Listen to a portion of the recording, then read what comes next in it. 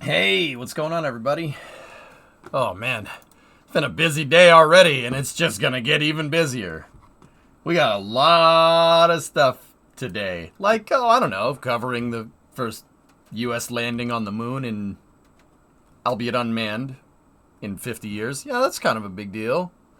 Yeah, that's kind of good. Go and throttle up. That's kind of good. Cone! Kyron, 71 months, dude. Kyron, not to get super mushy, but I can't tell you how many times it really makes me happy that I see the resubs, dude. You know what I mean? Not to get mushy, I do appreciate it, man. Thank you. It makes me very happy to see your resubs in chat, dude. Yeah, it's pretty awesome. Thank you. I landed a New Glenn core stage last night. Very nice, Nova. Nova, did you ever see the New Glenn first stage prototype that I made with, like, the slide-out landing legs? The Kraken Tech slide-out landing legs? The hat is killer. This is old blue. This is my old blue one. It's still a little dirty, as you can tell. Apologies. Still a little dirty because this hat got a lot of use. This hat has seen rocket launches.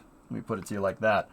Oh, I did it. I built that in like 2017 or something, Nova. It is an entirely Kraken Tech actuated landing leg system. No robotics.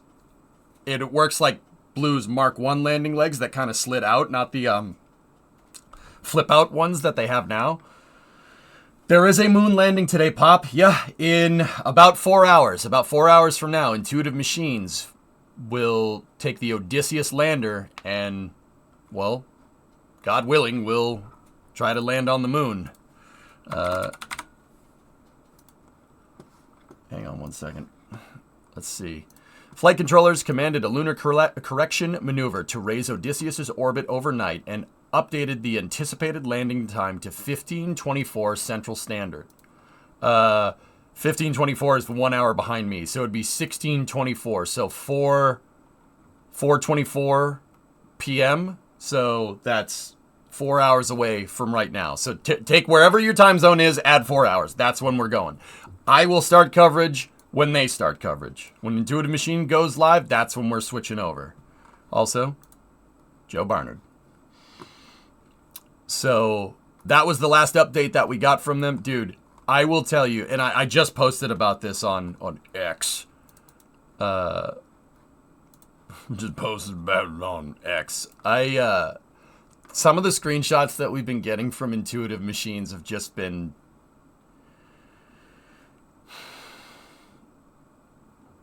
Ugh. All right, no, but what is that? Here's something funny. My New Glenn started as a Falcon 9 replica. When I scaled up, it was turning into your MLV. When I saw that, I said, screw it. If I scale up, I'm making New Glens. Make what you want to make. For the longest time, Nova, I just made copies of real-life vehicles. MLV, and, you know, we should probably go and make that rocket do some work. MLV was one of the first things that I made that's not based off of anything. It's not New Glenn. It's not Falcon 9. It is a rocket that is designed to do in KSP what Falcon 9 does, or in the future, New Glenn's does in real life. It is optimized. The way I built it is optimized for Kerbal's atmosphere. So it's like kind of what a Falcon 9 or a partially reusable rocket would look like in KSP, with KSP's planet and atmosphere. But also, dudes, what I said, and you know, feel free to chime in. No matter the result, I have a feeling this picture is going into the history books for the Artemis program. It's just too good of a picture. Like when you go and look up, you know, what the Artemis program was doing in the 2020s, this is what you'll see. It reminds me of the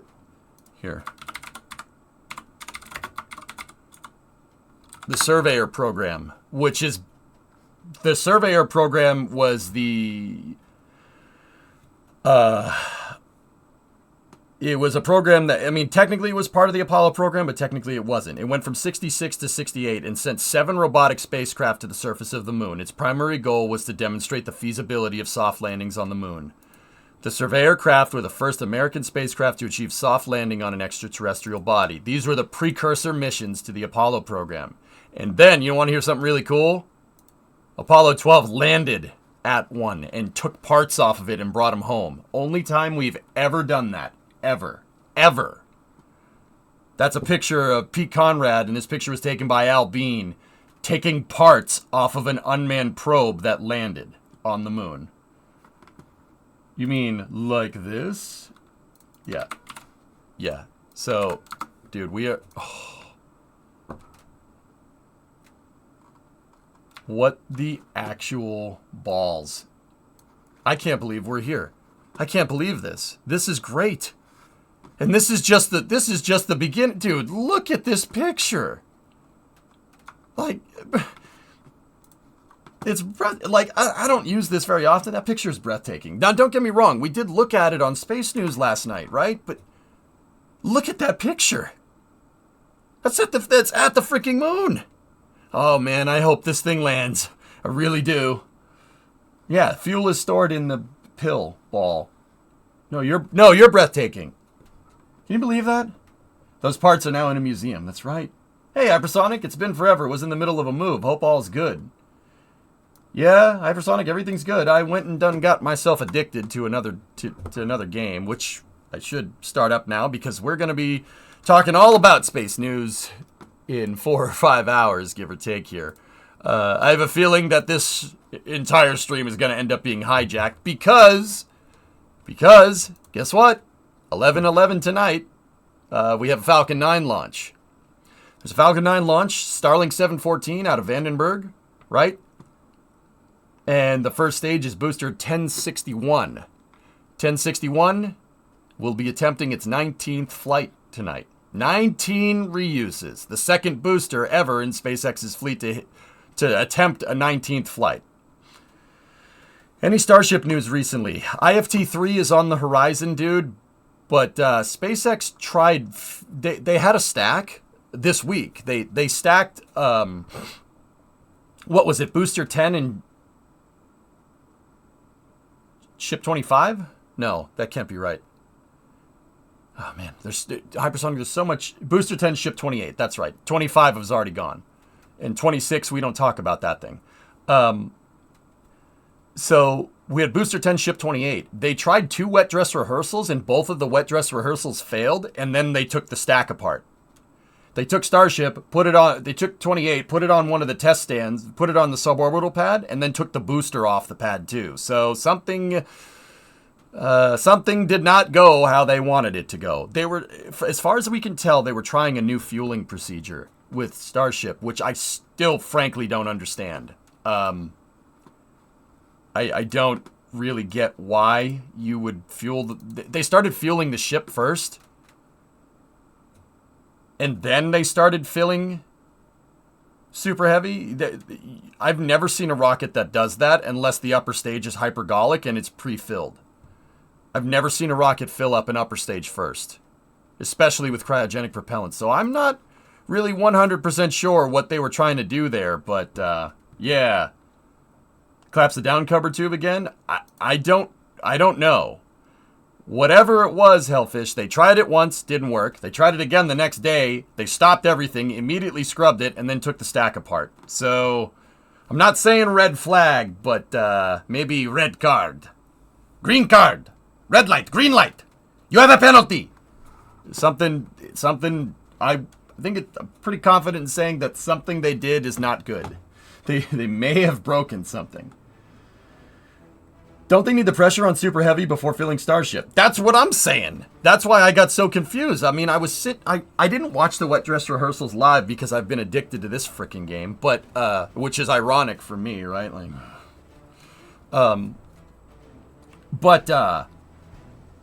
I went and watched footage of them, and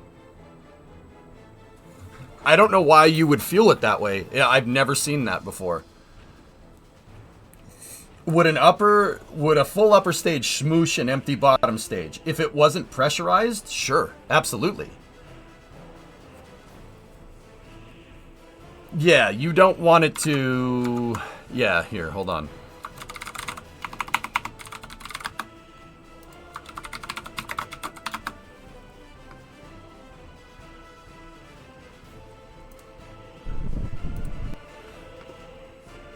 Let's get to the good part.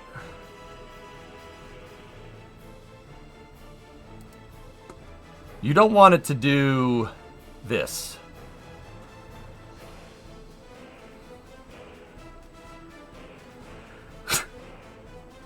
You don't want it to do that. That is very, very much what could happen. So, yeah. In this particular scenario... Oh, crap.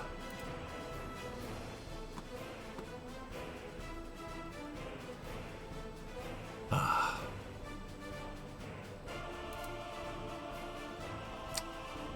fine. I want to play that game. You're lucky. You're lucky. Well, that's SN1. You should be looking at SN3. Oh.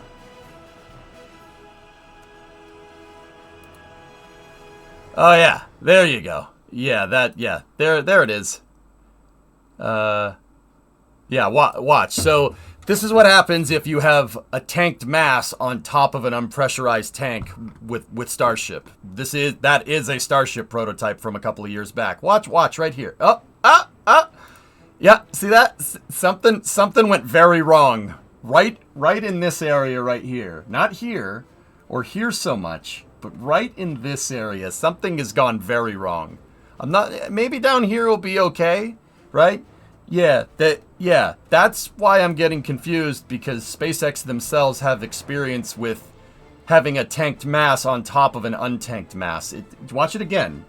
It's very subtle, like that's I'm pretty sure they didn't want that.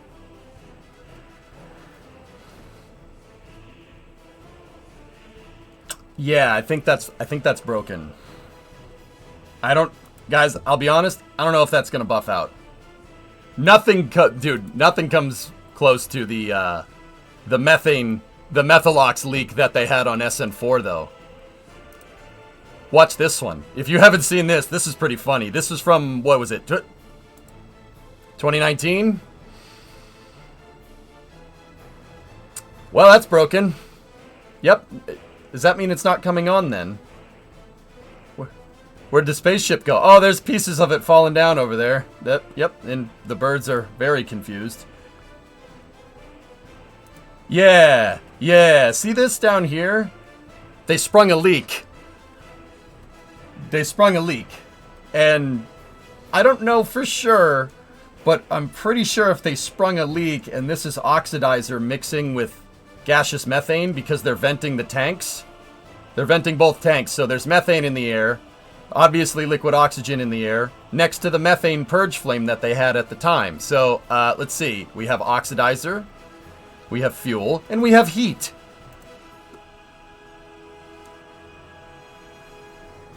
Oops.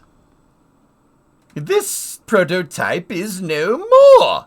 It has ceased to be. Yeah, that's... Those COPVs got some distance, dude. It's fine. It's not fine. It's not fine. Nope. Yep. Nope.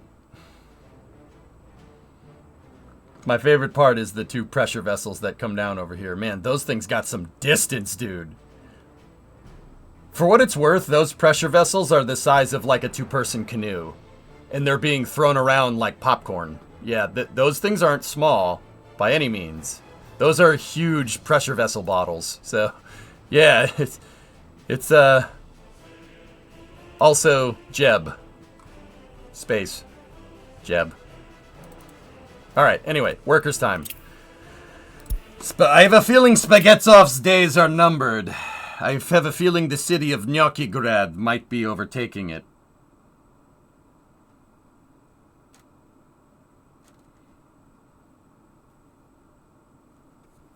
Yep. Fuel check. Fire check. Oxygen check. Boom. Check. Yep. Anyway, Hypersonic, what's been new with you? How's things? Good? Bad? The same? Help? Hopefully it's not that last one. But it could be that last one. If it was that last one, I wouldn't be surprised. Quick, spend more money. This is the way. You broke my finger. You broke your finger during the move. Sounds like fun. What doesn't kill you makes you stronger. Your time for revenge on your furniture is at hand.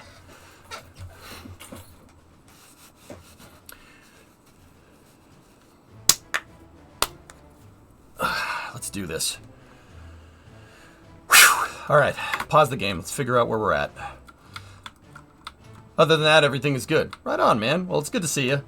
If you haven't seen it, this is the game that I've been addicted to. Workers and Resources. Workers and Resources is quite possibly the most difficult and most hardcore city builder I've ever played. It is a centralized economic planning city builder. And when I say city builder, I mean city builder. Now, granted, Workers and Resources does have difficulty settings. So, what I did in true EJ fashion is, without ever playing the game prior and looking at zero tutorials, I put the difficulty level to the absolute maximum. And hit the play button. I'm also tying my shoe. Just in case you're wondering what I'm doing. I turned the difficulty settings to maximum and started playing. My first city failed spectacularly. This city, though, is doing okay. Despite being about $4.3 million, or million rubles. It's whatever, it's monopoly money. 4.3 million rubles in debt. With 3 different loans that I've refinanced like 6 or 7 times with different interest rates. We're doing just fine. So, my real estate agent got you a gift, a McLaren F1 Lego, which I've spent 10 hours on so far, thanks to the finger. All right. So, Hypersonic, and this is for anybody that, just in case you've never seen this game before. If you've been watching the stream lately, you know what it is. But I want to give Hypersonic, and frankly anybody else, a little bit of an update here. This is a city builder in every single facet. Basically, the granularity in this game from the ground up is insanely difficult and insanely complicated. You have to be extremely good at project management if you want to get anything done in this game. Now, don't get me wrong. We do have our city right here. This is Spagetsovgrad. Right? And we do have nice centralized planning flats and blocks, commie blocks, Eastern Bloc blocks, flats, and stuff over here. This is my main city right here. Now, it doesn't look very big. I can't tell you how difficult it is to actually manage a city of even 4,600 when you control every facet of these people's lives. Very difficult. Very easy to get breadlines if you don't know what you're doing. I was able to play cities too without going broke, so I should be fine in Workers and Resources, right? Yeah. Oh yeah, you'll be good. Yeah, anesthesis, it's not good. But what I don't necessarily like the centralized, like the communism part of it. That's not cool. But it does make for a very, very fun gameplay mechanic, you know. So, how? Well, how does it? Well, you got to plan every single facet of these people's lives. You have to build everything yourself. Do they have cars? I don't know. It's up to you. Do you want them to have cars? They could have cars. You can research an economic policy that lets people own cars. If not, well, I hope wherever you want them to work is they can walk to it. If they can't walk to it, you're going to need a bus or a trolley or a subway or a train. You got to figure out that somehow. And if you have buses and they need to go somewhere, like, I don't know, our power plant, kind of need that. You're going to have to make sure that you have ways for your workers to get over there because they're not going to walk. Workers in this game, Hypersonic, and it is entirely dependent on what type of paths you use, will only walk a certain distance. Nobody wants to walk 3 miles down a dirt freaking path. If you pave the path, though, maybe. You have to think about all this kind of stuff. People will only work close to home. They don't have a car unless you give them cars. Right? In which case you need a car dealership. Then here's one of my favorite parts. Right? Say I do make a car dealership, and I have the policy research so people can own automobiles. You research it at the Communist Party headquarters. Yeah, because there's focus trees for your medical university, blue is technical university, red is the Communist Party headquarters, and the research trees intertwine, which is, that's good. The research buildings are universities, and you have to have people that work in the universities, and those people have to not be stupid, because if they're stupid, they won't do the research. Really fun, right? Yeah, oh yeah, this is just scratching the surface. This gets great. So, now say I did want them to have cars, and say I put down a car dealership. Where are you getting the cars from? Where are you getting them from? You gonna make them yourself? Okay, good. Now you need a car factory. That car factory needs power. That car factory needs steel. That car factory needs plastic. It needs rubber. It needs mechanical components. Where's all that coming from? You have to think about this kind of stuff. And that's not just with factories. Roads, train tracks, everything. You need the equipment to build something. You need the resources to build something. And you need the time to build something. This game takes time. You don't just place a highway down. You don't just place a bridge down. You got to plan the bridge out. You got to plan that highway out. Now, I grade the terrain just like I would in cities, for instance, right? You'd grade the terrain because, you know, Hypersonic, you know me. Flat road, you can go faster on it, which absolutely is a thing in this game. Grade my railways, grade my highways. Here's the thing. You want to mess with the terrain? Okay. What are you using to move the terrain around? I hope you have bulldozers. You don't have bulldozers, you ain't moving any terrain. Those bulldozers need fuel. Where are you getting the fuel from? You got to bring it in or make it yourself. I don't have a refinery, so I have to import my fuel, which is currently screwing me economically right now, but that's okay. Whatever. That's the granularity that you get with this game. You really, really have to plan stuff out. If you notice all these different icons and stuff all over the map right here, this is all stuff that I have planned, but not built yet. The reason why is because I don't have the money and I don't have the resources, workers and resources is the name of the game, to get this stuff done in a timely manner, because stuff takes time. You want to build it faster? Get more equipment. Get more people. This is a really, really difficult game to play. It's very, very complicated.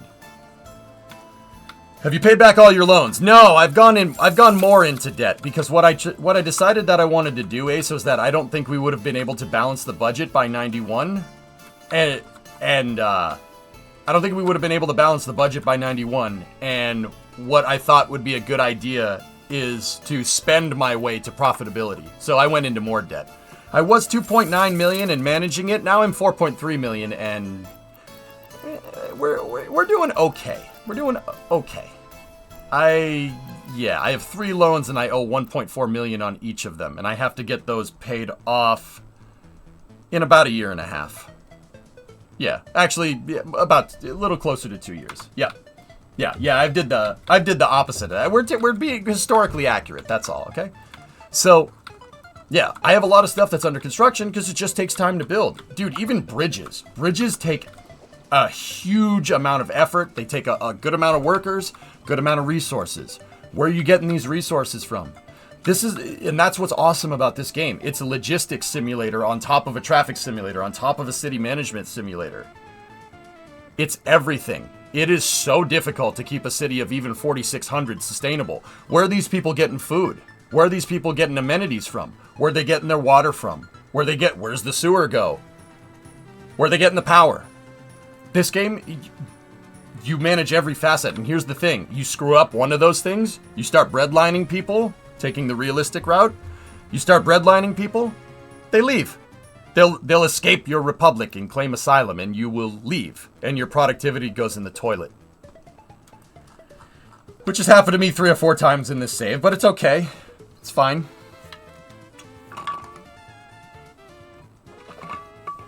What up, Bob? Yeah, we have the prison that I built. We actually have prisoners, which is good. We're cleaning up the streets. We're taking a bite out of crime. So, yeah, this game is probably, like I said, it's probably the gnarliest city builder I've ever played. This is like, for people that are city building or city game connoisseurs, this is SimCity 4 levels of difficulty. And because it's a centralized economy, you have no RCI. You have to figure out what people need. No RCI indicator for you. Just one more. Bro. Hypersonic, it's hilarious. You have to put up crappy communist propaganda everywhere. Because if you don't, the people will start to believe in God and stuff, and instead of the power of the state. And this in Soviet-style communism, the state can't be threatened by something as crazy as a religious entity. So you have to put up crappy commie propaganda everywhere. It's really funny, dude. Too bad this game's graphics are lackluster. NT, I know what you mean. It's not Cities 2 in terms of graphics, dude. But, yeah, I mean, the graphics are okay. They're okay. They're not, like, out of this world, right? But for me, dude, it's not enough to really be disruptive in my mind. Like, when I play this game, I'm not like, oh my god, these graphics are so bad. I think the granularity of gameplay and the amount of detail that you can get into and the skill that it takes to play this game at a high difficulty level makes up for the fact that the graphics are just okay. Long story short, dude, I personally would rather have a game with okay graphics that's really fun to play. Minecraft is a good example of this. Rather than a game with super flashy graphics that sucks. And I'm not saying that Cities or anything else sucks, but you know, like, Cities needs more time in the oven. Cities 2. I do enjoy it, and we will go back to playing it when patches and stuff come out, but the challenge and the difficulty of this game is the reason why I love it so much. It is a hard game to play. Managing a city is not easy. Managing a facet of every single citizen's life is not easy either. You need to tend to all these people's needs all the time. You're a Soviet, you're a communist republic. You have to tend to people's every freaking need. No RTX, unplayable. Yeah, RimWorld's a great example of that, Tara. And thanks for the resub yesterday. I saw your resub. I was talking to Brimo at the time, though. Yeah, Tybot, bingo. But yeah, I do get it. The graphics aren't the best. You're not wrong. Okay, cool. We started construction on the bridge there. That's good.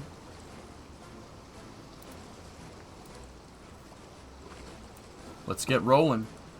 What I have over here is a planned oil expansion here to see if we can try to spend our way out of debt by building out this big oil field. There's a huge oil patch right here. Scrolling so quickly past the grass really hurts the eyes. Yeah, it screws up the encoder. The encoder hates the grass in this game. So what I've been trying to do is zoom out before I start moving around. Just one more lane, bro. It's just like one more loan. Just one more loan, bro. Please, please. This form of communism has never been tried. Please, just one more loan, bro. Please, please. It'll be different this time, bro. I swear.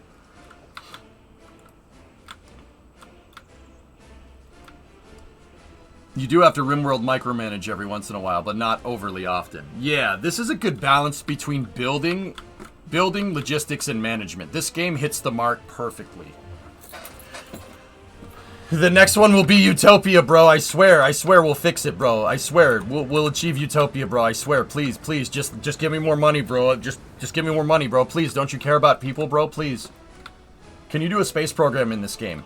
Friendcam, the development team of this game has talked about a DLC for arms production and space centers, which would be amazing. Twitch encoders hate the grass in every game. Don't discriminate. Yeah, that's a good point. Anyway, what we were working on when we stopped oh, I have no money again. That's neat. Oh, yeah, we missed a payment. We missed the... Yep. Oh, boy.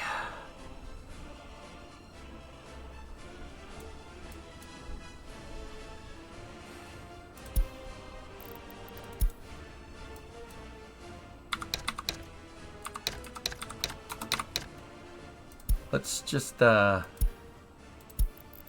pay off one and we'll refinance. I had an idea when I was, trying to get to bed last night. I've been refinancing my loans on a 2-year basis, but I figured out that we're spending money a lot. I basically get to zero before 2 years are up. So if we refinance and we keep refinancing basically every 6 months, funding this on at a year will give us a better interest rate, so we won't pay as much back over time.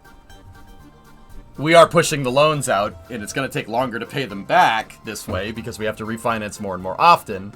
But also, screw the banks. We're a communist republic. We don't believe in banks. What are you, nuts? We don't do that.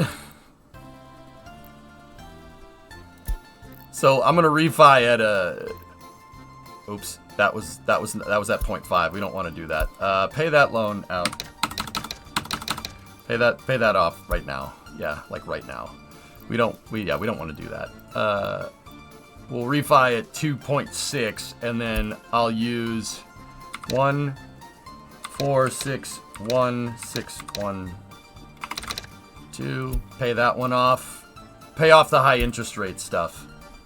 Okay, cool. Aren't you paying bigger chunks because of the short duration? Overall, a lower interest rate, though, should be good for us. You owe the bank and money does not have value. Something like that, yes. Okay, harvest is looking good. How much grain do we have in here? 1,700 tons and counting. 213 there. How much is in there? 38, 46, 152. Good, we got crops out the wazoo. Yeah, yes, floating. There will not be banks. That is right. Happy times. How's our waste up here? 230. Should probably get the waste train going soon here. Also,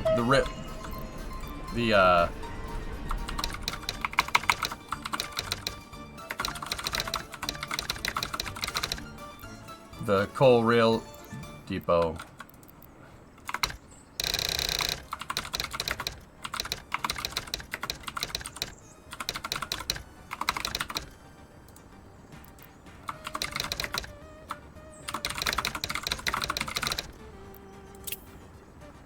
There's nothing in it right now, but can the nuclear power plants in this game cause meltdowns or other nuclear crisis? I don't know. What I do know is that you can research a reactor type in this game that did cause some problems in real life. Does that help?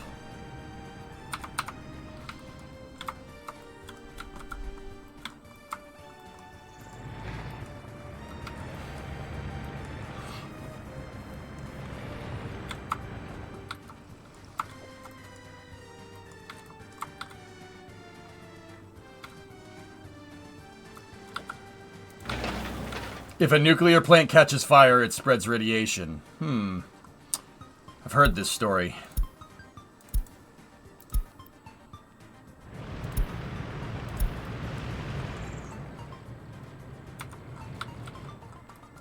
There are earthquakes. Earthquakes do cause buildings to catch on fire. Yeah, that's absolutely a thing.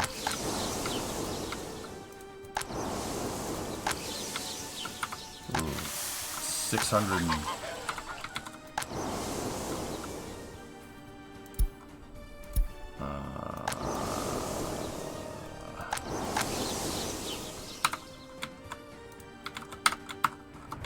Okay. Hang on one second.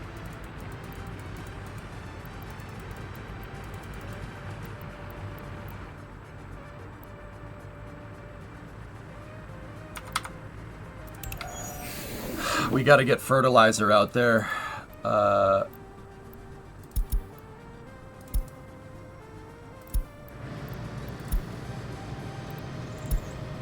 need to add a stop for this dude.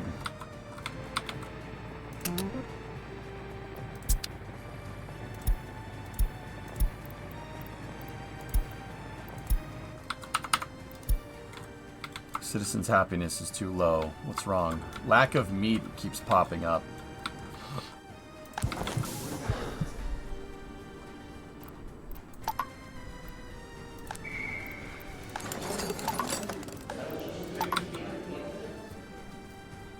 Floating 4% unemployment due to small children. What about the kindergarten? Can we expand the staff there? Yeah, we can expand there. I'm just doing some management here real quick. Alright, that staff is maxed out. Cool. How about the schools? Are schools overstaffed or understaffed? That's not a school. That is the deli. Okay, the school is right there, idiot. Let's, well, students in the classroom is low. That's fine. What about the school over here? Oh, way overstaffed. Alright, we can trim the fat. I want you to fire the fat people. Hey, Sneaky. Employ the children! Workers 21 plus without a flat. Okay, continue construction on this. Main city construction yard. Good. Alright, cool. And then we need to work on secret police. Secret police need to eliminate crime. The technical service office is up. I am going to buy 2 snow plows. Discovery, go at throttle up. For that, and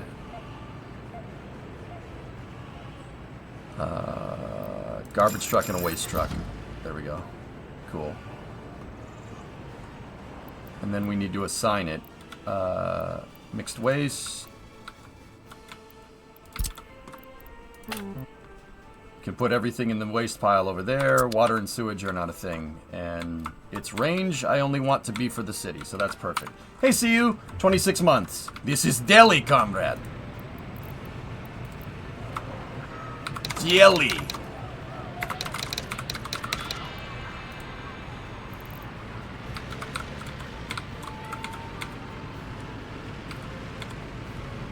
Delhi, comrade.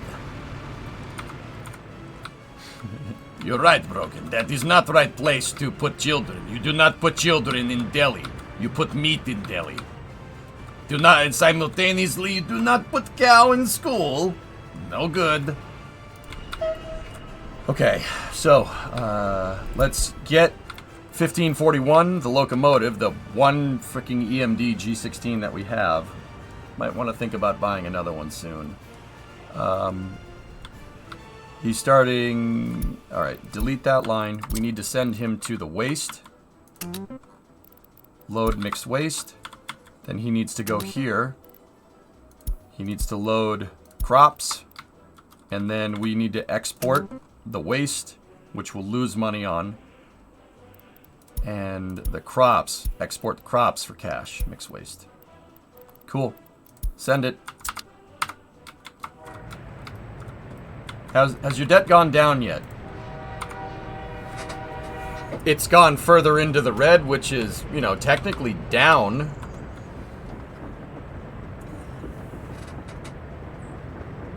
Give me 1 second.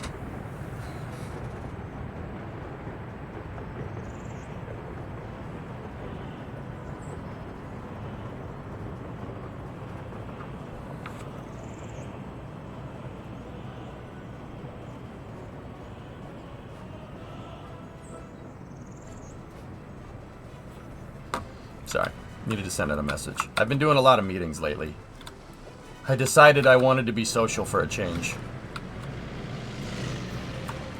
It's scary and I don't like it.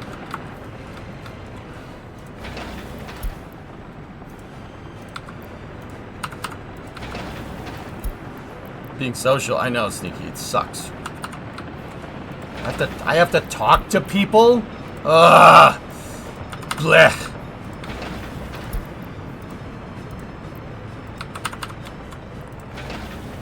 Talk to people. Gross. This is as social as I get. We are not enough for you?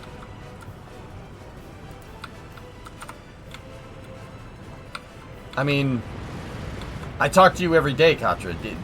I gotta be more social. Like, I'm already social enough, alright?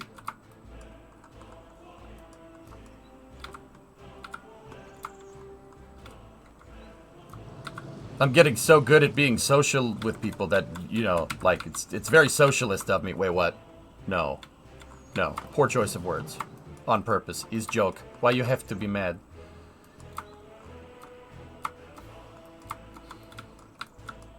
wait.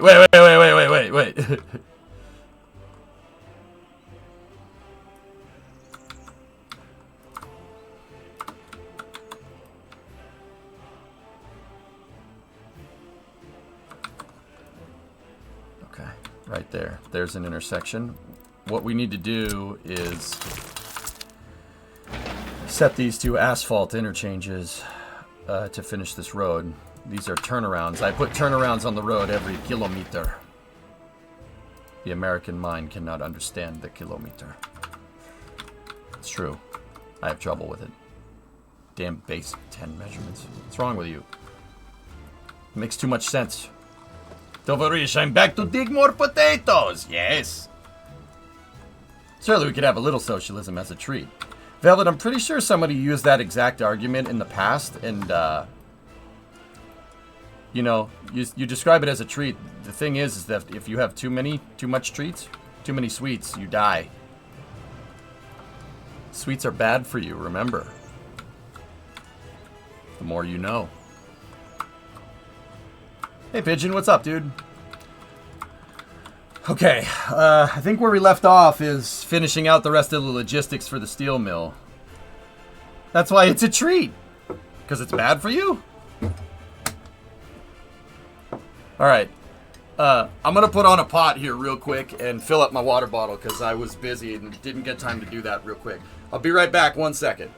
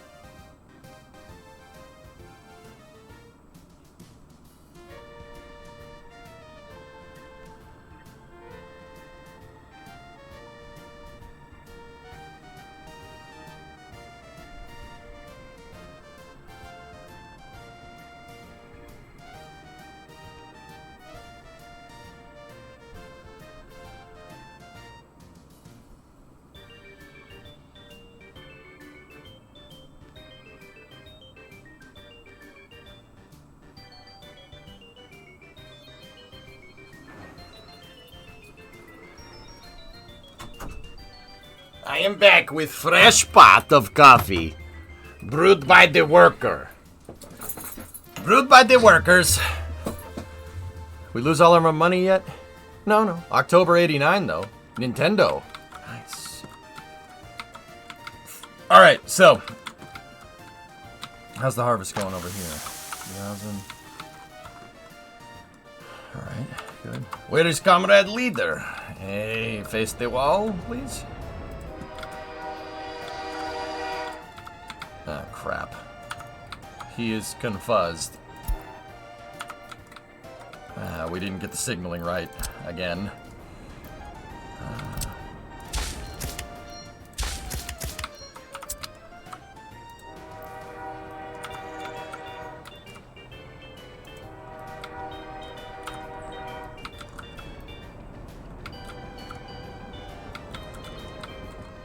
That would have been a good time for ads. Yeah.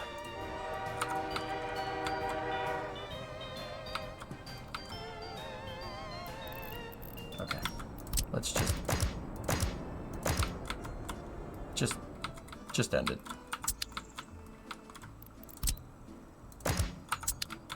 Just go.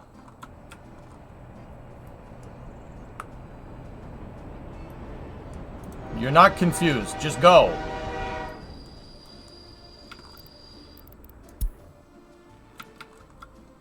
View area where a possible issue exists on the route. Oh, he can't get to it? Okay. Alright, I got an idea. Here, let's do this way. Go into train lines.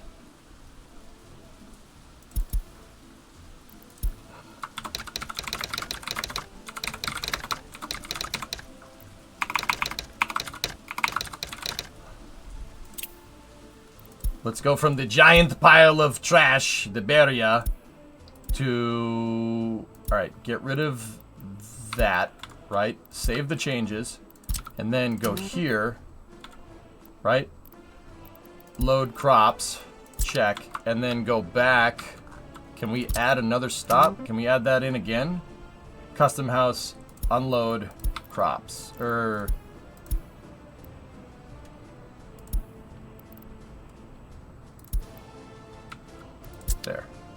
I'll have him waste, back, crops export, back to waste. That should make the logic work with the train. Oh man, ad roll is more expensive. Do you want me to run ads? I don't want to run ads if I don't have to, fellas, okay?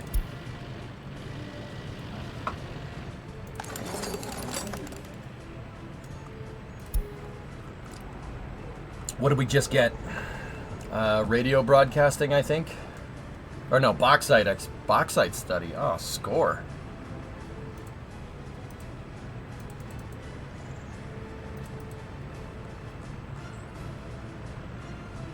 Yeah, we're getting up there, Pigeon. City's starting to really expand. What do we want to do, fellas? The blue, any ones with a blue background or something that we could do. What I started doing is bauxite stuff so we could get aluminum production up. That'll open us for like aircraft manufacture. It'll make repairing our cars easier. I think it might be a good idea to go with plastics though. Giant piles of trash, otherwise known as the stream. Hey, serious, that's a very compelling argument. Face the wall, please. It wouldn't let me click on the show resources though. Geological mapping won't let me do anything. I can't click on it. Maybe it's a given once you... I have one word for you. Plastics. Oh, you can't do... I'm an idiot. I'm an idiot. Except when it comes to serious potato bot. He's an idiot in that regard. Geomapping, bauxite purification, semiconductors.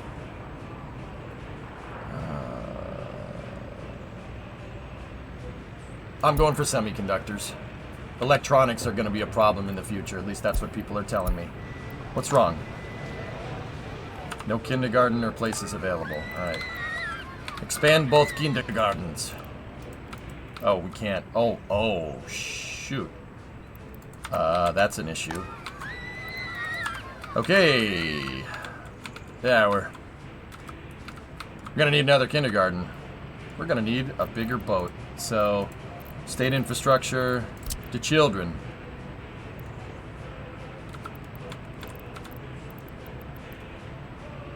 Think of the children. Serious, think of the children!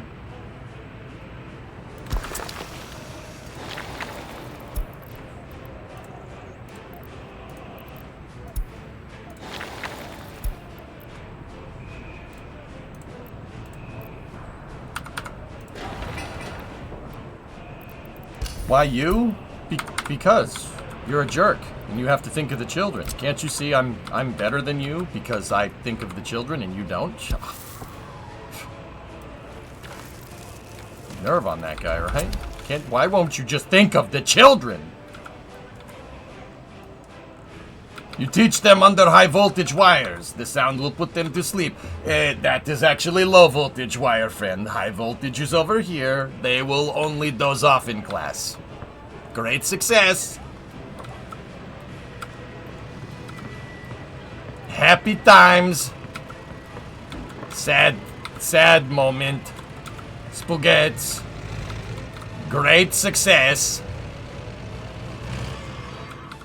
You think of the children too much, face the wall. Yes.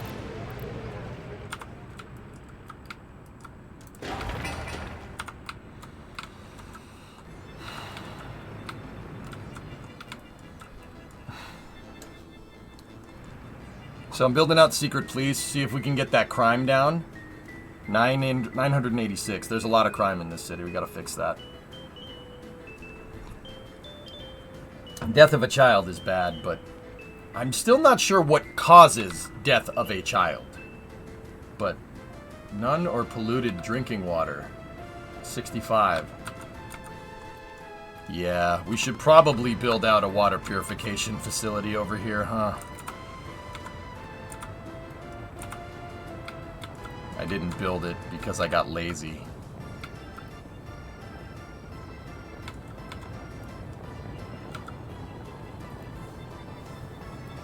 Lack of orphanage, but you haven't built it yet. Alright. You know, we're here. Water treatment. Small water treatment.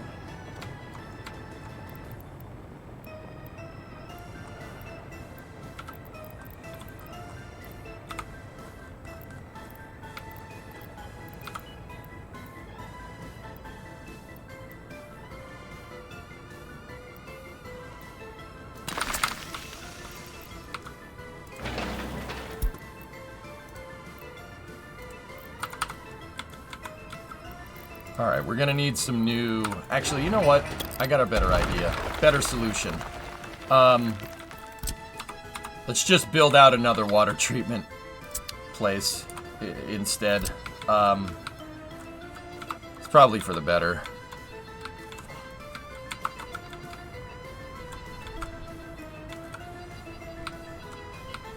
I'm gonna try to see if we can find area that I've already flattened. Here we go. This will work. Harder, better, faster, stronger.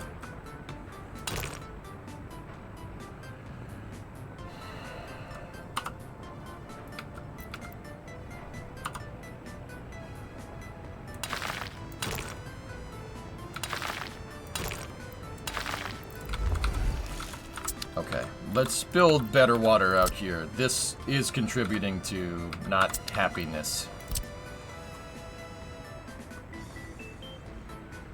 Well quality, we have 89 from the well there.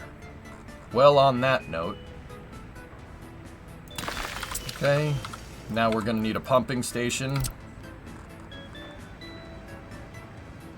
Lines up pretty good.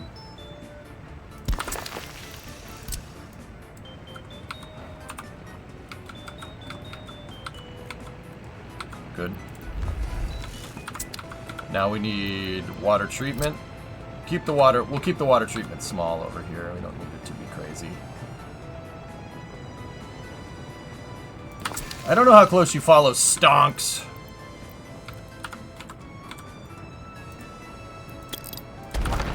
Not very. Contributing to sad moments. Yeah, Jens, the game takes time, dude. I don't know how close you follow stocks. However, Somehow, super microcomputer stock has gone from 100 to 1,000 share in a day, and 0 to 100 in the last 3 months. Was just checking out Intuitive stock since they're saying it's crashing ahead of the moon landing. There is somewhat of a day-night cycle in the game, Jens, but I don't think that it's like that pertinent to gameplay, if that makes any sense. Like, when it's night in game, I don't think people are... The way the NPCs work is that they're just on an 8-hour shift. So they'll go home, they'll sleep, and then they'll go to the bus stop to find work, right?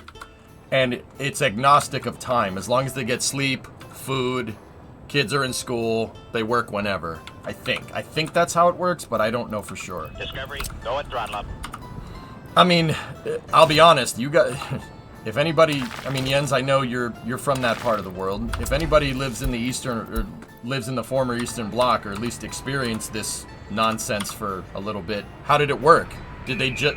I would assume that everybody works, right? Obviously, that's kind of the whole point, right? And there's just 3 8-hour shifts a day.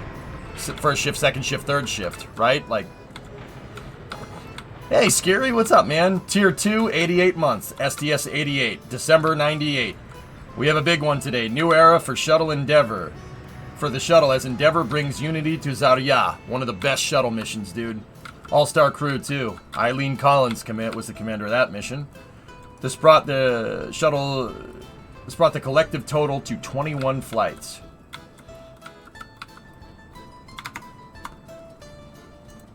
Scary, that shot of STS-88, the shot of mating Zarya to Unity is one of the most legendary shots from the shuttle program. It doesn't get better than that. Whew. Dude, that's awesome. Are we landing today? Yeah, worst. In about 3 hours. I'll pick up the coverage around 4 p.m. Eastern, so in about 3 hours, give or take. This is what space missions should look like, indeed. The IM-1 mission, the Odysseus Lander Quick, is going to attempt the first U.S. soft landing on the moon, so a powered descent landing since Apollo 17 in 1972. Yeah, that's happening today, dude. You know what? I'm just gonna show it real quick because it warrants being said. But I posted this afternoon. No matter the result, I have a feeling this picture is going into the history books for the Artemis program. It's just too good of a picture. Take a look at this picture that they posted yesterday. Oh my goodness.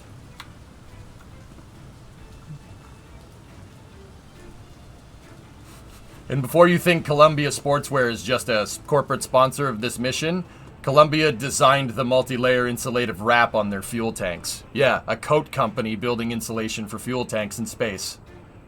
That's some Apollo tier shit right there. Excuse my language, sorry. I'm getting very excited about this. I'm getting very passionate about it. I'll time myself out.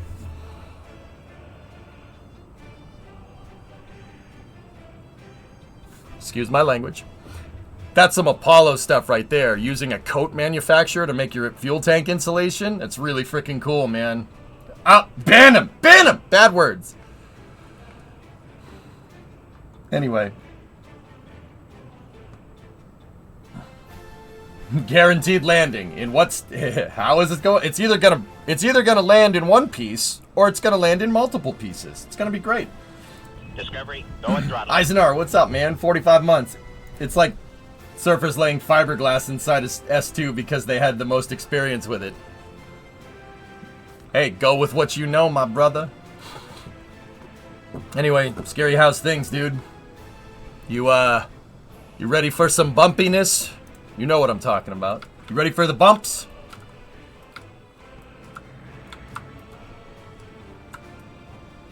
As a mainer, I'm just upset LL Bean didn't fight for a contract on that. Yeah, I'm with you.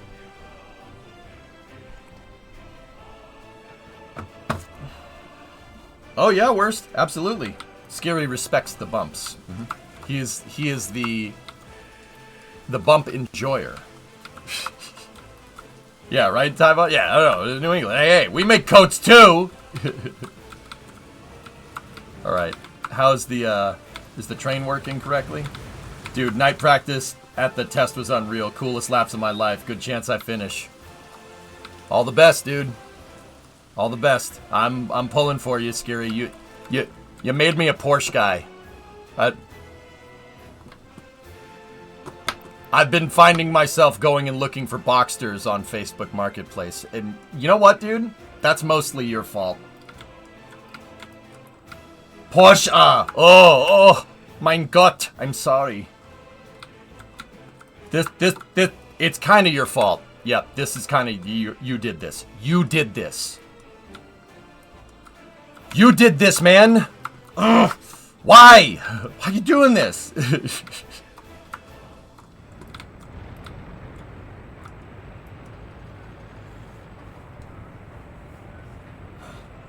Are you Hammond now? Yeah. Yeah.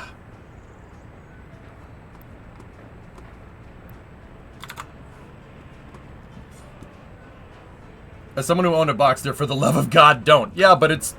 They're not expensive. You gotta remember, my taste with vehicles are vehicles that I can afford. And that's good, close. Anyway, man, it's good to see you. I hope you guys go to town, dude. It's really cool. I hope you do well. 944 no ref. That's a good there's a 944, there's a 928. What phase are we at? We're in phase 3 here. Just get a Volkswagen Beetle. My wife wants a Volkswagen Beetle, so I might actually end up doing that. Doesn't the 944 have interchangeable parts with the Scirocco? We're in phase, yes. Change the belt. Change the belt with the engine running. Cool.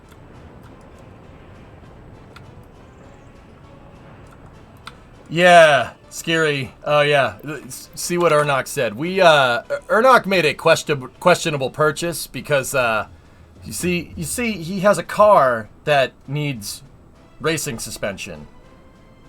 And the problem is this car that he has, which is a 92 Camaro, it needs racing suspension. The problem is that all the racing suspension for it is in my shop. So we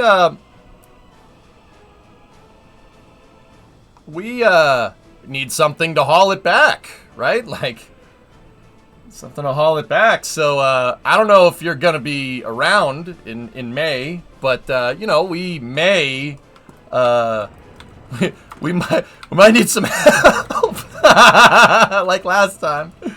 Oh, boy. Yeah. Oh, jeez. We might be building another one. Just saying. How much debt do you have now?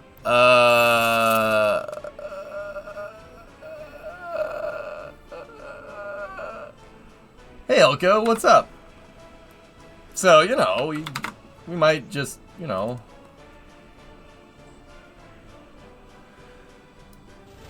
The Volkswagen Fast Belt change.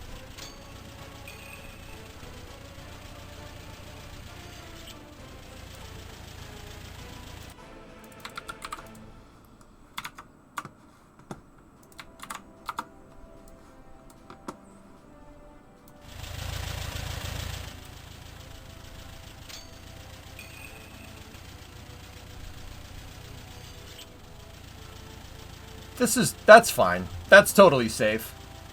That's totally safe. You know, no, it's good. It's good. It's like a pit stop.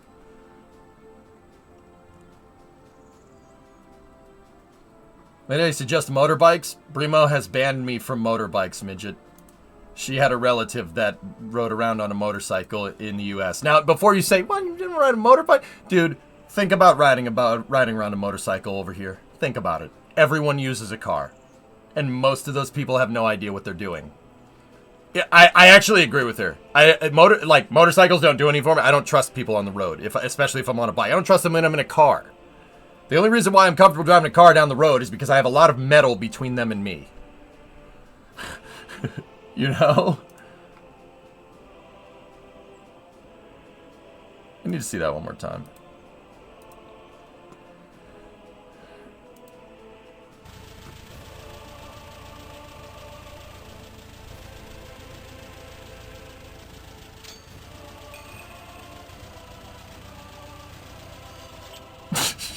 Hey, if it works, it works.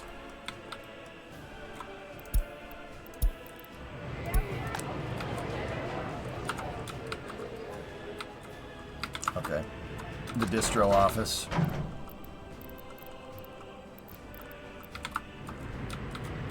Jigsy, I got MRIs back from that accident I was in. Not sure if you remember doing the physics breakdown. The Mercedes GLK. Yeah, of course I do, dude.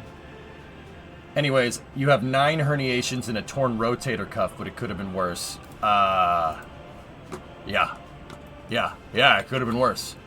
Think about how many joules of energy that hit put on your body. And that's what I mean about crumple zones. Think about it.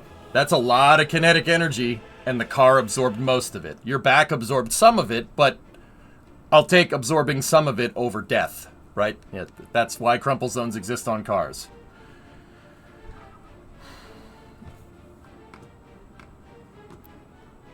Nine herniations, though. Really? Right in front of my OSHA handbook? Nice. I mean, that's pretty good, dude. Yeah, you're... The paramedics ain't wrong. I'd go buy a lottery ticket if I were you. Yeah, I have herniated discs in my back. It sucks. It sucks. Sucks. That was in response to the belt change. Right in front of my OSHA handbook? Alright, unable to get meat. But yeah, dude, I'm glad you're here. Honestly, like, that car, dude, you should write a love letter to the Mercedes engineers. That car saved you. If that was in my Coronet or something, I would not be having a good day. I would have a steering column implanted right here. Yeah, so, yeah, modern crumple zones. Good call.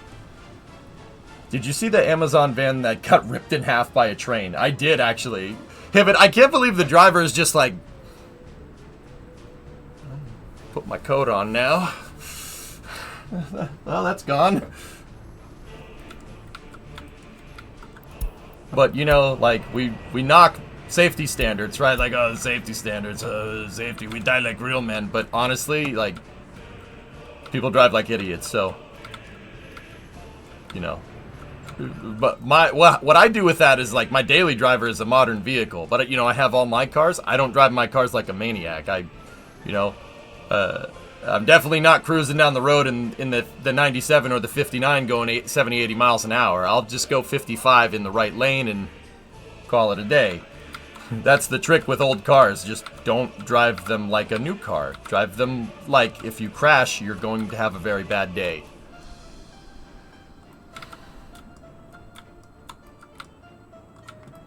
But yeah, good stuff, man.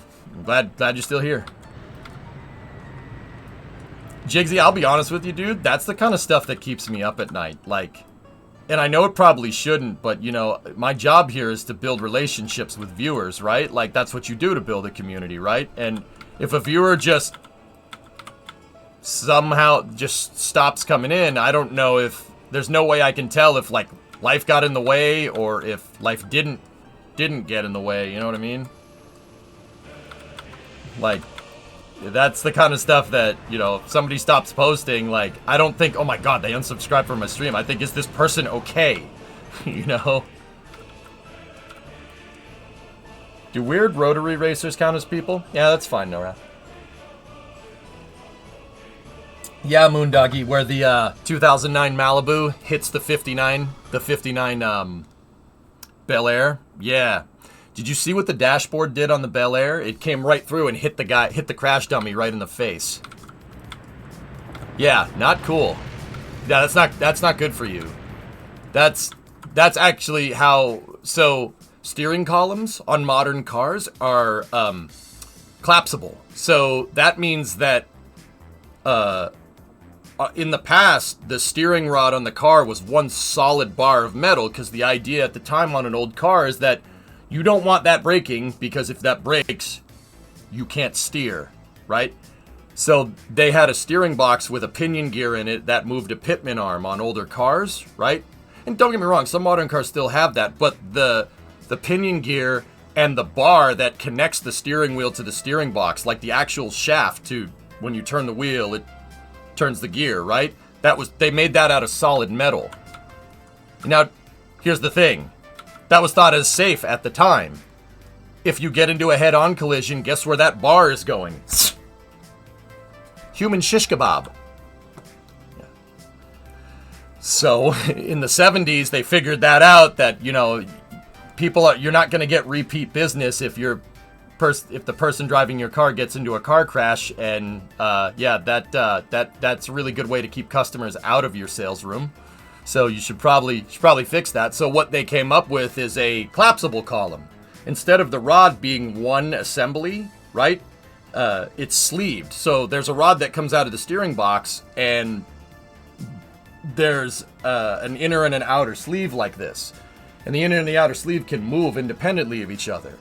That made it so if you do get into a crash, instead of the steering column rod skewering you, it actually collapses in on itself. It like a crush core with Falcon 9. That was actually a huge safety invention, because that type of engineering paved the way to, like, now you can put like an airbag on the car, and you don't need to worry about an airbag hitting somebody right in the face.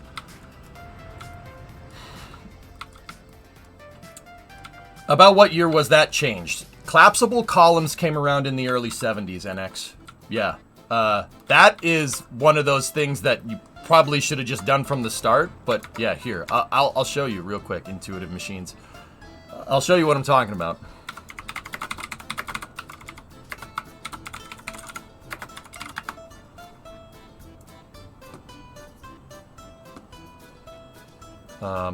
I'll take the factory steering box that came in the 59. I'll show you how it works.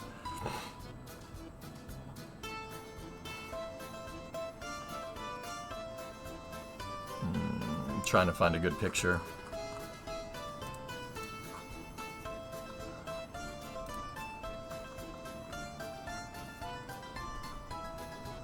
There's only pictures.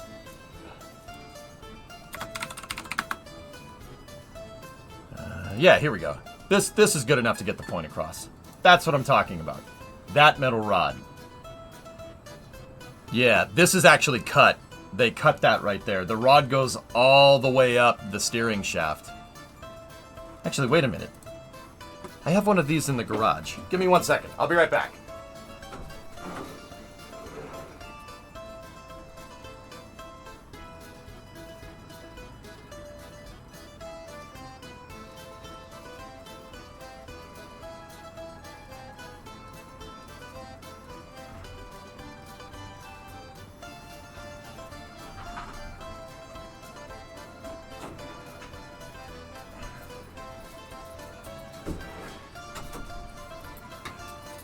So this is a Gemmer steering column. This is what would have came on the 59, right? So you have your steering column sleeve right here. That. See, there's a spline up at the top right there. That's where the steering wheel attaches. And then there's a thread on top of that for the nut. Yeah, see that? They figured out, you know, like I said, initially they were like, well, you don't want this breaking, so they made this out of the strongest material around. They made it out of solid steel, because you figure you don't want the connection between your steering wheel and the tires to break, right? And that is correct. But also, the thing is mounted like this in the frame, and if the car gets into an accident, this thing is going to do this. It's going to do that. And guess what? It'll go right through you. So that's why one of the mods that I did to the 59 was put a modern steering column in it. I put a modern steering column in it because I don't feel like getting skewered by that thing if some idiot decides to not road correctly.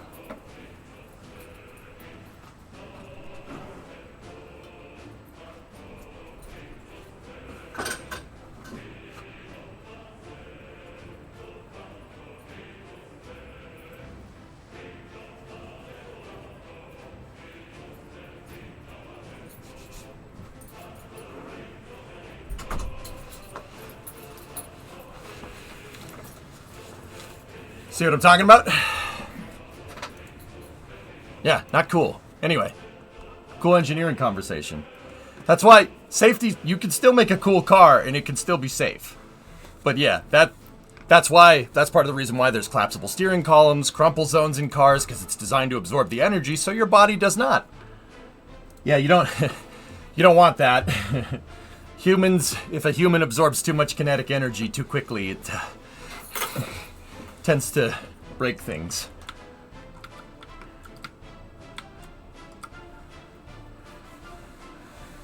I just watched a video saying the Cybertruck has fly-by-wire steering. Sounds interesting. Do any other cars have that?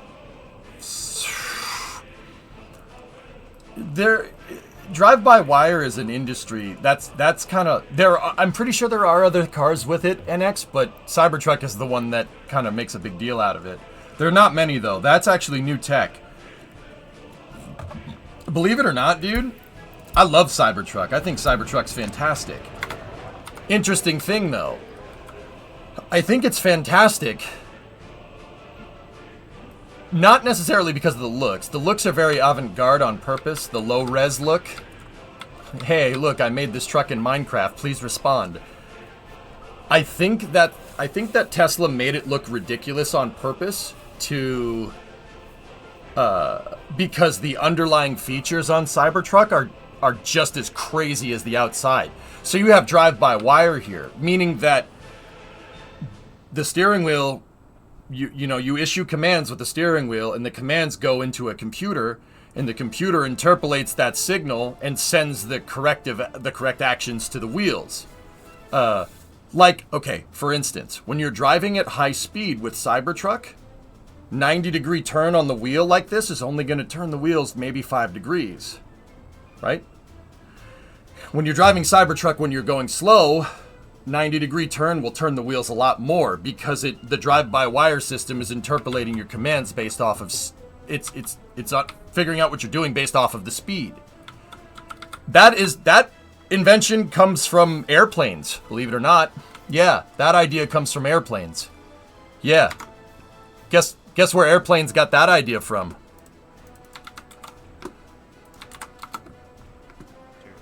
In order to demonstrate the first digital fly-by-wire system, first after the Apollo spacecraft, that is. This palette is the actual system that flew on NASA's experimental plane.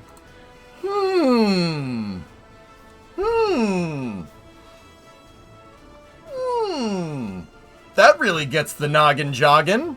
Huh. I wonder where that technology came from. You can see it sitting atop the aircraft, just behind the pilot. The disk key, which was only used on the ground for maintenance and to load flight program parameters. So this is from a YouTube channel called Curious Mark. It is by far and away one of my all-time favorite YouTube channels. I don't actually know why I'm not subscribed. That's weird. Must have unsubbed or something. Curious Mark is a channel that's run by a bunch of nerds that got their hands on a Apollo guidance computer, a real one, that not a flight one, but basically a flight fidelity Apollo guidance computer. They got it at a government auction. Now this AGC is a real AGC. It has a serial number. Didn't fly on any spacecraft though. It was used for testing and training. They got their hands on an Apollo guidance computer from the actual Apollo program and have been restoring it. And they actually got it with a Raspberry Pi interpreting the commands, the command outputs from the computer. They got an Apollo guidance system computer to play Orbiter. Orbiter is a space simulator, a super realistic space simulator game. And one of the mods for Orbiter is a LEM mod where you land the LEM on the moon.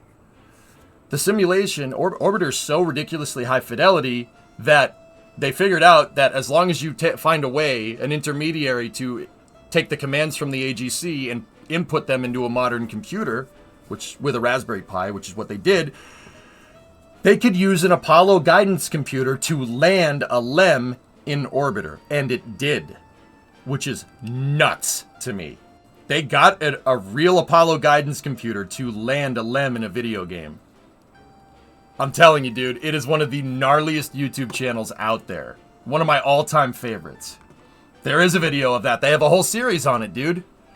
And look, The newest Curious Mark videos, see, this is part of the Apollo guidance computer. The newest Curious Mark videos is, so after that, the reason why I bring this up is because after that, the Apollo guidance computer was a fly-by-wire system. You know, the joystick inside of the LEM is not actually connected to like a valve, right, that opens and closes the LMDE for descent, right? Your commands on the joysticks on the LEM are being interpreted by the computer, and that is getting outputted to your systems. Now, that seems like kind of the norm nowadays. That's kind of yeah, everything does that. This was the first thing to do that. So NASA, after the Apollo program, came up with the idea of applying this type of logic interpolation to airplanes. And they hot rodded an F-8 Crusader to have the Apollo guidance computer on board to be able to input commands from the pilot. And it turns out that fly-by-wire planes are much easier to fly. They're way easier to fly. And this tech demonstrator, this F-8 tech demonstrator with the AGC guidance system, the Apollo guidance computer, hot-rodded to the systems on board, paved the way for a fighter plane that some of you guys might really appreciate.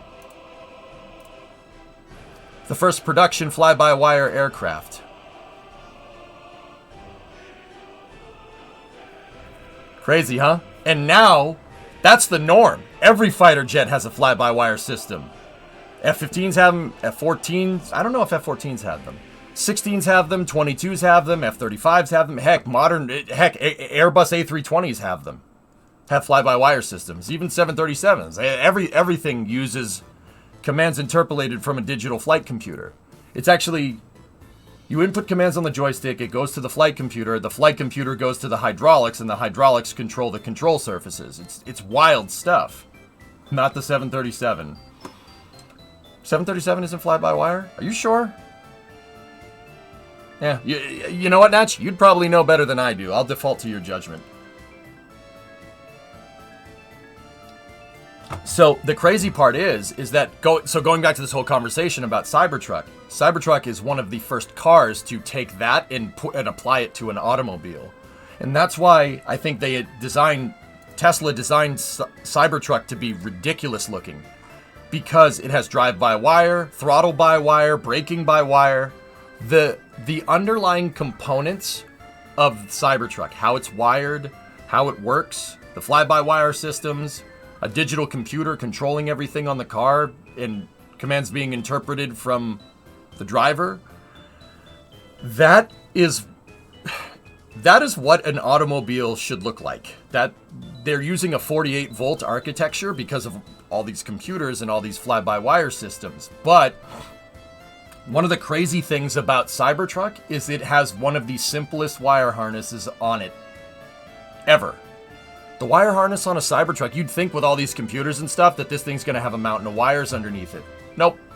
Simplest wire harness. The wire harness is about as simple as a car from the 1950s.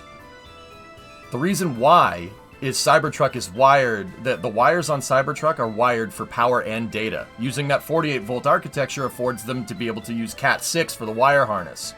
Or Cat 5, I forget. It's probably Cat, I don't know. They basically wired it using Ethernet wires, the Cybertrucks.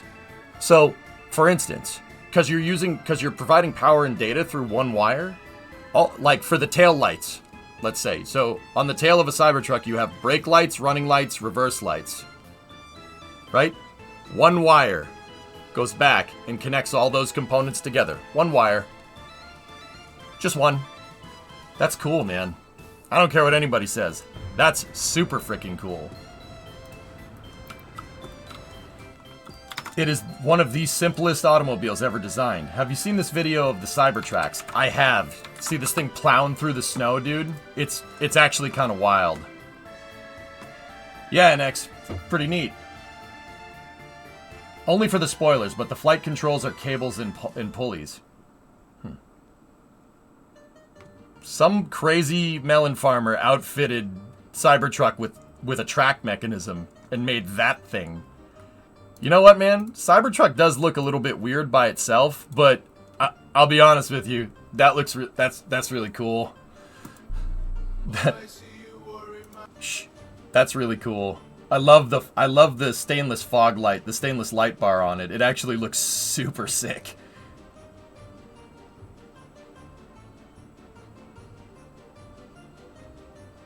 That light bar mount and the fog light mount actually make this thing, dude, it looks like a warthog. That's from, oh, Diesel Dave. Oh, okay. I got it. Yeah, I got you. Yeah, okay. That's funny.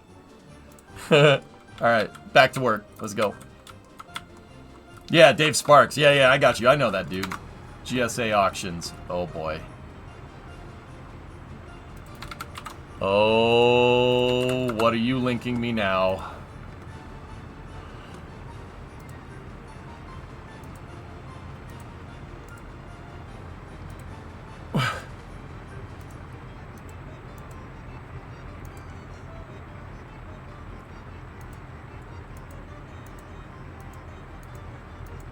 Cool. That's like a hot-rodded F-16. What is that thing? E7 supersonic short takeoff vertical landing.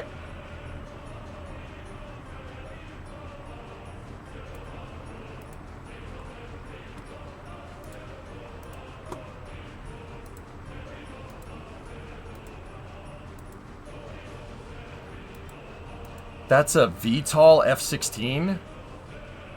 It is. It's a VTOL. They made that?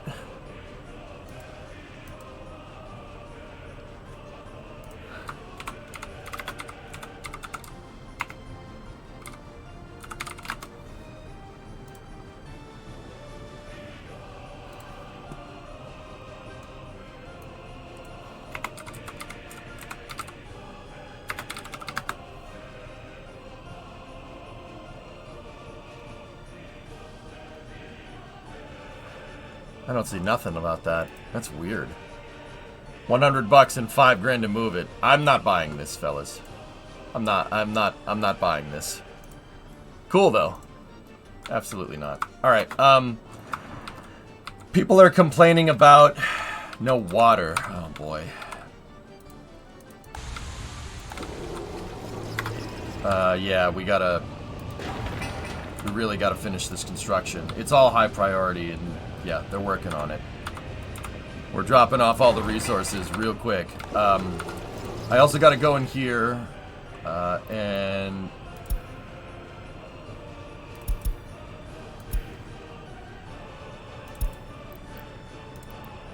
we need to go into the line diagnostics here.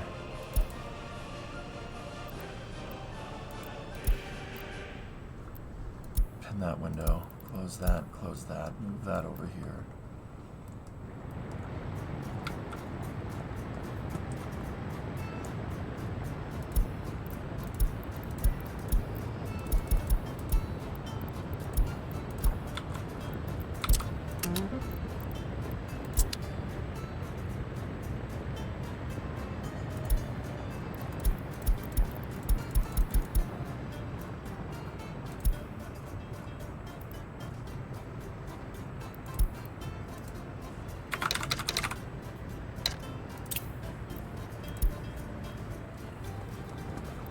Try E7 short takeoff vertical landing instead.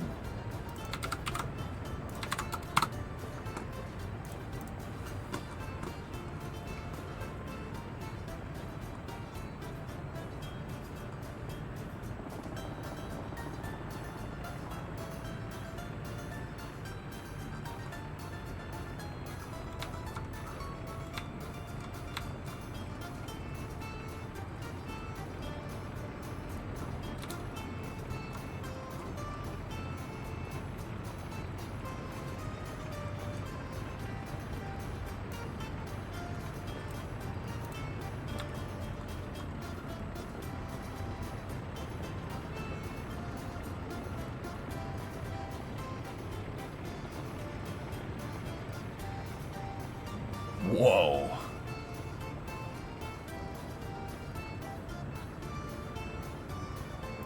That's it's pretty complicated for this. Yeah, it's interesting that they compared it to the most complicated way to make something VTOL. Actually, that's not the most complicated. It's close, though. Yeah, they have a plenum. The bypass is going into a plenum, which is going into the supply ducts. That's how a Harrier works, but with extra steps. It's just a Harrier with extra steps.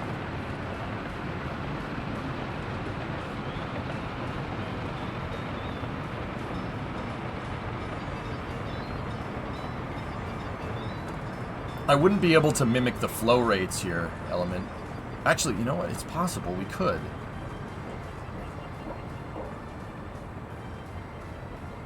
The Harrier does something like that. It's just the Harrier's mechanism doesn't flow into a plenum. The downward, the jump jets are tapping immediately off the bypass flow on a Harrier. But it's a similar idea.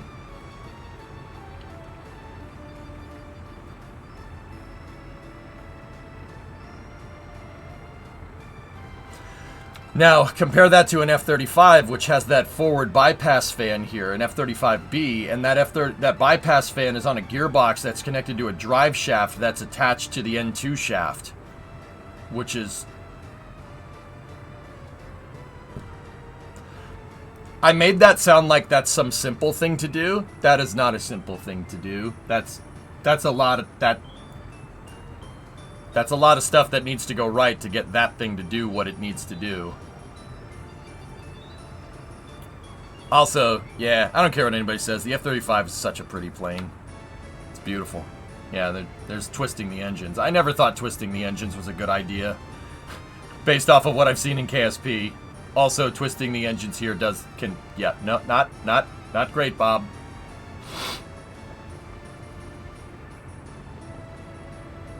I could make that in Kerbal, though, if we wanted to. Yeah, we could make that in KSP. But, yeah, either way. Okay, I commit the changes to the plant labor line? Okay, cool. Now I got to get to a distro.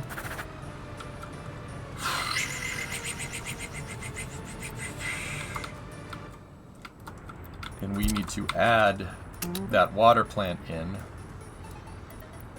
And add chemicals. Chemicals!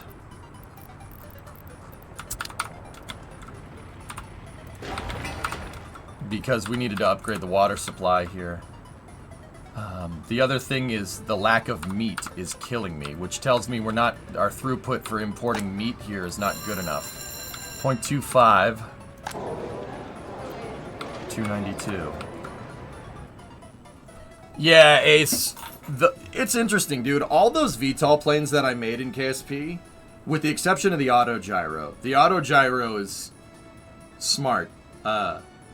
The thing that was like a C-130 with two that looked like a C-130 and a V-22 had a kid. What I'm trying to tell you is that I understand a lot more about that now. We could probably make something a little bit cooler. Yeah, I could probably get it done. I'm not sure how much we should rely on a Kraken Tech gearbox, though. The F-35B VTOL used on a regular basis. The F-35B variant KTR was made specifically for the Marine Corps. So the Marine Corps could have aircraft capability from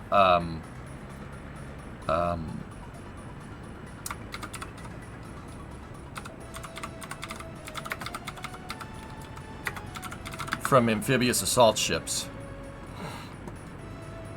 The Marine Corps, which is under the Department of the Navy, operates... They're not aircraft carriers, because aircraft carriers imply fixed-wing launch capability. The closest thing would be a helicopter carrier, but the thing is that it used to just move helicopters, but no. Now it's just for anything that can take off vertically, like MV-22s, F-35Bs. Now, I would like to say that there's three principal variants of the F-35. There's the A, B, and C model. The A model is the Air Force. B model is for the Marine Corps. C model is for the Navy. So an F-35C would not be able to take off from this. F-35Bs could take off from an aircraft carrier, but not with the catapult. They could, if they need to. But yeah, F-35Cs would have a hard time taking off from one of these things. Avatar 1 was pretty crazy, Ace. That was a good time, dude. That was like, dude, turning your engines like that is like brute forcing the VTOL capability, dude. Like, that's a good way to brute force, uh-oh.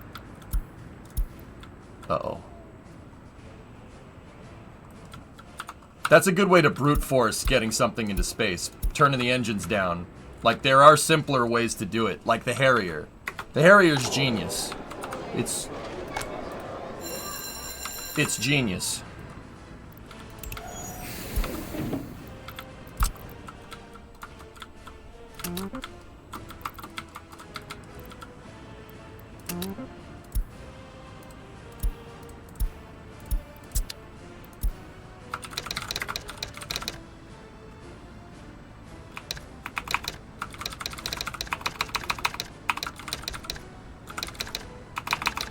Didn't like that link, Vetter, whatever it was.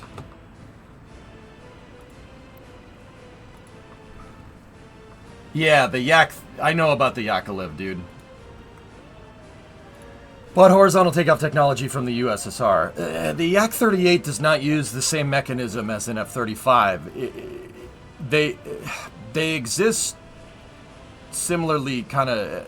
The resemblance is superfluous, dude. I will say that the Yak-38's design probably influenced the F-35 in some way, but they're not the same design, dude.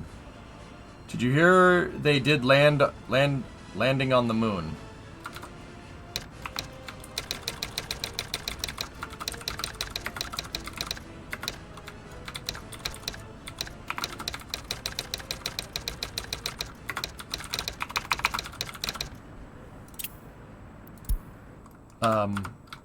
They haven't yet, S. It's going to happen in a couple hours.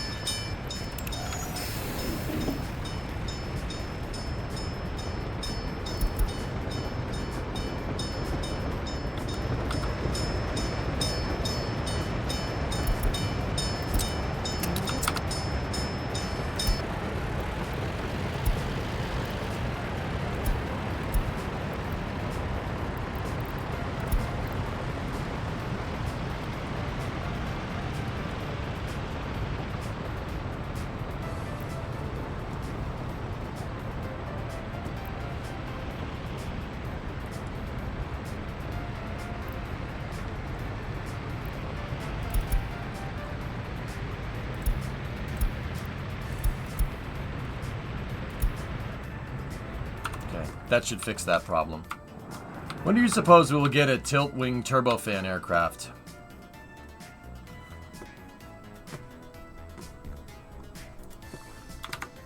I'm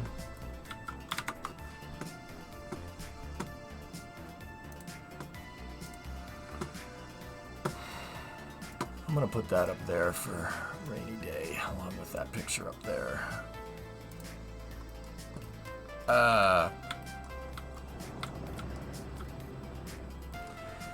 I wouldn't do a turbofan, tilt turbofan. That's not smart, Hellfish. That's not...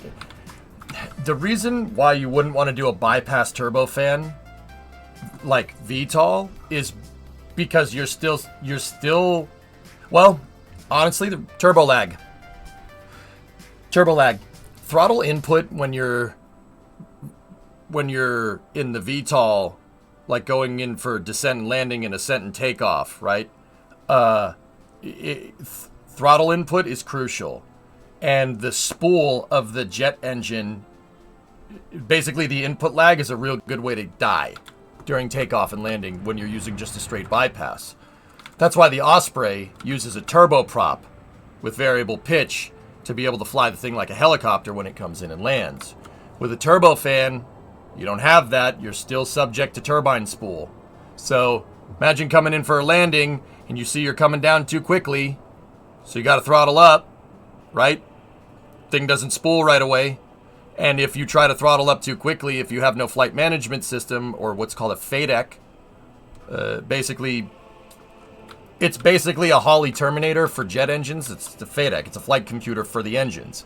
If you throttle up too quickly, you'll get compressor stall and fall out of the sky. Or the FADEC will compensate and try to spool the engine slowly so you don't get a compressor stall. And by the time the engines are throttled up, you're eating dirt. Not a good idea. You need to be able to you don't want input lag when you're going to, you don't want input lag when you're going to try and land.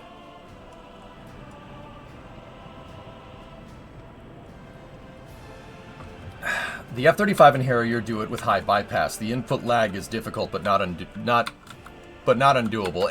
That's horribly disingenuous. That's absolutely wrong. No. The F-35 does have a bypass fan. But here, I'll show you. But to compensate for spool, they're using a tap-off cycle. They're using a tap-off of the main bypass, which kind of eliminates that. It kind of eliminates that. See these? You're using a bypass tap-off here for stability to compensate for that problem. Not even the F-35 is on a straight bypass fan. But you got to remember, the F-35 isn't a tilt engine either. It just tilts the nozzle. And the bypass fan has a drive shaft going to another fan up here. This allows you to be able to keep the spool high during landing and use these thrusters to adjust ascent and descent, which is very smart. But saying that this is just the F-35 is a high bypass fan, that's not, no. It has some tricks up its sleeve. And there is, going back to what Vedex was saying,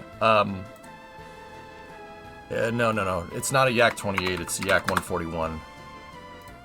The technology is similar to how a Yak 141 works. It's very close, but with the Yak 141, they're not using one engine to drive the front lift fan. There's two smaller jet engines placed vertically in the fuselage. That's why it kind of looks the same, but it's not.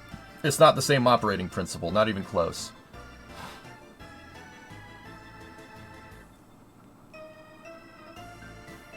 Yeah, that's brute forcing it into space. Well, we need thrust up front. Okay, mount two jet engines in it and call it a day. That's it does tilt the nozzle down like the F-35 does, but this whole piece is completely different. Cool idea though. And the Soviets, to their credit, did come up with this a little while ago. See, last, just curious, go easy on you. I'm no expert, so go easy on me. What about using a supercharger instead of a turbo? Is that even possible?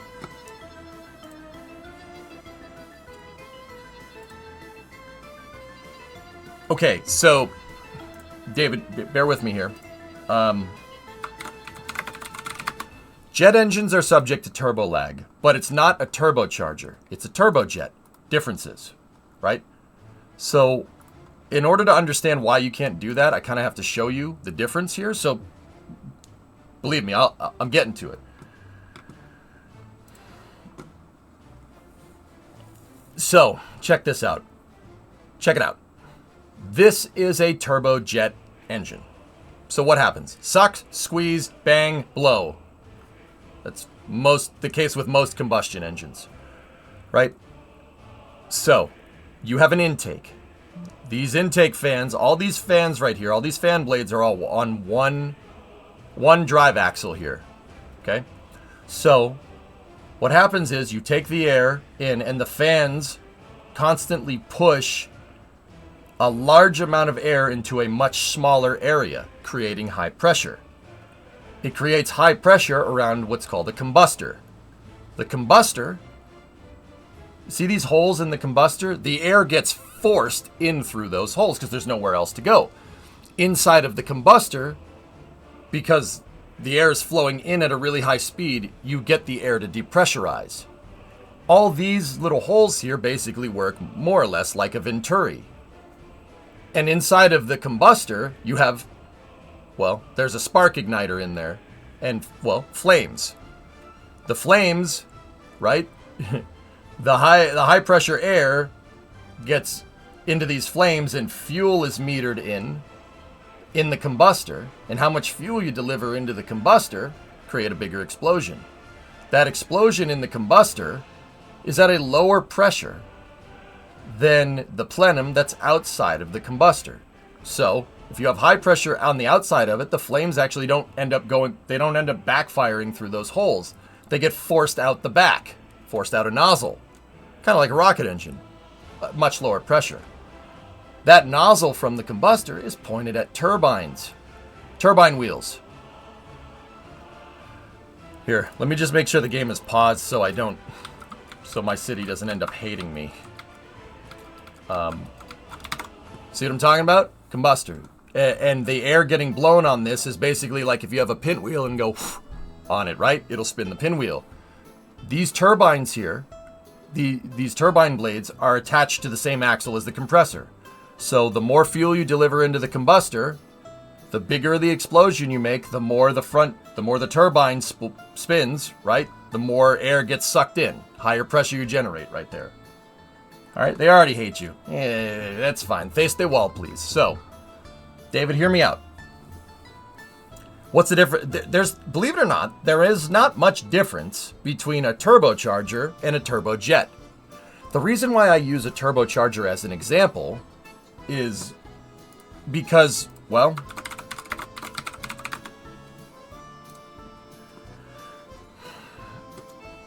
a turbocharger is basically a turbojet minus the combustor.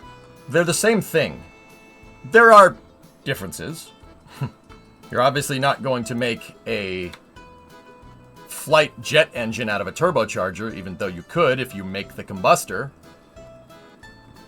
YouTube it. It's happened many times. People have done it all the time. Colin Furze did it, right? So check this out. A turbine wheel, or a turbocharger on a car, right?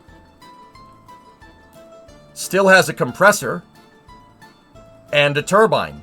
But how do you get that hot air to blow over the turbine? Well, your car's engine does that. Here's the thing. No matter what, you need the engine to be able to spin that turbine up enough to where the compressor will actually make some compression in your compressor air discharge line. This thing, right? You know, it goes from compressor to the discharge line, intercooler, into the engine, right? You want to, because this air is being compressed inside of here, it tends to get hot. Because if you compress a gas, it gets hot per the ideal gas law, right? So that's why you have an intercooler. You have an air-to-air intercooler on a car to cool it off so you can get more O2 inside of the engine. You deliver more O2, you deliver more fuel, bigger explosion. Bigger explosion equals more horsepower, and that waste gas comes out of the engine and drives your turbine wheel. The engine revs are what's controlling the spool on the turbo. But even with a turbo, it's going to take an engine a second because you have to rev it up. It's going to take the engine a second to pressurize the downpipe. It's going to take a second, right? In that moment, that's called spool. Spool happens to anything with a turbine. The spool here is caused by the engine taking a second to rev up in this particular design.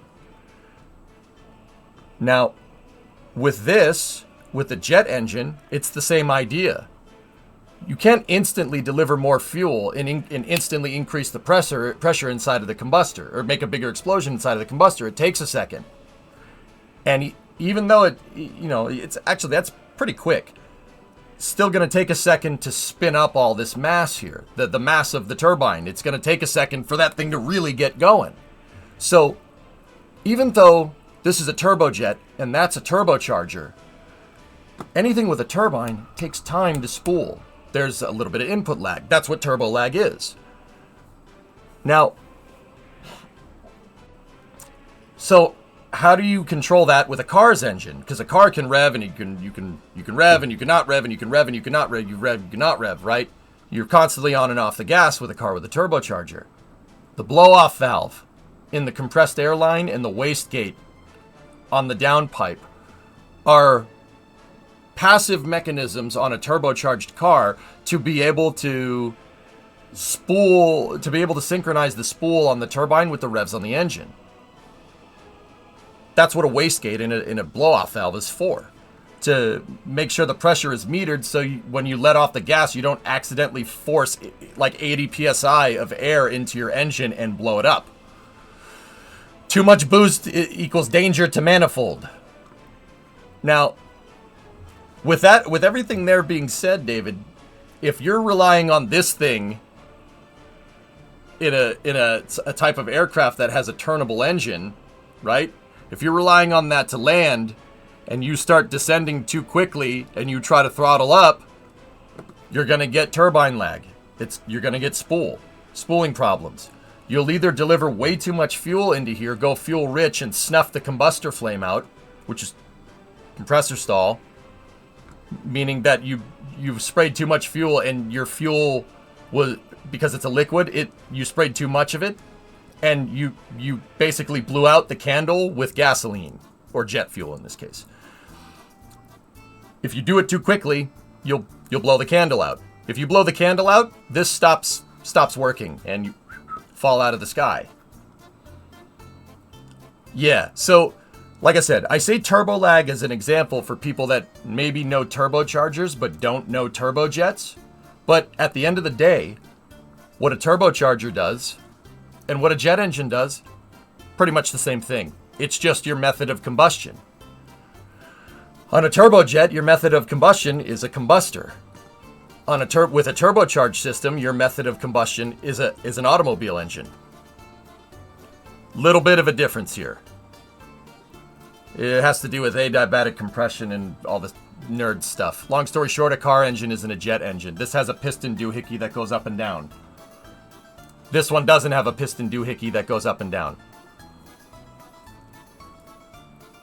So, here's the thing. Could a supercharger eliminate turbo lag on this?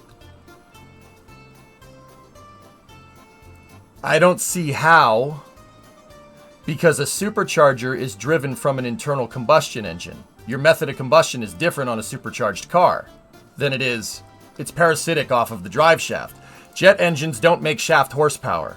A turbojet doesn't. That's what a turbo fan is used for, or a turbo shaft. Here, hold on. Or, well, a turboprop. So a turboprop is a little bit different here. Turboprop does create shaft horsepower, so technically you could do it, but you're subject to the same problems here. The same problems are the parasitic loss that happens from the engine trying to drive the engine trying to drive the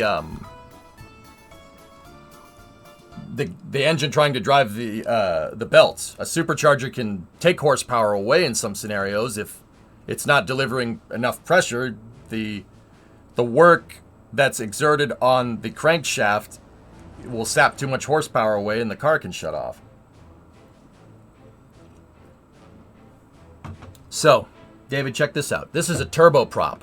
A turboprop is a jet engine, a turbojet, that has two axles. One axle goes through the other. You have two shafts in here. Shaft.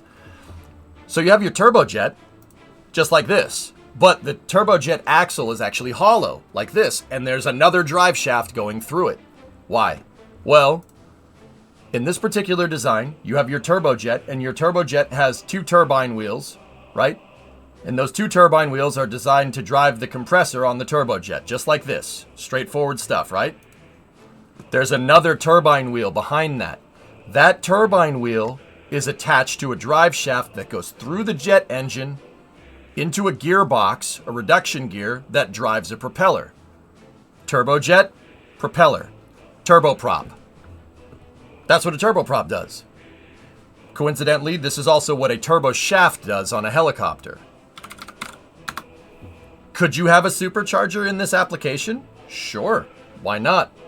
That's a turbo shaft on a helicopter engine. It's a turbojet with a drive shaft coming out the back. Turbo shaft. This is how helicopters drive themselves. But here's the thing.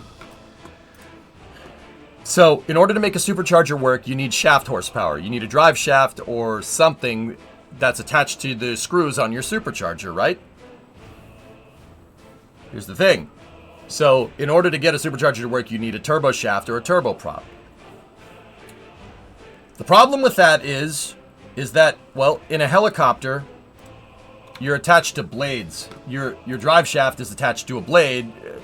The output shaft from the turboprop goes to a gearbox, another big reduction gear, and you spin helicopter blades. Helicopter blades, let's just, we won't get too much into helicopter blades. Let's just say if at any point one of these helicopter blades, the air going over it, goes past the sound barrier or goes into transonic, the helicopter blade doesn't work very well. So the reduction gears on these things tend to be really, really high. For a helicopter to work, the helicopter rotor is only spinning at maybe like 300-400 RPM. So you have something that spins really, really, really, really fast, goes through a gear reduction, and it goes from spinning really, really, really, really fast with not a lot of torque to spinning really, really, really slow with a lot of torque, right? Like first gear on a transmission. Same idea. Here's the thing. You could use a supercharger for this if you wanted to, but you'd be subject to a very similar problem here. With helicopters are susceptible to something called rotor stall. Rotor stall is when you put the helicopter into a failure mode, because let's be real, that's what it is. You put the helicopter into a failure mode where the engine can't create enough power to spin the blades. Like if you have a high collective angle. Right, I do this because this is what the blades do on a helicopter, right? And depending on how you have these blades is where the helicopter goes. You know, you can adjust the pitch independently on the blades when they're spinning around. That's the difference between cyclic pitch control and collective pitch control. Those are the names of the flight inputs on a helicopter. If you command too much collective, the blades will create too much drag and you'll overpower your engine. Your engine won't be able to make enough power. And basically the parasitic loss from those things creating too much can shut the engine off. Most helicopters have systems on board to make sure this doesn't happen. If you try to command something like that, on modern aircraft, the computers will say, no, we're not doing that. Right?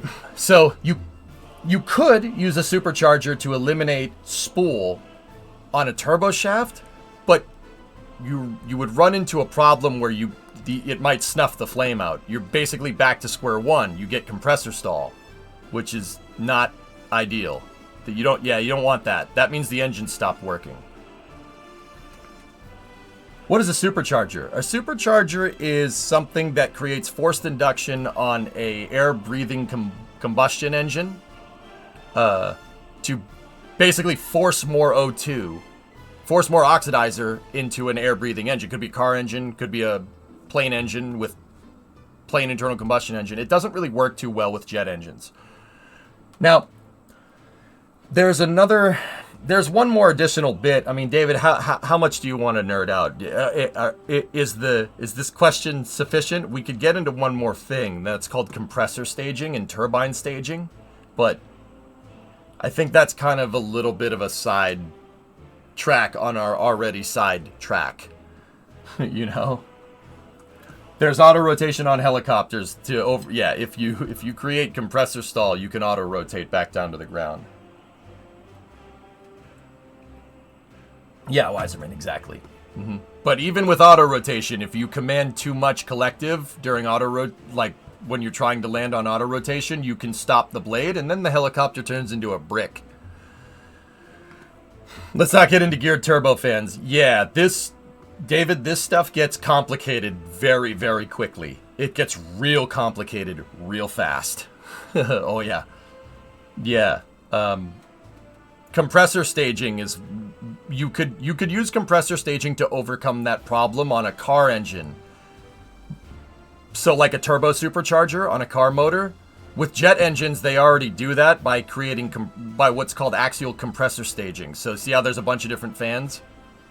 This is like one turbo feeding into another turbo, feeding into a smaller turbo, smaller turbo, smaller turbo, smaller turbo, smaller turbo, smaller, blah, blah, blah, blah, blah, blah, and so on and so forth.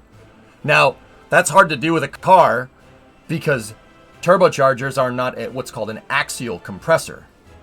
Turbochargers are a radial compressor. If you recall, they're snail-shaped. They take air coming in this way and shoot it out radially. They shoot it out this way. Axial compressors take air coming in this way and shoot it out this way. Basically, air comes in this way on a turbocharger and it goes out that way. Air comes in this way on a jet engine and it keeps going that way. Oh yeah, XP, you like that? Pretty cool, huh? Yeah, the principles are the same, Poison, but yeah, long story short, because you have a combustor instead of an internal combustion engine, using a supercharger to overcome spool lag on a VTOL jet plane is that's not a thing. That's not a thing. Yeah, I mean, you might be able to get away with it with a turbo shaft or a turboprop, right? Well, by might, you could get away with it that way, but that's using a turboprop for VTOL instead to eliminate the compressor spool problem is basically what the V22 does. That's what it does. It uses a turboprop instead of a turbofan. That's what the V22 has, basically helicopter blades attached to it, but they're like a half helicopter, half propeller blade, right? But the engines on a V22 are always at like maximum throttle. And what they do is they use the pitch on the blades to be able to have it work like a helicopter. And then when you turn them forward, they work like a propeller with variable pitch. So V20, like I said, it's pretty trick. A little complicated though. But the V22, when the engines are pointed up, works like a helicopter. And then when it points forward, it works like a propeller plane. That's, like I said, it's elegantly simple for what it is, but a very complicated thing. Because the flight computer... Okay, think about it like this. The big reason why V22s are so complicated is because how do you change the control mechanism here? Because the way a helicopter control mechanism works and the way an airplane control mechanism works is two different things. Remember, the V22 has one set of controls. You need to make one set of controls to control a helicopter or an airplane. Long story short, that requires some pretty crazy coding. Some pretty crazy coding skills to get that right. That's where V22s end up being super complicated. Mechanically, it's actually probably one of the simpler ways of doing it, right? But even V22s are susceptible to compressor stall. Oh yeah. Oh yeah. You try to lift up too much with those things, fall right out of the sky. And I don't mean to be mean, but yeah, if you don't command the thing right and you potentially find a failure mode in the software, it's going to fall out of the sky like a school bus. And, you know, rip to the gentleman that recently passed away in an MV-22 a couple of months ago. One of those guys was from my neck of the woods, which sucks. But yeah, that's the trade-off when you get a design like that. You want an airplane that's a helicopter but also an airplane. Well, helicopter's complicated, airplane's complicated, twice the complication here. I'd say for twofold factor of difficulty, they were able to boil it down to a pretty simple design. It's still a little bit volatile just because of how all the moving parts work. But I will still say that the V22 is pretty damn good. There are not many better ways to do that. That's why we use it. I'm wondering why they didn't use the sync system like the Chinook in the V22.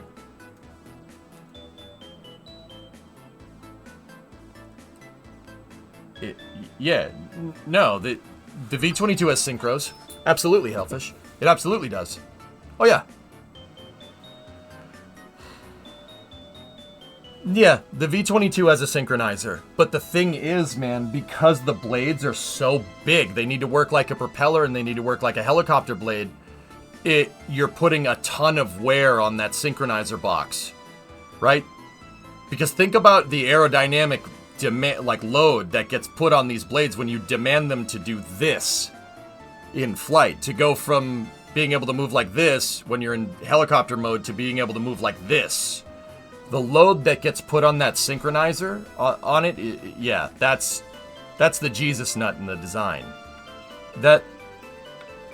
Yeah, you lose the synchro, the thing will fall out of the sky. So, fellas, on a V22, and this is another thing that makes it a little bit complicated, the V22's blades are in perfect sync all the time between the left and the right. I'm sorry, this is a cool plane tangent. We'll get back to workers in a moment, fellas.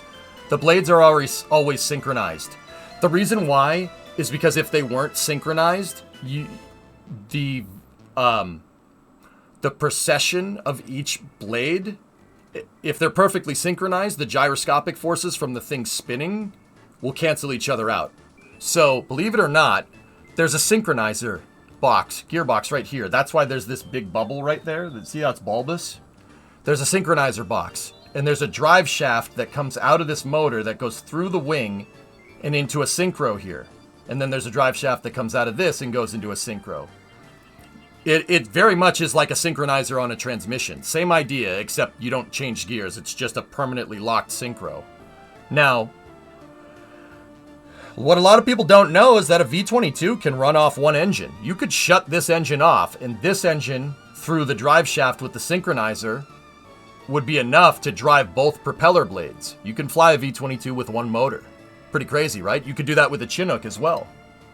For a different reason, but you could do that with a Chinook. I meant, why wasn't the sync system more like a Chinook and not clutches like is used in the V22? Don't know. Don't have the answer to that. Probably some lowest bidder nonsense if I had to guess. But yeah, so you have blades, these hybrid blades that aren't helicopter blades, they aren't propeller blades, they're kind of halfway in between, that attach to basically a C-130's engine, right? And that C-130's engine has been hot rodded to work like a helicopter engine. And that whole freaking thing moves up and down. And all of that is going through a synchronizer. Think about the aerodynamic force that this puts, the stress on the mechanical components. This thing is like granny shifting a transmission all the time.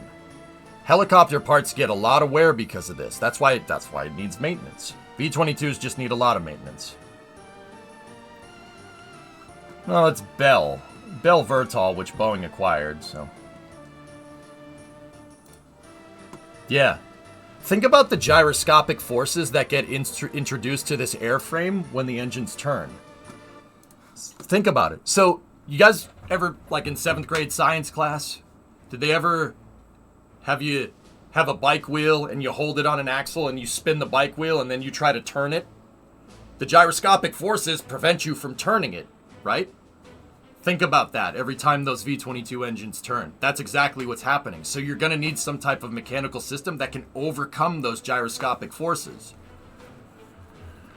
Crazy, right? There's a lot of strain being put on this thing. I'm frankly amazed that they fly as good as they do.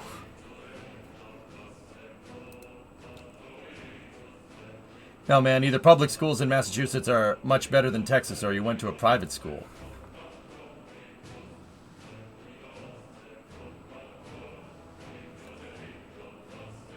Huh. Sir Rat, you guys didn't study angular momentum in physics in school? I went to a public school, for what it's worth.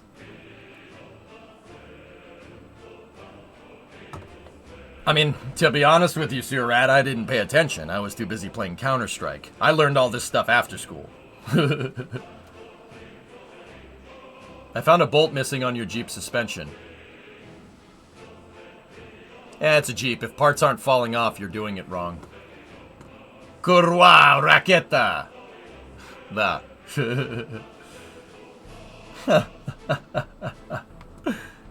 Hey, Raven, what's going on? I made the mistake of choosing chemistry instead of physics because I thought math formulas would be easier for me to understand. With chemistry, Sneaky.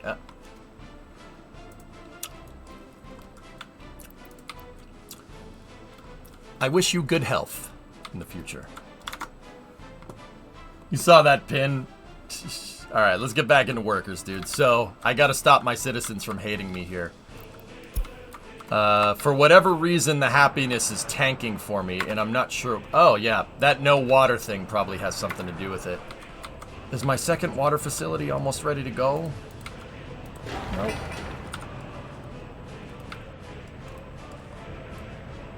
How's everybody doing?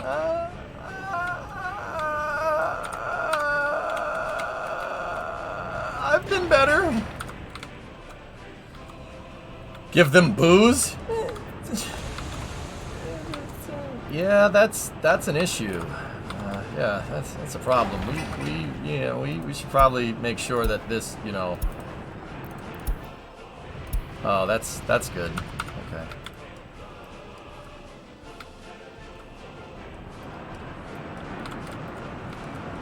I have regrets with my schooling, man. I got a microbiology degree, used it for only 2 years, then moved to teaching and now IT. If I could go back, I'd go Aero 1,000%. Still paying off teaching loans, even though I left that career. I've not worked in the 3D industry, 3D art industry, GravShark, since like 2009. Yeah, I'm gonna be paying for that mistake for a long time. Why do you think I tell people to stay in school? Because all we chose was a more roundabout way to get where we wanted to go. There's an easy way to get, you know, to figure out what you want to do, and go and do it. The easy way to do it is to figure that out before you graduate from high school. Yeah, that would have been nice if I had the balls to speak up that I like science a lot, but I thought I would get shunned. Well, I did. I remember in 7th grade homeroom, I said I wanted to work for NASA, and the entire class, including the teacher, laughed at me. Oh yeah. Yeah, core memory. Thanks guys. I mean, I was the class clown for what it's worth, so it was kind of funny coming from me, but I was the class clown because I didn't bother with school and played too many video games, so I can't blame people for not taking what I wanted to do seriously. That's kind of my own fault. They're all gonna laugh at you. They all did laugh at me, man.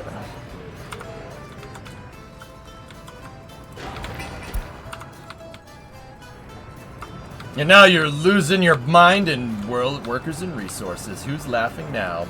You're still a clown, yeah, but I'm your clown. Serious. Yeah. Deal with it. Who's more clownish, the clown or the clown that follows him?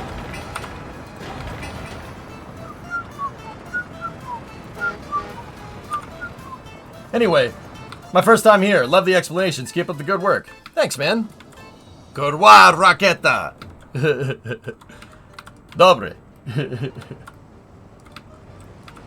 Yeah. I'm a little bit of an aviation and space nutcase, but I do like this game a lot because it's intricate, like jet engines. Yeah, it's good stuff. All right, so yeah, we really got to make sure that this water is working because yeah, everybody hates me right now, in chat and in game.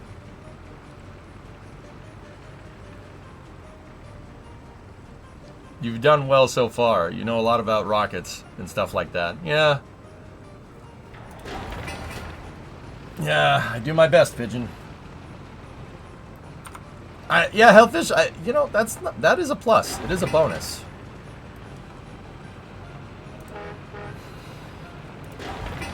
Yeah, this water system needs to get done, like, first and foremost. How's the water system that I started building over here a second ago? Oh, okay.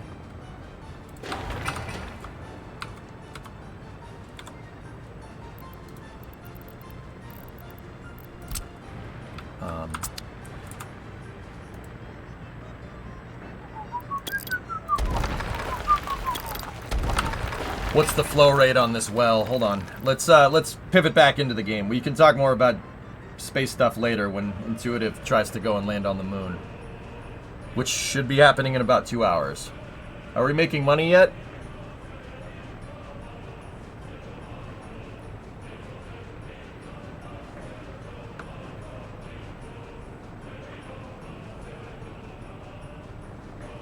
We're making money, we're just not making enough money. Does that make sense?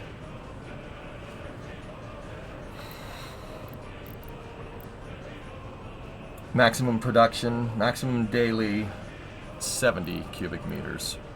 Alright, cool. Just use the big pipe. That'll be able with this thing to get us maximum throughput. So punch that out there.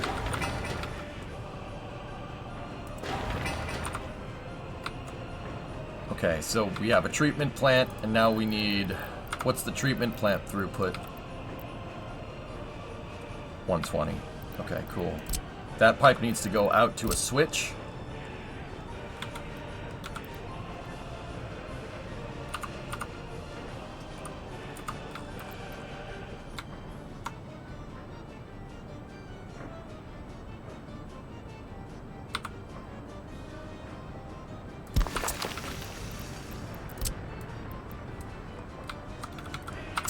Oh, that's crooked as hell. Yeah. Yeah, Panzer, you know, I'm doing my part, right? Like, yeah.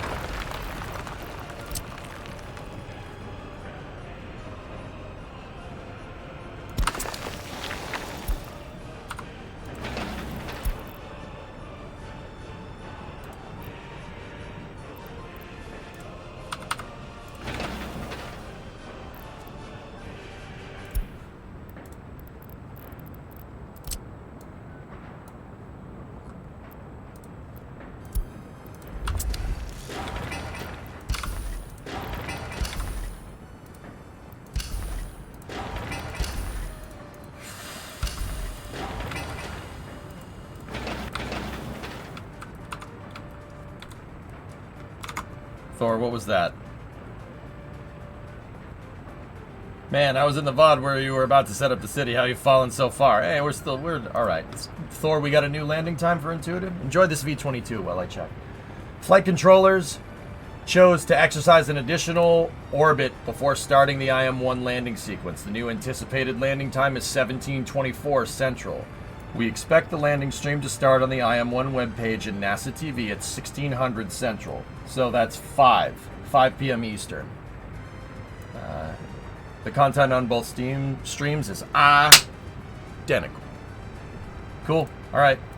Back up to 5.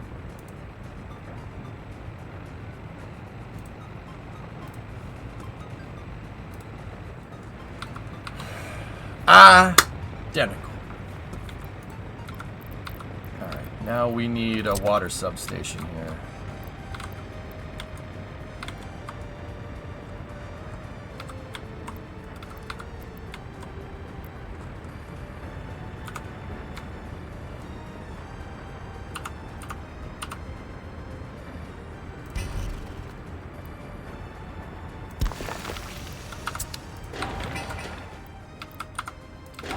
Hold on. I didn't zoom out far enough. I need to see if that's in range of everything. Yeah, it needs to be over here so we can get in range of all the buildings that need it. Because those two need it over here. I don't need it. I definitely don't need it. That needs it. Asphalt needs it. Perfect.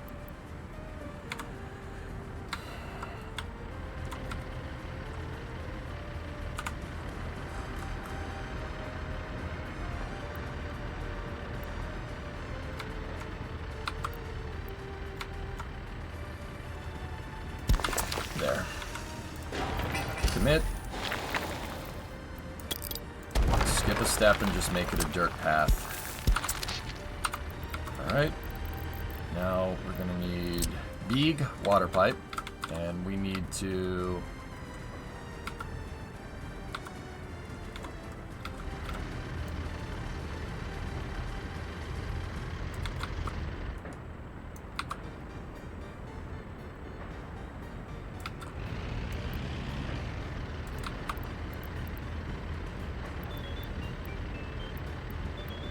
put in the provisions for other pipes here, and now we gotta send this thing this way, but it's gotta go down. It's gotta go down under. Yeah, these sewage systems that I made, or the water systems that I made in the past for this sucked.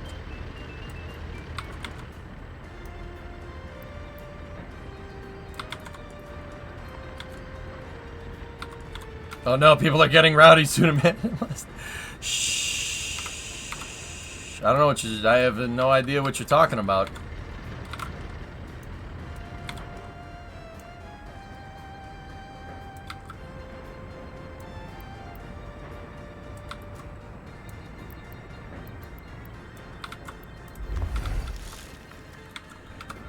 Commit it.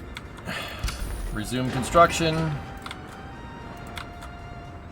We don't necessarily need to resume construction. Those will just stay as plans for now. Traffic jam. Construction is stopped. There we go. Good, good, good, good, good. And all of this is within range of a substation, right? Oh, I really hope I did that. Oh, where's the substation?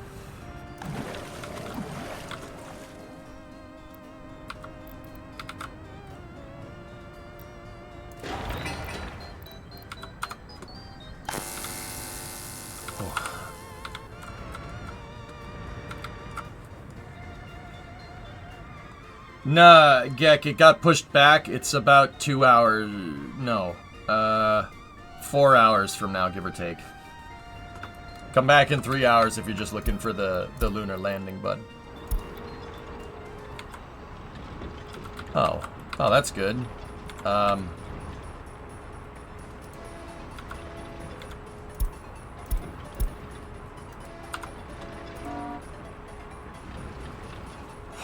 Well, looks like we might be needing more bricks in the future, huh? Alright, how's the water system showing up over here? Very good. Are we pumping? Missing water. Oh, well. Yeah, that probably is a good reason. The pump isn't finished. Everything else is, though.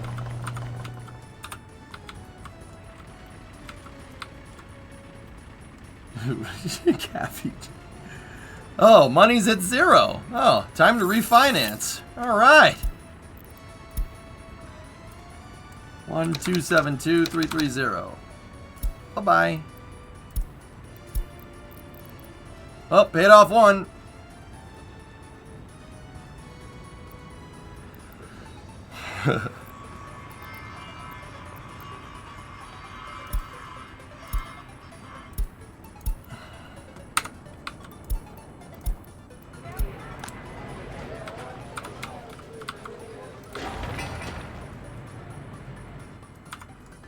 At least our reserve of dirty capitalist money is still untouched. Yes, I use it to buy good vehicles.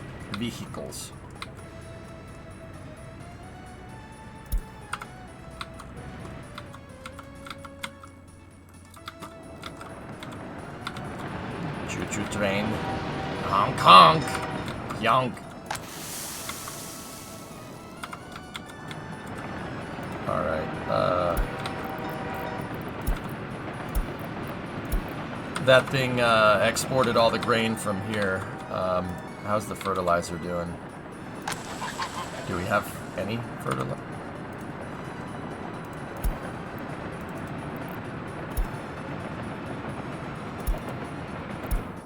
Hello. Trains! Happy trains. How's the waste doing? Are we keeping up? 296.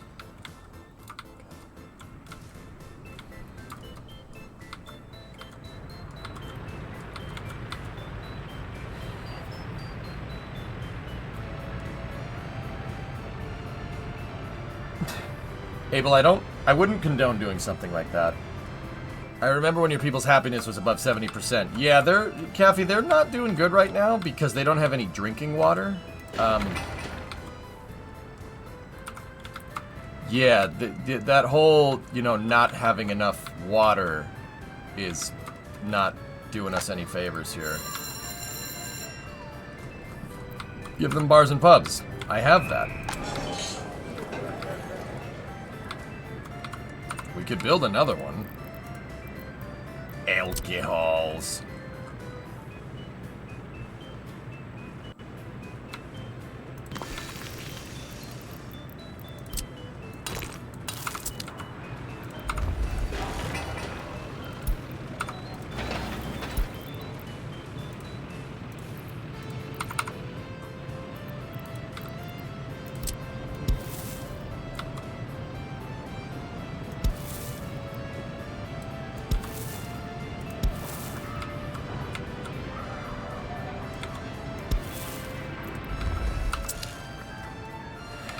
People now banned from last pub can go to new pub. Nah, there's heating problem. Uh-oh. Uh-oh.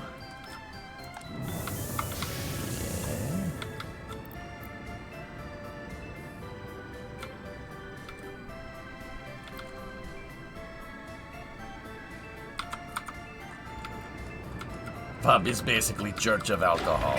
Yes. Secret police building needs bricks. Brick plant isn't building them fast enough. The new kindergarten is there. That's good. So we have 3 kindergartens. Very good. And then the newest flat got built as well, but the temperature in there is not good enough.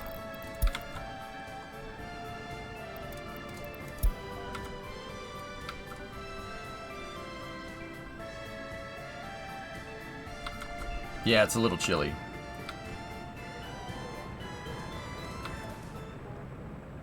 Yeah, Kaftar, of course we are. It got delayed. It got pushed back a little bit, though, dude. I told him I've seen the bricks. These are brick export lines. We will... What I'm going to do is temporarily...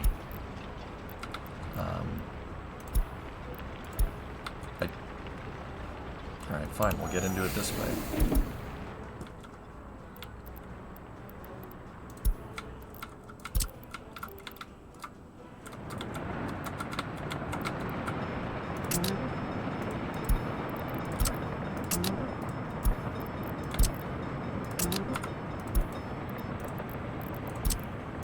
Stop brick export for the time being.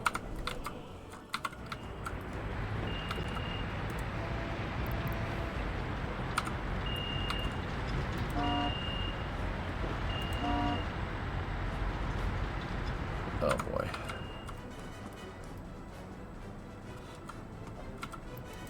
Tram buses.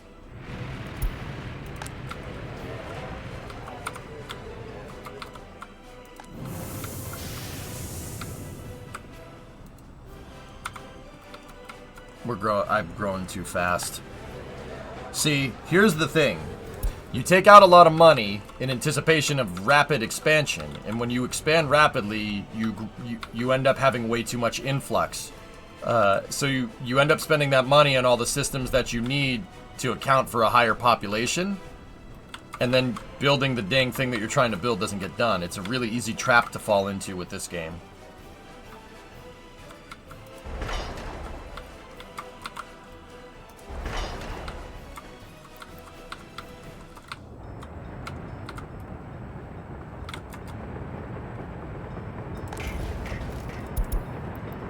Discovery, go and throttle up. Hey. Karen. Gifted 3 subs. Thanks, man. Discovery, go and throttle up.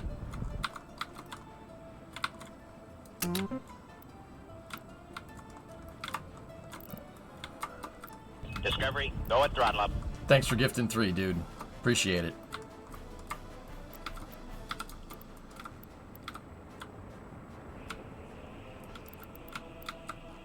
I don't think there's any other tracks that necessarily need to be worked on.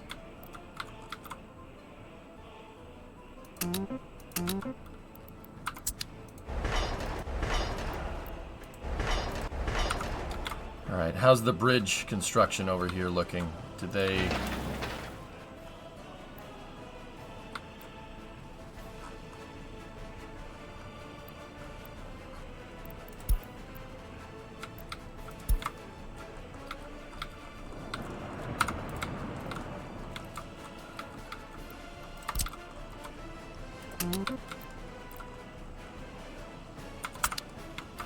Yeah, this is not ideal, but we will fix. Is the pumping station up?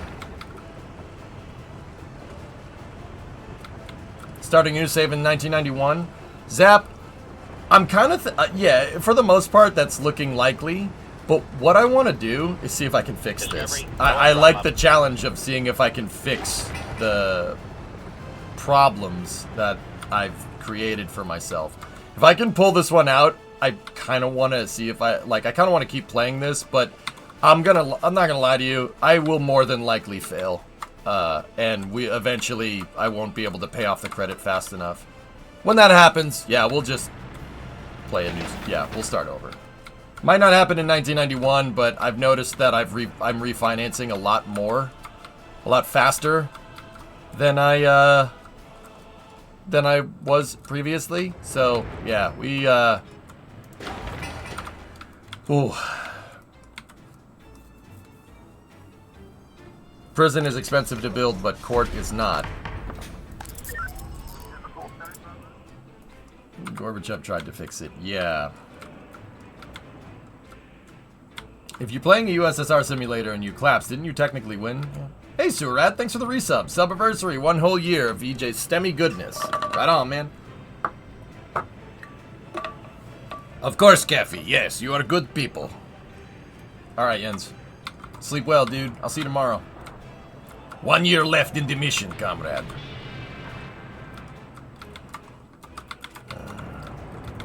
But what I will say is, guys, I'll tell you this. When we start Gnocchi-grad, which is the next city, when we start that project, I will probably get to this point way faster than in the past. Yeah, we will get here a lot quicker.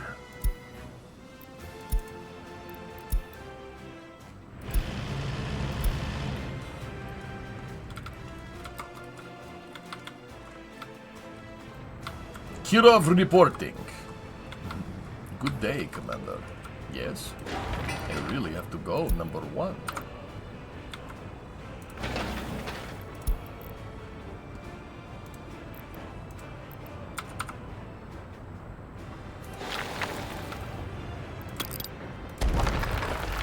Just put a dirt path there. It really doesn't matter. Just say Smith.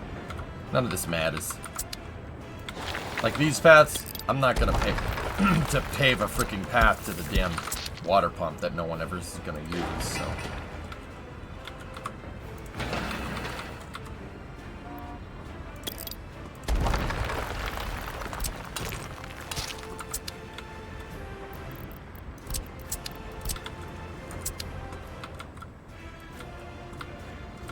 Does that mean 4 times as much debt? Oh, yes.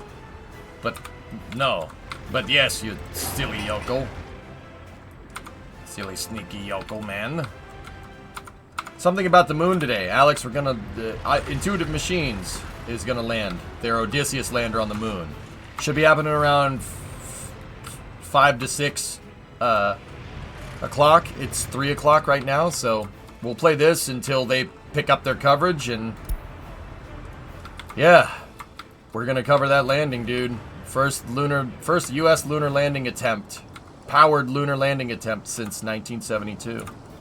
Going back to the moon, baby. Nobody's on board. It's an autonomous mission, but still a big deal.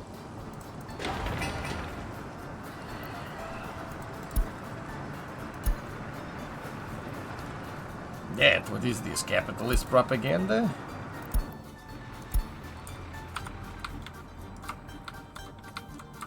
Something like that, Surat, yeah.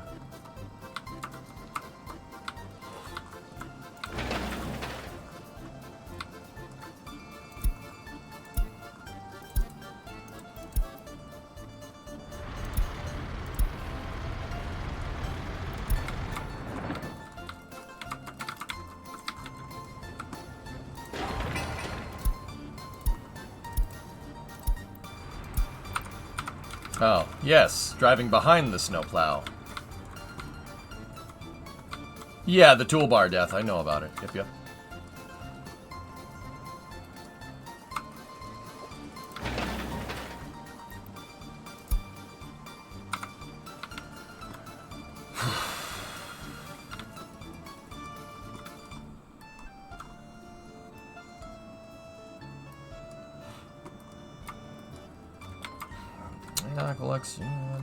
That'd be pretty cool.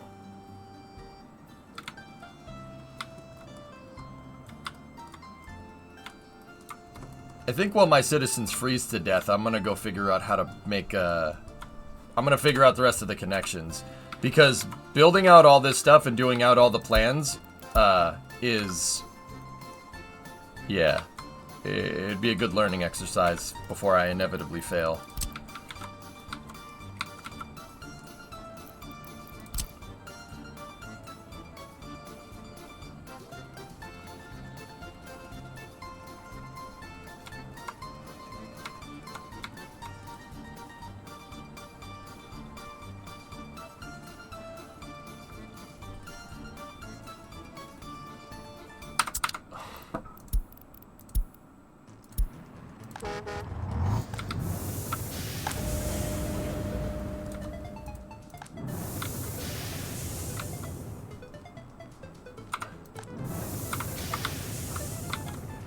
That old power grid is coming back to bite me.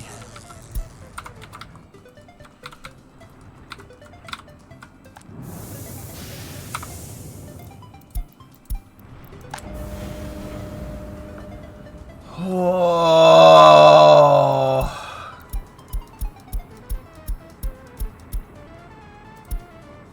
This is getting out of hand.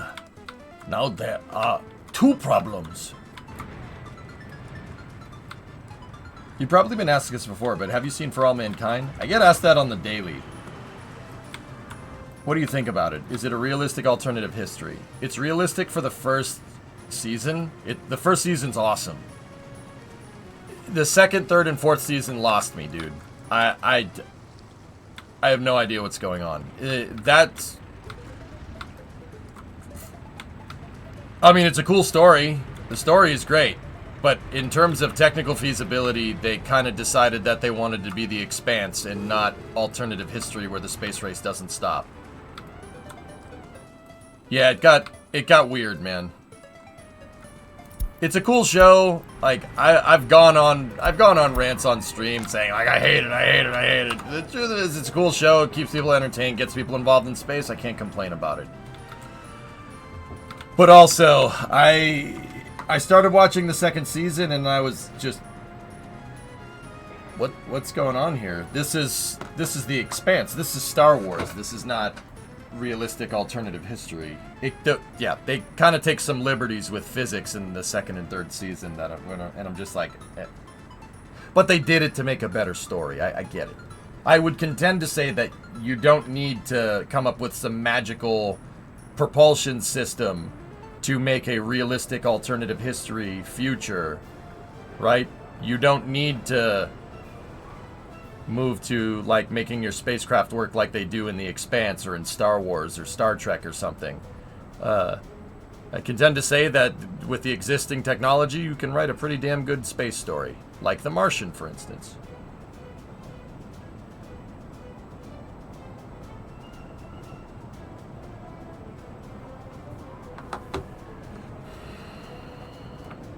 But yeah, it got a little too ridiculous for my tastes. But yeah, that's, yeah, well, whatever. People like it. It gets people involved with space. I can't complain.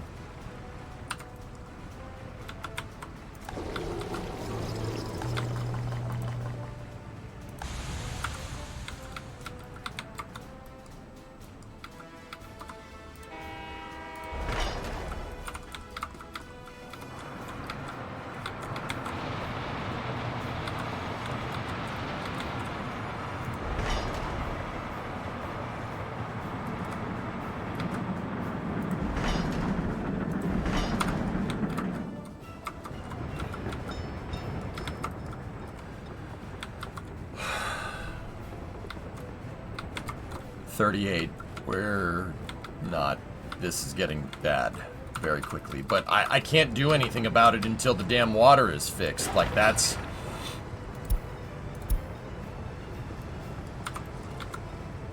Like, I don't necessarily understand what's going on with lack of meat. Like...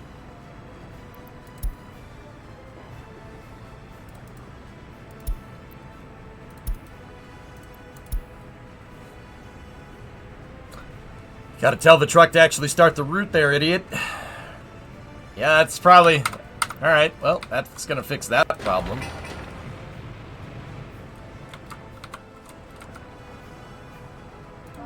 I stopped my brick export line, and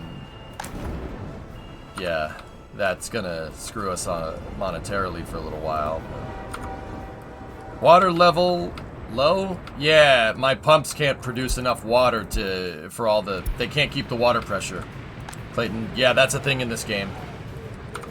Temperature in the building is too low, and now my heat exchangers are working. Oh boy.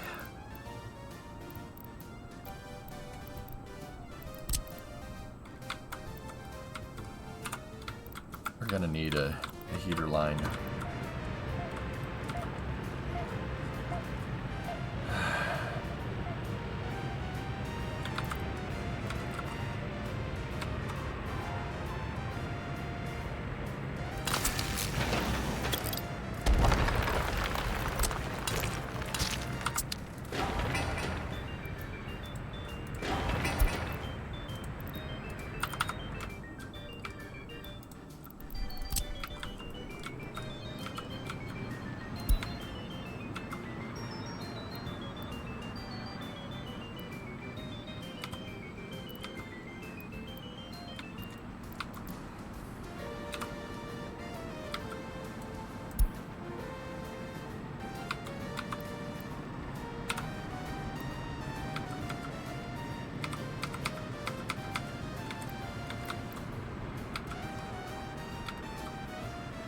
These are heating lines.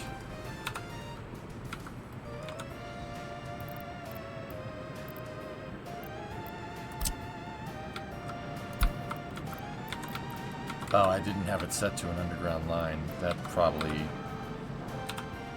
why that didn't work.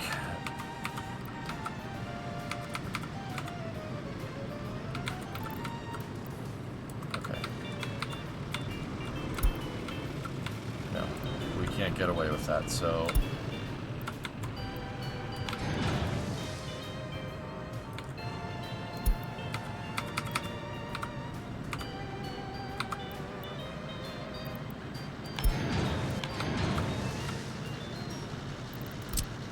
nope, that didn't connect. There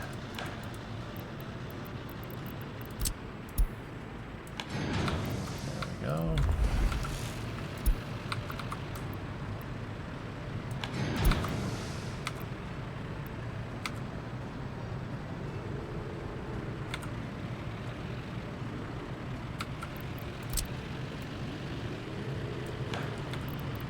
I need to extend the heating. My heat exchangers don't work well enough.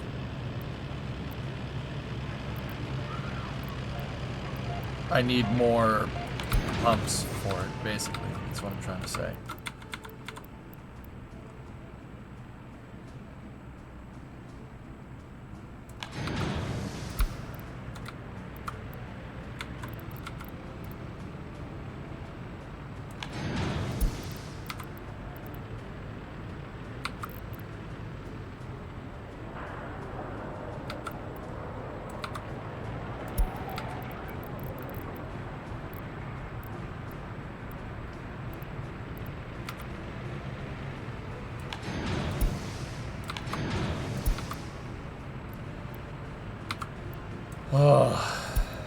Oh boy.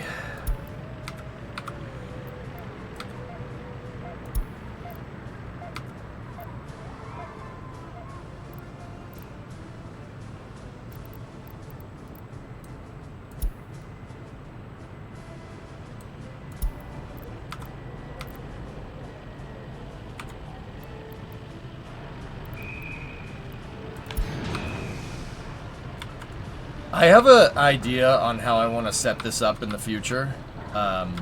Yeah, this is something that we should probably fix down the road, but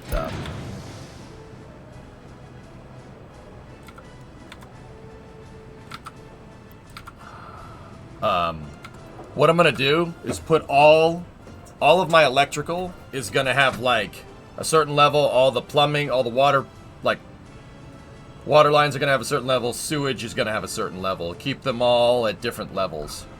That's something I'm going to do. We'll standardize that in the future.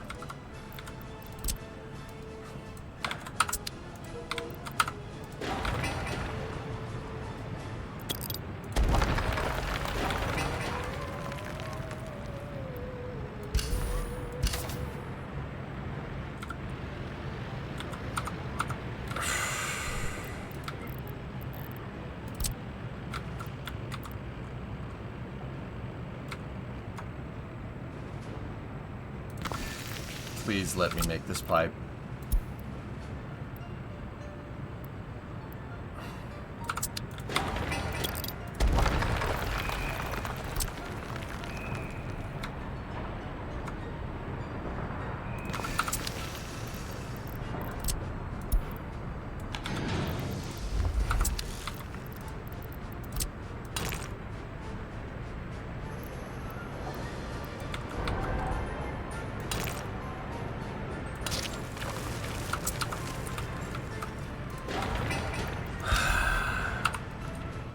My glasses came in, gonna take a bit getting used to these new prescriptions. Cool.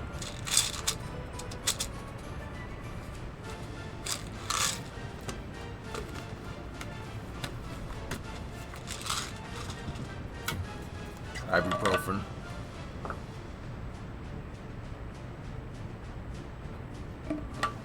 Okay.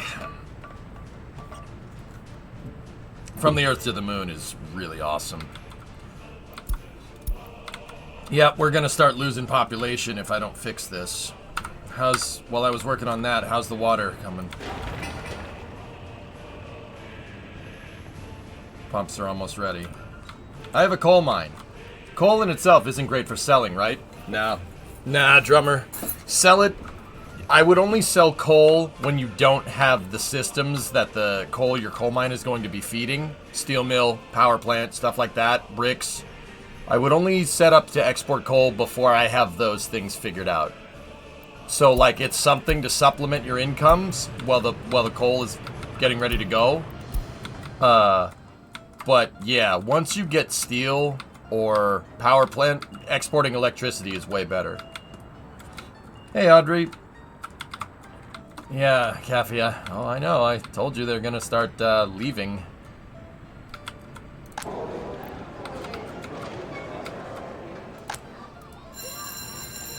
I don't understand where the starving thing is coming from, but there's plenty of food everywhere. My only guess is the distance is probably an issue. Produce fuel and sell it. Yeah, that's what this project over here, Pigeon, is hopefully doing, but I think it's too little too late, man, to be honest.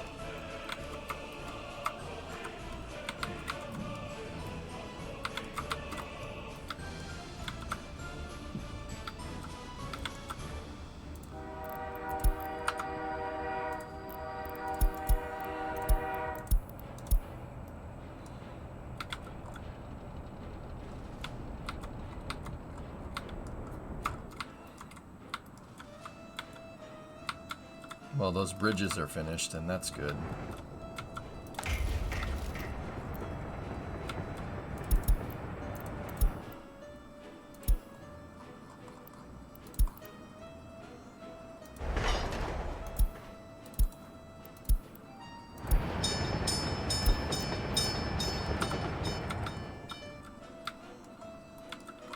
Like a bus stations in town, maybe?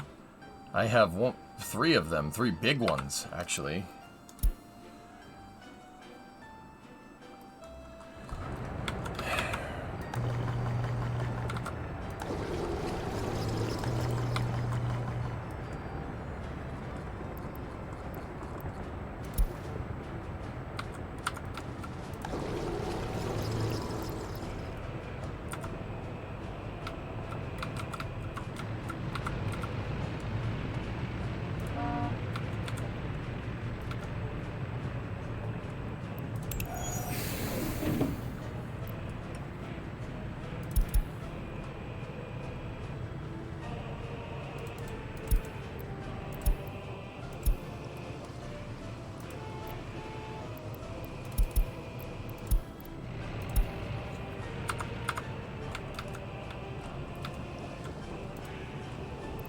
Okay, this is water chems. I'm going to add a stop here.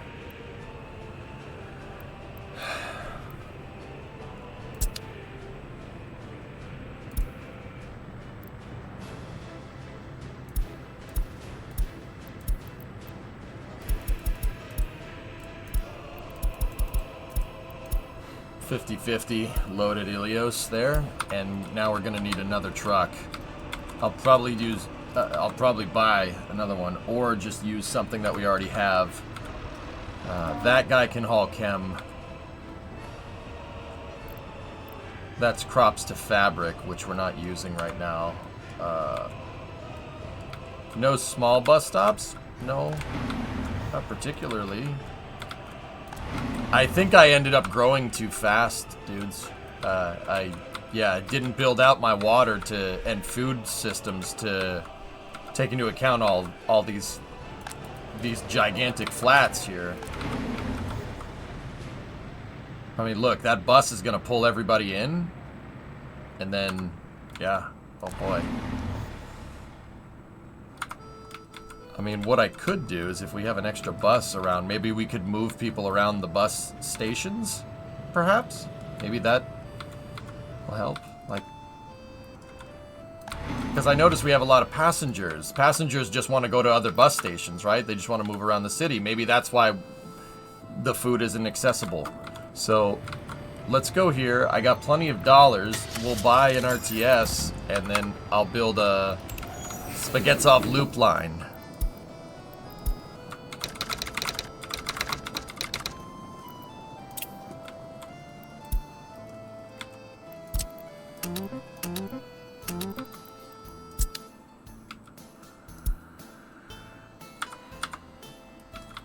Yeah, I didn't build out my infrastructure substantially enough. Yep, and they hate me. This is not good.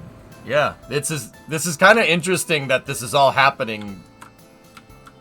I swear I didn't do this on purpose. It's pretty much happening right when it happened historically. This is these numbers are pretty accurate. Lots of debt. Into the 90s, everyone hates me. Yep.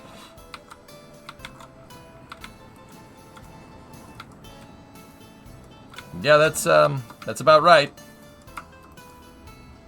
You don't believe it wasn't intentional? I swear I didn't do this on purpose.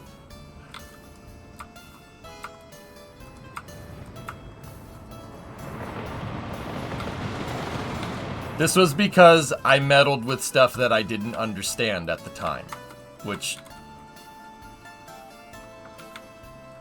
I mean...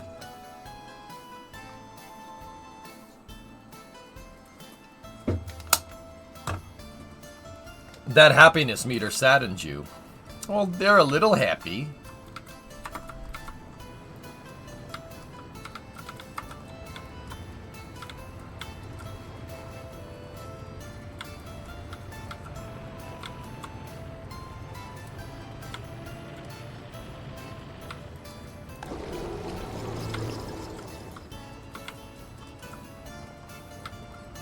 Discovery, go at throttle up. Hey, Ansel.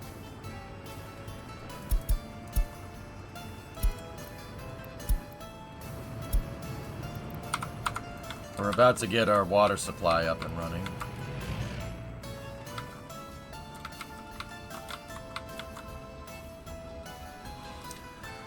At least they're healthy-ish. It's over. Bales, if I let this stay like that for another 2 months, and don't get me wrong, I'm trying to fix it, I'm actually pretty screwed. People will start leaving. They'll start escaping. They'll try to cross the border illegally. Right? They're dissidents. They will escape to a filthy capitalist. They will sell them on lies. I have provided utopia, and they do not like it. And once the labor pool starts thinning out, then these systems will it becomes a self-recurring thing. You know, you lose, population leaves, you start losing experts, so your labor pool, nice. Your labor pool thins out, and then eventually we won't have enough people to run the power plant, and then everybody that's left will leave. Yeah, I'm very close to getting to that basically spiral. The labor pool.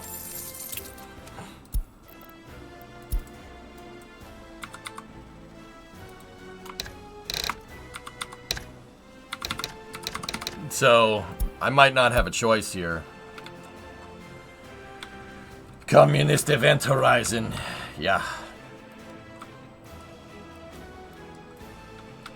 Yeah, Weight Crush. If I don't... We are in a nosedive right now. If I don't start pulling us up out of it, we're... And that's not to say that I haven't tried. There we go.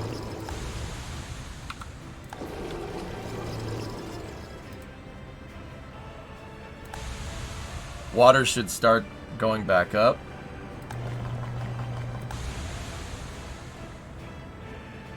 Let's just...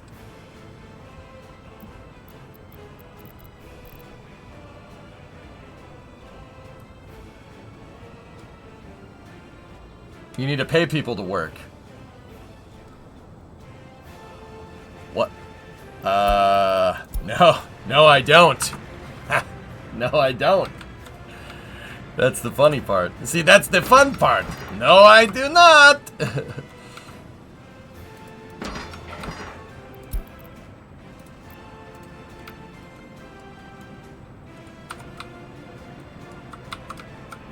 If you disagree with me, well, you might be spy. Face the wall, please.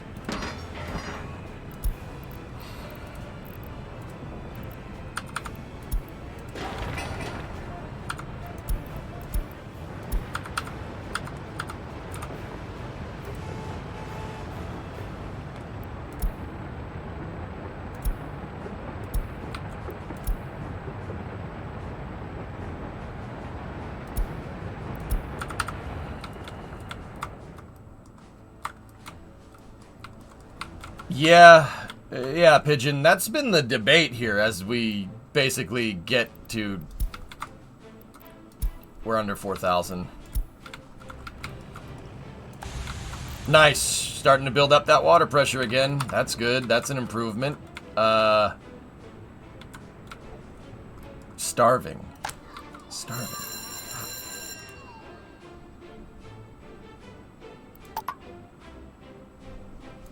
Oh God, bread lines.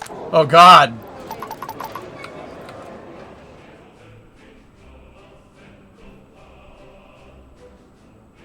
We need to get this down. Those are people waiting in line. Oh God. Oh God. Oh God. Not good.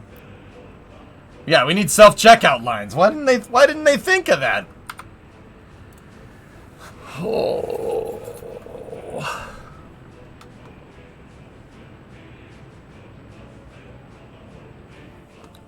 Oh. Oh, we're getting out of it slowly.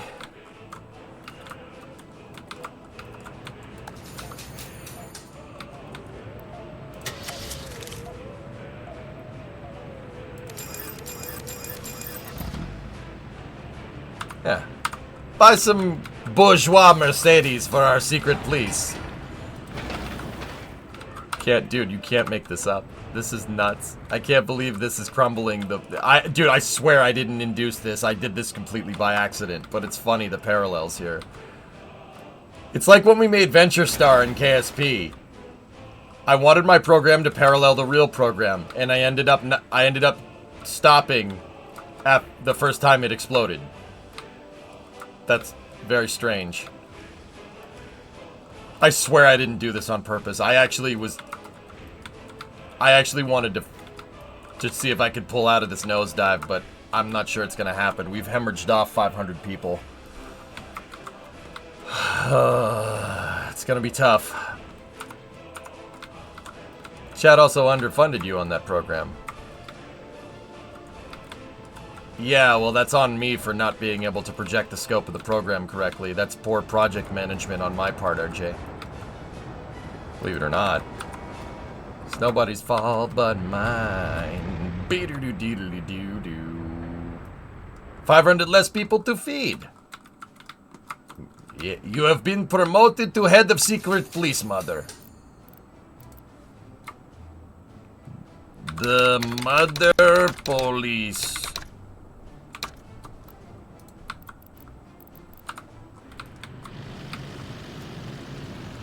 You are the head of a police force now. Good for you. Okay, we've got that under control. This one still needs more people. We have to compensate.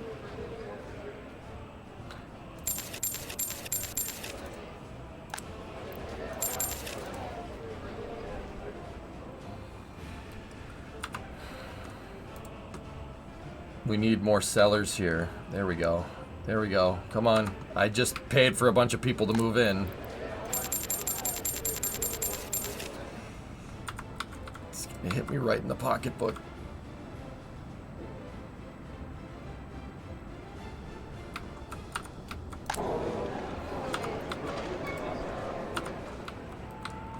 Now in 30 years, Baldwin Bankrupt will visit Spaghettov and show us the ruins of once great village. Uh-oh. Hey, we're getting out of it. Come on. Hey, come on.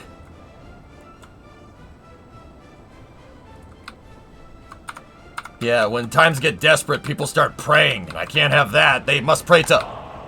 and nothing else. There is only the government. The government should be worshipped as God of... Ah! Frick.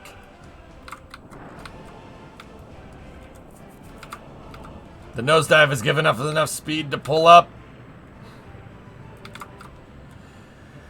We are on the brink. Yeah. We're on the brink, dudes. This is... close. It's gonna be close. We might...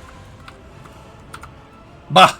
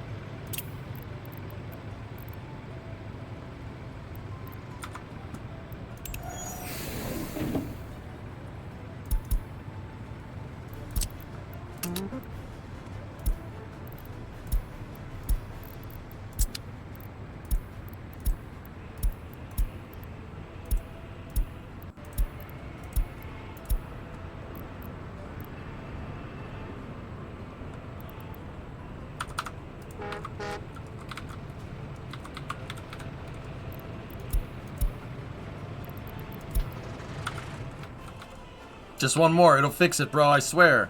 Are we actually making money? We are minus 150 G's in the hole.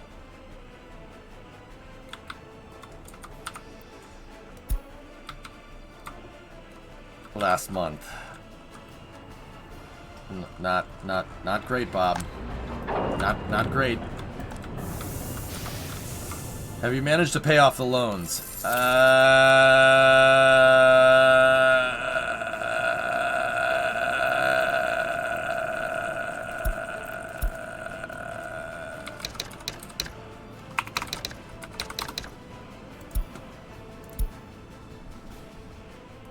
I paid off a loan. Does that help?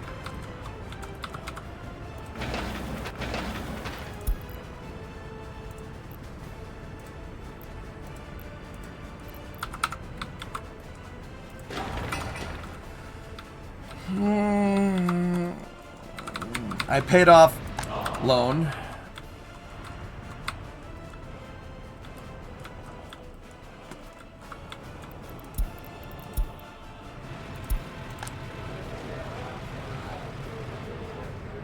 Garbage container is overfilled. Health risk.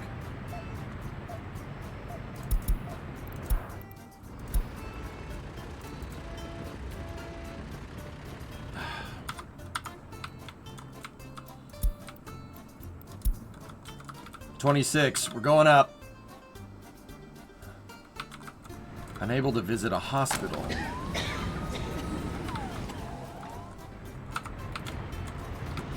So those snow plows that I have here, where are those? Where did those things end up?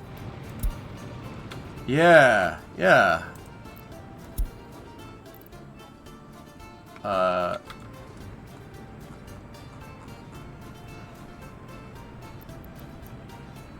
Yeah, that... Alright. Asphalt roads with lamps. Pave those. Or, plow those. Those are the only ones in the city. Set everything else to 10.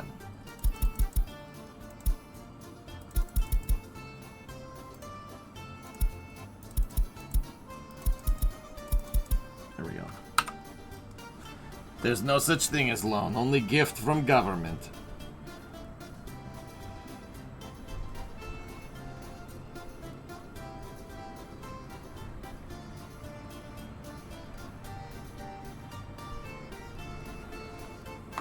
Hey, Ingram. I'm suffering from a bout of severe depression today, but the glory to Spaghetzov keeps you going. Glory to the great Spaghetzov. Are you kidding, Ingram? Or are you actually, dude? Is this joke or not? I cannot tell. Face the wall, please. That's very compelling. Face the wall. You actually having a tough day? Yeah, I'm sorry, man. Hopefully I can make your day better. And hopefully a lunar landing can make your day better, because that's what we're going to be doing in a couple of hours. We're going to be watching a lunar landing. I like landing on the moon. Do you like landing on the moon? I think we should do this more. I like this plan. I'm happy to be a part of it. Good news is you lost 3 pounds this month. Nice. No. There's only one Spaghetzov. Everything else is just cheap impersonation of spaghetti. Oh my gosh, we're starting to come around here.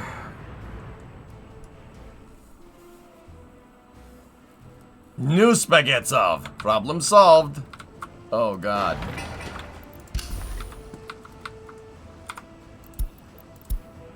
Citizens' happiness too low. Oh, gee whiz, you think?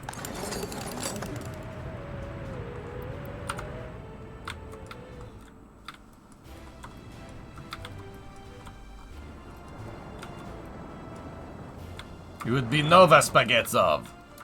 Novo Spaghetzov. Oh, spaghetti. Spaghetti.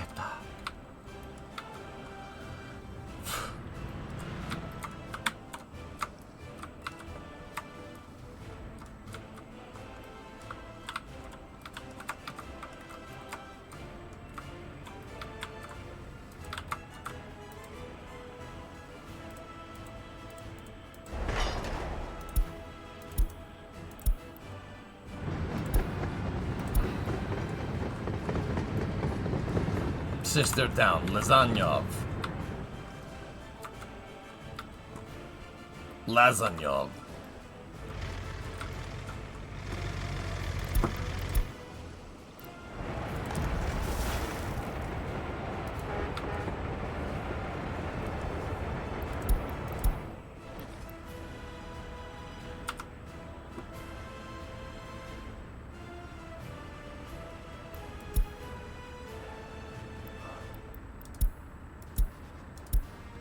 Yeah, a notice would have been nice, or something.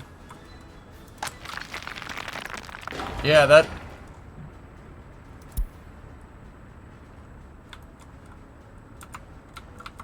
So what exactly is it costing your economy so much? We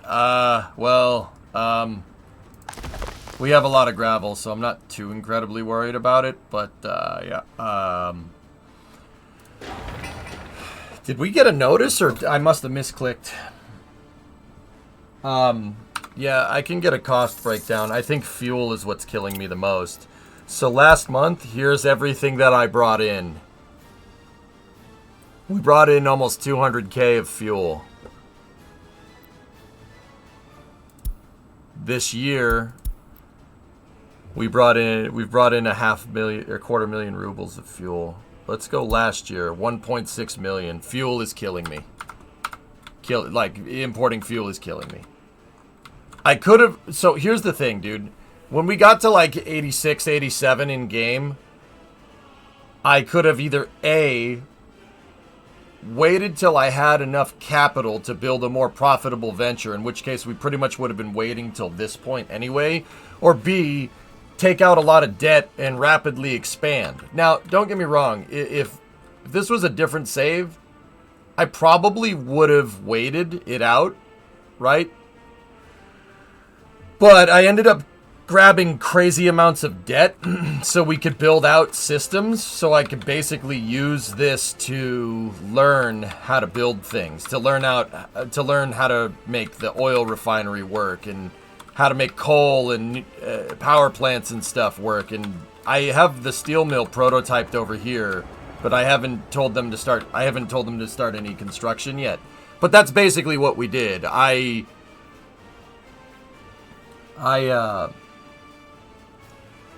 used the money that I had to place all these buildings and start learning the logistics of how to implement big projects quickly. So that debt, I paid for it. I mean, I'm paying for it in game, but I gained a lot of experience in how to design stuff for this. So the next city, I guarantee you, will be a lot more succinct. Like, it'll make this one look bad. This was our wet dress rehearsal. Yeah. What would your biggest lessons be for this, and what would you do differently? Waycrush, my biggest thing... So, in this, I was like, okay, let's build this, let's focus on this project and build out the city. Or let's go over here and focus on this project and build out the farm. The biggest thing that I'm going to do next is, in 1960, I'm going to basically pause the game. Flip off the active construction thing, and any systems that we can plan and build out without research, I'm going to do it. And then we'll just leave it like this, right? And then, as we slowly build profits, I'll just commission the construction of it. And then commission the construction of maybe this stretch of road. But the whole idea would be to have the whole design figured out. And if you get the whole design figured out, right, what I can do from there, or, simultaneously maybe not do incremental, but what I could do is build a construction yard on site that specifically was just designed for this area. So that construction yard, we'll have all the building materials staged across the street for the construction yard, right? And we'll use distribution facilities here and basically set each thing, basically figure out how much bricks, steel, boards, everything, gravel, concrete, maybe not concrete and asphalt because you can't stage that. Anything that we could stage here, mechanical components, I'll build all the open storages for. And then I'll attach my construction depot to that with the exact amount that we need, right? And maybe bring that stuff in by train. Start importing that stuff in bulk and have my trucks move that to the stockpiles. And then once I have all the resources that I need to build out this entire thing, because you can do that over time, right? You do it over time. You don't try to import it all at once and then bankrupt yourself like what I've been doing, right? You really basically gotta become a project manager and have all the resources staged and ready to go. Because think about it. What's the mistake? What's the mistake that I made here? Well, you needn't look no further. Last year, total amount of imports, 1.6 million of fuel. All those fuel costs are from trucks going back and forth to the border over a longer and longer distance, and more trucks being on the road because I tried to scale all at once instead of being incremental about it. What I'm going to do in my next save is not just plan out all the buildings for said project, but I'm also going to plan and stage all of the materials for said project as well. And also an emphasis on trains in the early game, which I didn't do here. I did plan around the trains here, but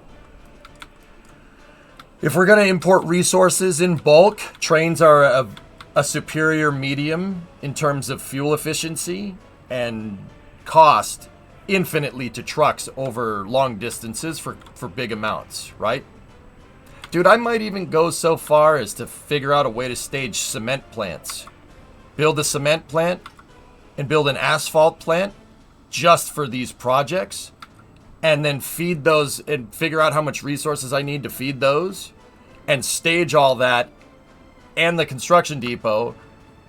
Build out, like I said, build out all the construction depot. Figure out all the exact equipment that we need to build all this stuff. Stage all the trucks in the construction depot, stage out all the resources, and then commission the entire project all at once. That way, you're not spending billions of dollars on, or millions of dollars on fuel instantly like that. See what I'm saying? That's one thing that I really learned in this game, and especially from this save. It's not just about how you design things. It's project management. You are managing everything. How quickly you scale or how fast you build up is super, super dependent on how quickly you can organize a project. So, in the future, with my construction depots, I'm going to be way more specialized about staging the resources and having construction depots that are specifically designed for purpose. Like a construction depot that is just for building a road. A construction depot that's just for building buildings. A construction depot that's just for building footpaths. The only profitable industries were coal, the coal plant, and oil. Yeah. Thank you for reminding me, Kolthar. I appreciate it. Yeah, you know, I'm not sure what that added to the discussion, but yeah, no, it's good.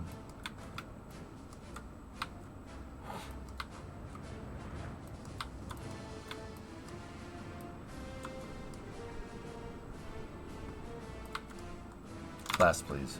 Okay, enjoy this V22. I think your problem was that you did not focus on one project. If you did just the farm or the oil field or just the fuel or steel, you might have been okay, but you designed one, started building, and then went right to designing another one. But I get it. Yeah, Katri, you're absolutely right. That happened, and this is, well, I mean, it's not an excuse. I'm paying for that, literally, well, actually right now.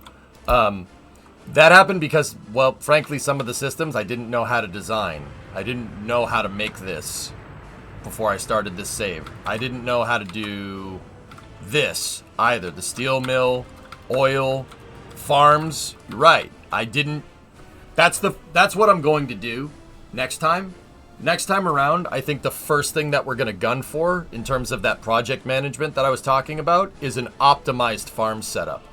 A farm setup that, you know, basically doesn't have the farm be super far away from the fields and doesn't have it so my farm route crosses a freaking highway. Probably not a good idea, right? Are we going to start a new city today? It depends, Batman. I'm trying to save this one, but this one is not doing too well. We're reeling pretty hard.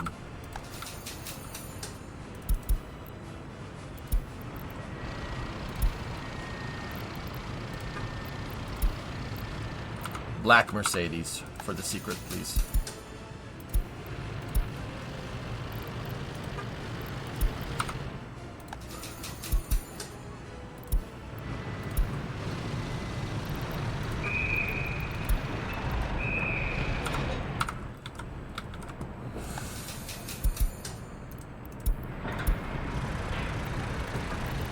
Secret police car, black Mercedes. You also use the hardest difficulty to learn on. Well, that's how you learn the fastest, man.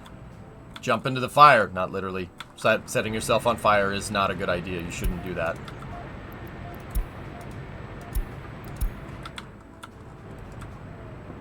Well, that heating plant got finished.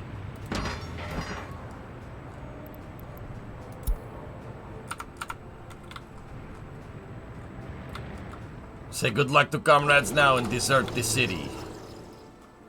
Eventually, because I'm importing so much freaking fuel, eventually it's, you know, I'm kind of hoping that we can get the oil field set up before I default on all these loans, because right now I'm just, every time I refinance, I end up compounding.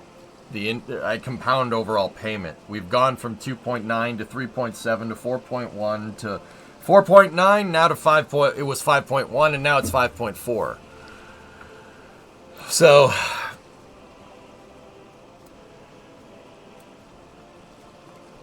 I think now that I'm thinking about it, I'll take the crappy interest rate. I'll take the crappy interest rate with smaller payments. Now you tell me.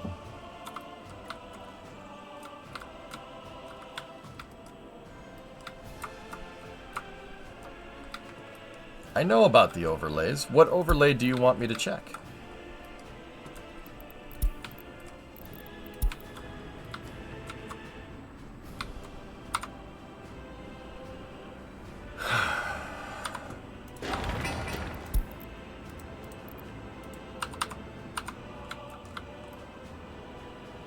Guys, does how much you borrow scale with how much you export? EJ can borrow up to 10 million, but I can only borrow up to 2.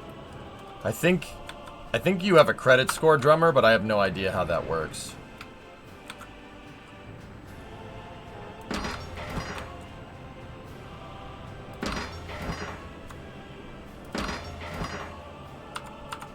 It's based off of population. Oh, thanks, Starving. Today I learned. Someone said it's based off population. That seems to be the case. Yeah, thank you. You have 0 population. Yeah, that would explain that.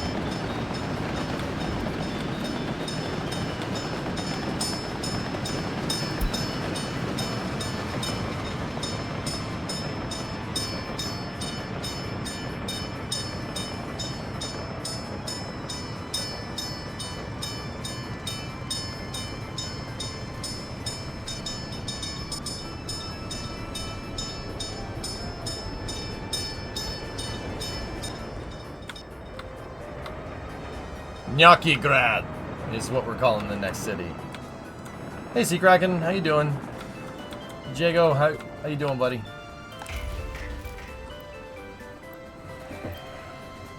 Yeah, basically me trying to expand quickly to understand, because I figured at the rate we were expanding at, if I hadn't taken in any debt, we would have been right here with about half the population. We'd be fine, we just wouldn't have grown that fast. Not Slapitov? Slapitov?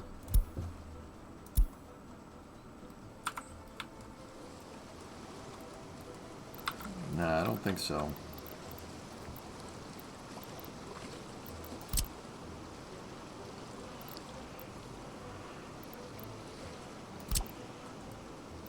Yeah, train distribution office is probably... Yeah, you're good. This is another thing I'm going to do, train distro. But train distribution is something you have to research here, I'm pretty sure. So it's also important to make sure our city gets a lot of experts early on so we can build out the research trees. Yeah, railway distro.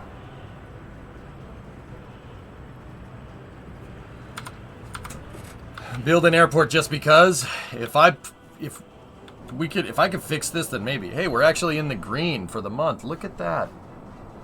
See, like, this city does generate money. Like I said, it's just the fuel costs that are killing me. This city would be very profitable if I produced my own fuel. Yeah, I should have built that refinery over here when I did. But stupid Russian winters. You're in the green because, well, that's just showing my profit. That doesn't, that's just showing straight profit on the month. That's not including expenses. Except the expenses that are shown on that screen. Yeah, see, we didn't stay green for long.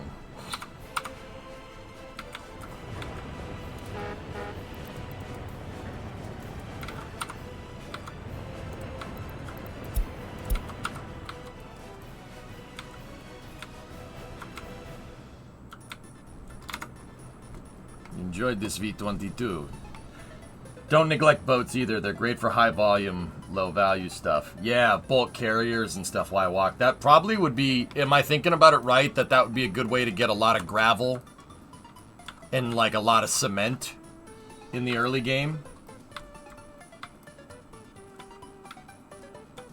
I mean, a port with a train station with distribution that's connected into the borders, that would probably be one of the first things that I would make. Not necessarily just the road. So next save, farms, coal, oil, train cargo, boat cargo. Yeah, that's all the, yeah, I mean, Dave, if you're making a list. I always do gravel and crops by boat fairly early on. Cool.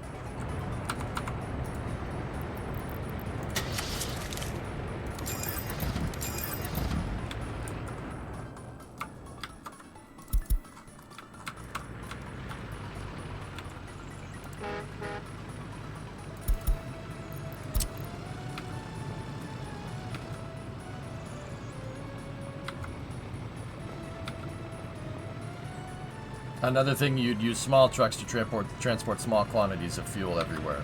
Yep. Can you build a pipeline in the border to mass export? Yes.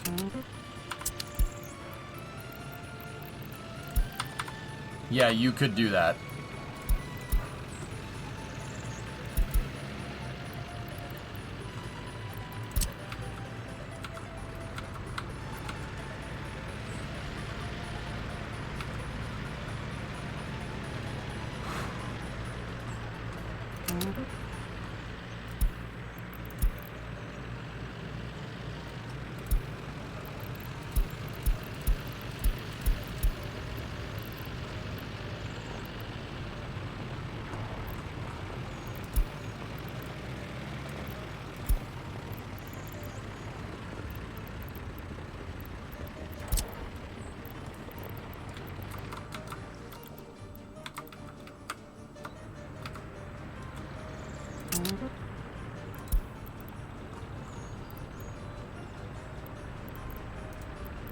Hang on, I screwed up. I clicked the wrong button.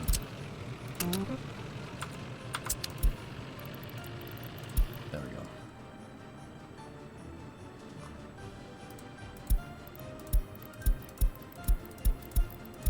Yeah, none of this stuff is...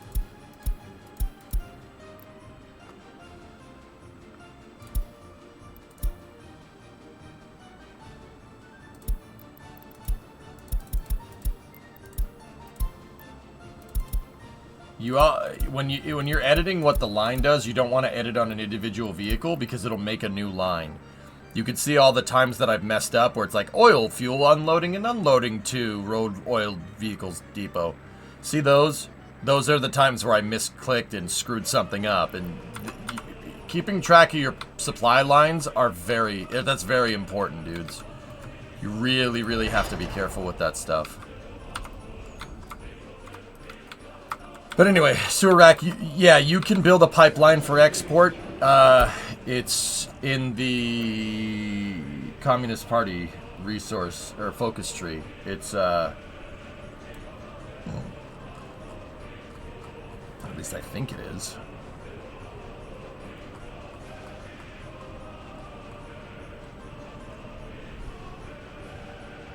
Yeah, it's in the metallurgy focus tree. Keep in mind, though, that the focus tree is you need to research some technical stuff first, and then you can do this. So a pipeline connection with Western countries is something that I would have to work on. But that might not be the worst idea to go down that check tree somewhere in the early game, so like by the late 60s in game. So instead of using trucks to export crude and wasting the gas there, you could just use some electricity and a pipeline connection, you know? When moon? Coverage should begin in an hour and change, Black?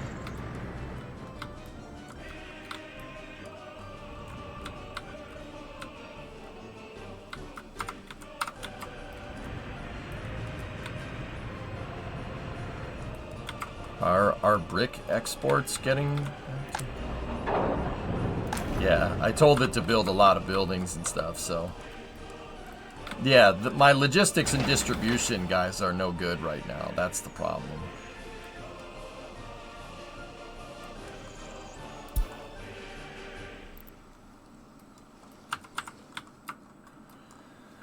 Yeah. Tommy, like I said, what's killing me is the fact that I didn't build out the trains enough. Because trains can efficiently move bulk resources a lot better. That's why, like the US, for instance, our rail system is all optimized around freight for moving stuff around, so we can get resources anywhere. We have a very comprehensive railway system, it's just not for people. Go figure. Yeah, no, you might not like that. It's a little bit of a different flavor, but we have a pretty damn good rail network. Yeah. Like, so think about it, dude. You have a country, 300 million people, right? We can move, and when I mean anything, I mean any resource you want. Steel, oil, crops, coal, whatever. Our rail system is very, very, very well put together. And then on top of that, you have our highway system. On top of that, you have the highways, right? Like, rockets? Well, Wardux, the thing is that interesting thing regarding rocket logistics. Ever look at a picture of a Falcon 9? Here. Caps lock was on. Falcon 9 is awfully tall and awfully skinny. You know why? It's using a 3.7 meter core diameter. There's a very good reason for that.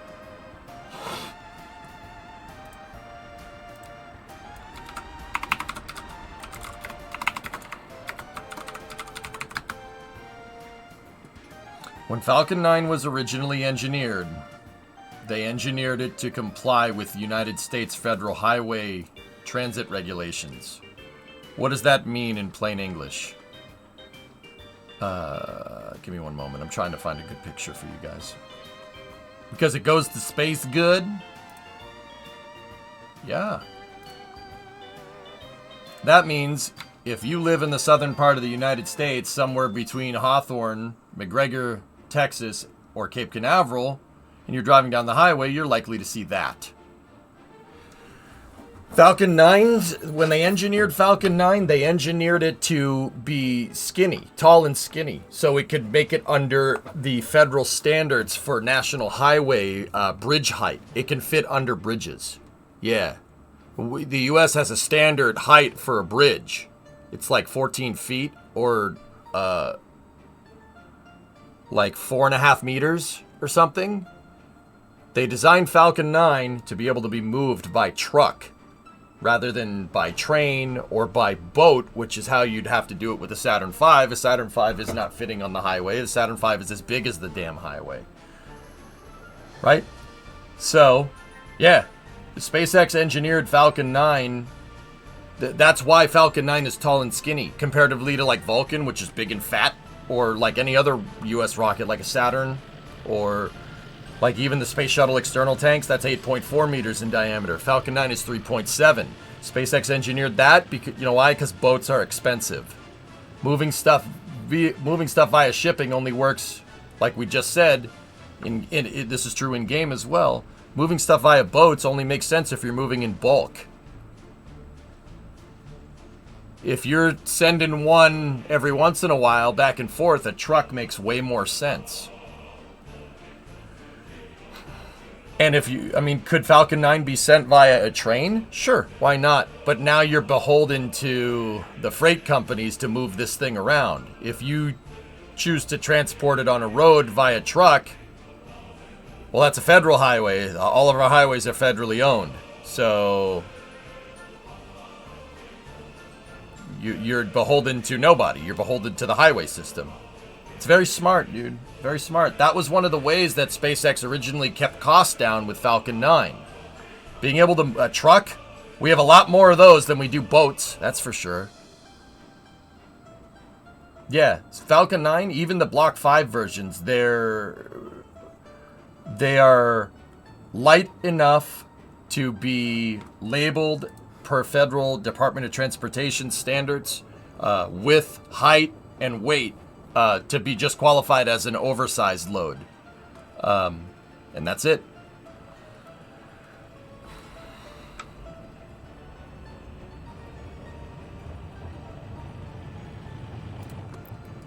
Yeah, a little bit about logistics. So, like in the US, that's why we built out the highway system, so we could, well, the highway systems, our highway systems were built around for military mobility in case somebody tried to invade us.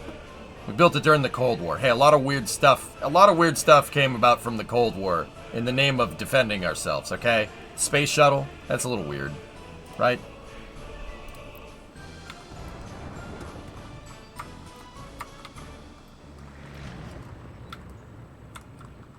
It is, the idea was lifted from the Autobahns from Nazi Germany, Carlos. That's right.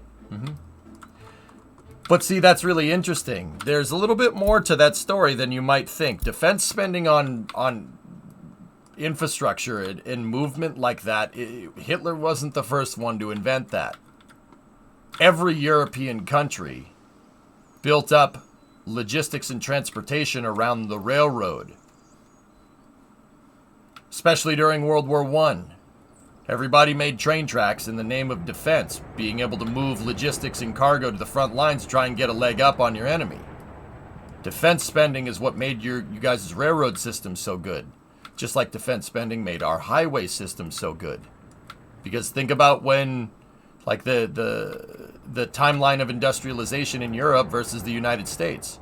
The United States became heavily industrialized in the 20s and the 30s. Like heavy industry. Like manufacturing cars, for instance. So it only made sense to build it around that. Right? Mass decentralized transport. That was a cutting edge idea 100 years ago at this time. So we had a network that was built around rail, and our network that was built around highways replaced it. But we did lift that idea from the Germans because Eisenhower saw the Autobahns after Nazi Germany lost. Sucks to be you, man. After Nazi Germany lost in 1945, Eisenhower was in command of the entire the European theater. He was in command of the Allied side of the European theater, so we got to see him. And then he became president later. And when he was president, he implemented that idea. But Hitler didn't get the idea. He didn't just pop up with that idea. The idea of spending money on logistic and transport systems for defense, I mean, he was the first one to do it with a car, right? But every European country spent money on building out railroads for defensive capabilities. They'd been doing that for 50 years at that point. And once again, that's why you guys' railroad system is so damn good. Because when Europe started to really become industrialized is when the railroad came of age as a mechanized system of transport. Just like our systems are built around the car because we spent money on defensive infrastructure when the car was in its heyday. Does that make sense? If you're wondering why the U.S. has a great highway system but a terrible train system, there you go. There's your reason.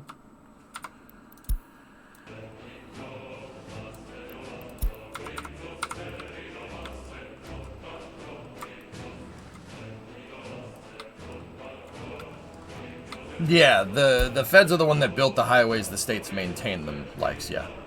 Good call. Sir, I drive a vehicular contraption.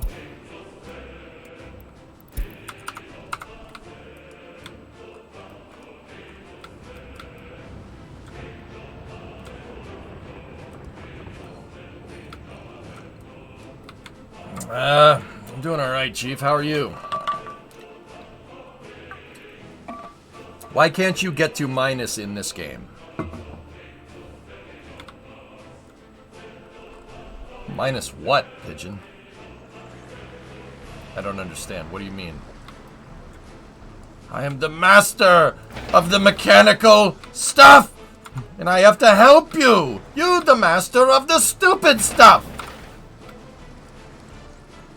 Why can't you get to negative money? Because I don't think any country has a concept in terms of monetary capital systems of negative dollars. How can you have minus $2?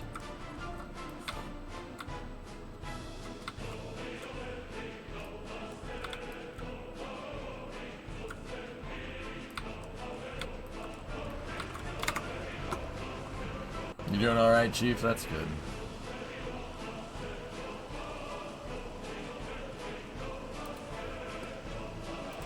Having a loan, technically.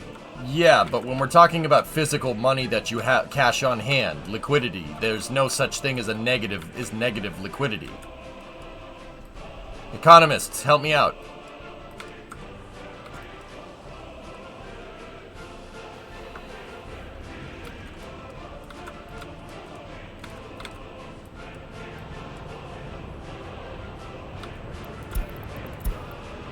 You guys, did you know my citizens' happiness is too low? Turns out when you don't give them water and food, they get upset.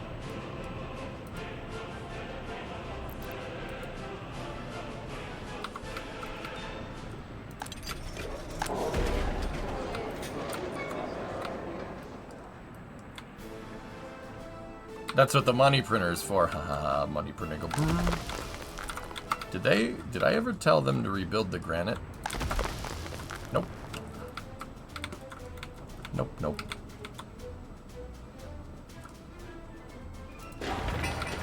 There is. Try having a child. Feels like a vacuum cleaner in the wallet. That's what negative liquidity is.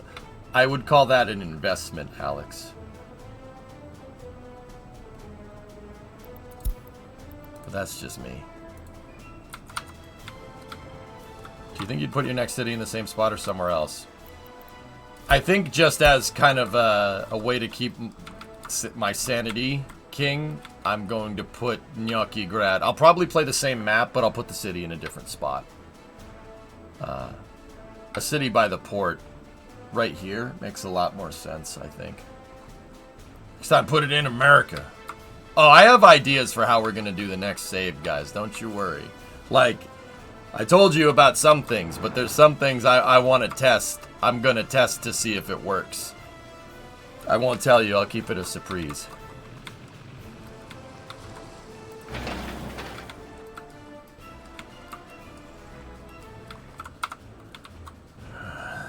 Will you start the New Republic today?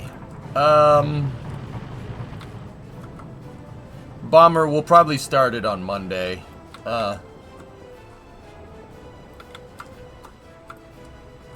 I'm not sure I'm going to be able to get this city profitable in any reasonable time frame, and you guys are all jonesing for a new city.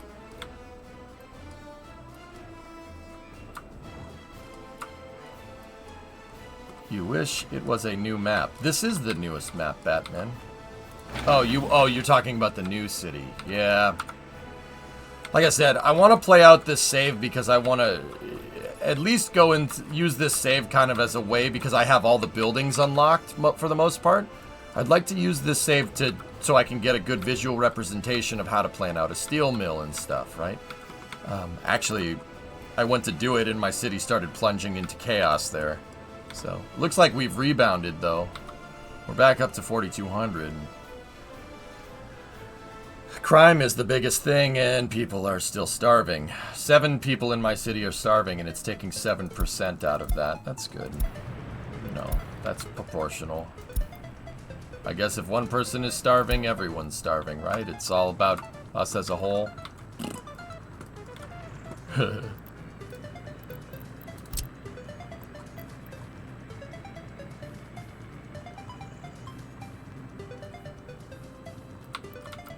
So I think I'm gonna do that right now here because we don't have much time before I gotta pick up the coverage, dudes.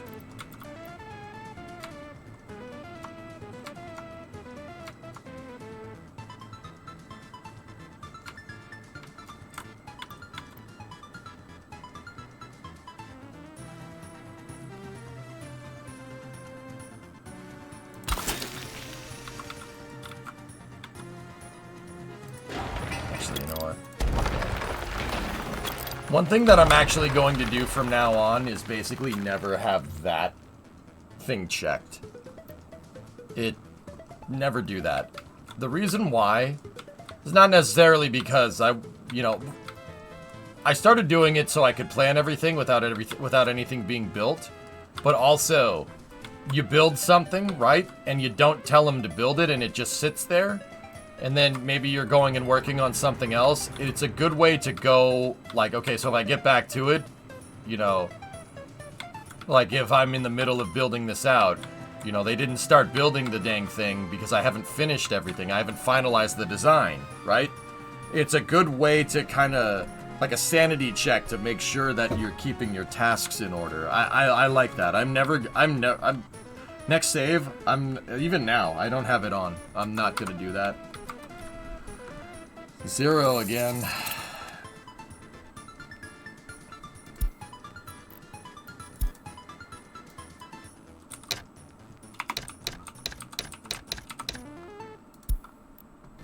We paid off 1. What's our total debt? 5.4. It's kind of staying the same, dude. So you can change things up if you turns out you can't fit any garbage stands. Bingo. Maul's next save, I'm going to design everything. I'm going to pause the game in 1960 and design everything. As much as, at least get the entire farm figured out. The whole farming system. Get that all ready to go. Yeah, we're gonna do that.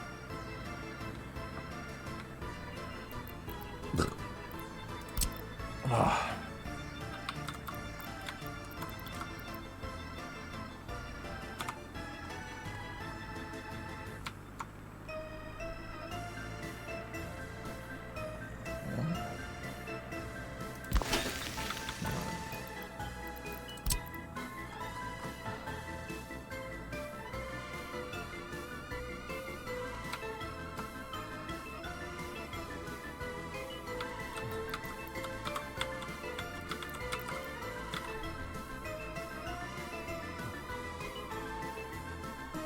So I'm just using this time to plan out the rest of the steel mill, but honestly, I'm not sure if it's gonna get built.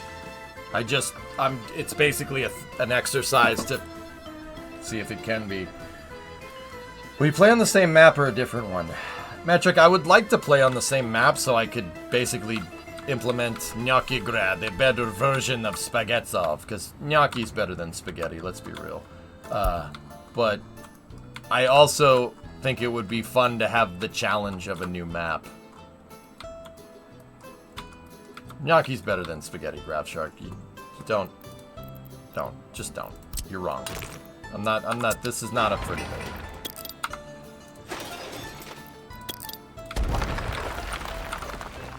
Time to have pasta wars. See, this is what I mean. If I had told them to start building this stuff, I saw that is not exactly what I wanted.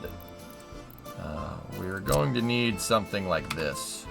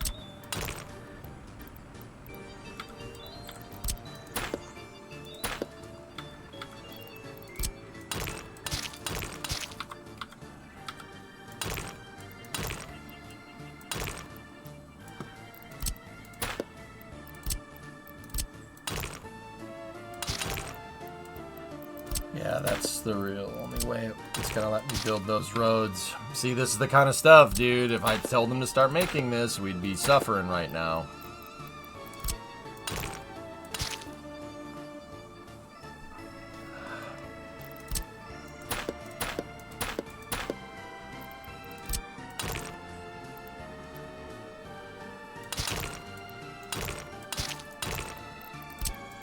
Why won't you let me make the road? There we go.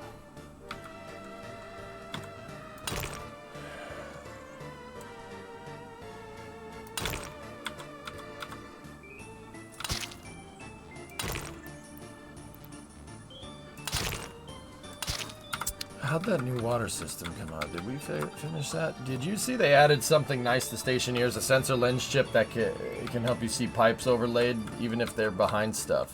That's cool.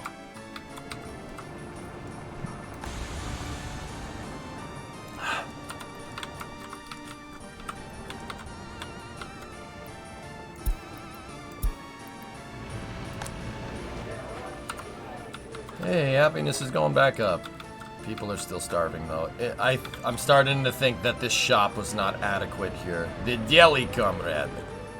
Not big enough. We need a grand bodega, just like that one.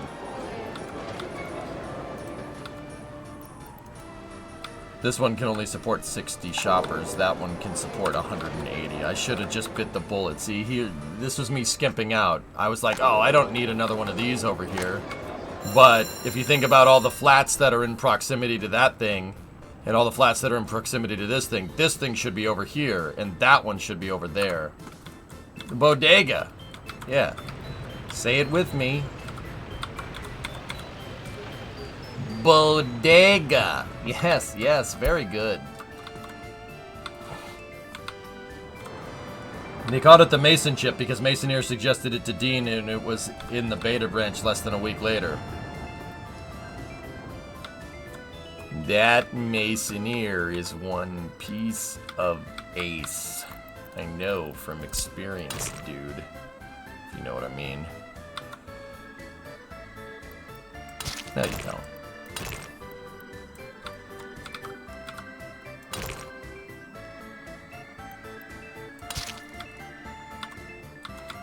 Nah, Mason, that's cool, man. Really cool. Sorry, guys, I'm starting to get tired. If it seems like I'm, like, out of gas, it's because I've probably gotten, like, cumulatively, like, maybe 8 hours of sleep this week. Yeah, I haven't slept in a little while. But I ain't missing the lunar landing, and I want to play the game, so frick that. So apologize if I'm, like, oh, right now. Trust me, the lunar landing will wake me up. Ha. Flight controllers chose to exercise an additional orbit. New anticipated time is 17:24. ETA on the landing. Well, give me 1 second. Yep.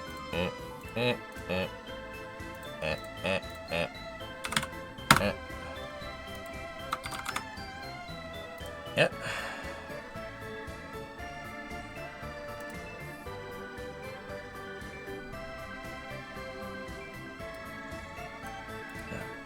1600 Central, which is 5 p.m. Eastern.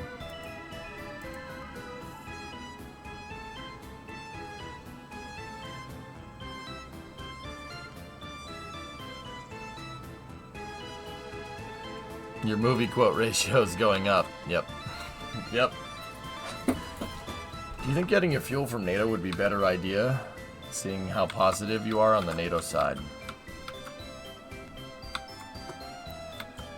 I mean...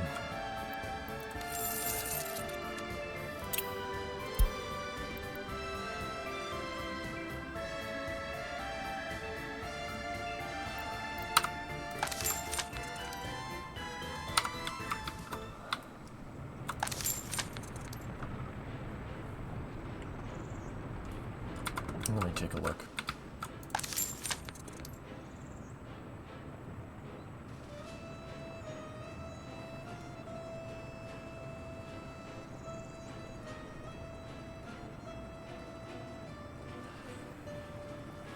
So, if I'm looking at this right, let's go here. Last month, we imported 157,455 rubles worth of fuel. 156 tons of fuel. Right? So, what's 156 tons of fuel over here? Did I... Hello? Brain? Brain, wake up. I need you for a couple hours, then we can take a break, Brain. Come on. 156 tons. At 879 a pop.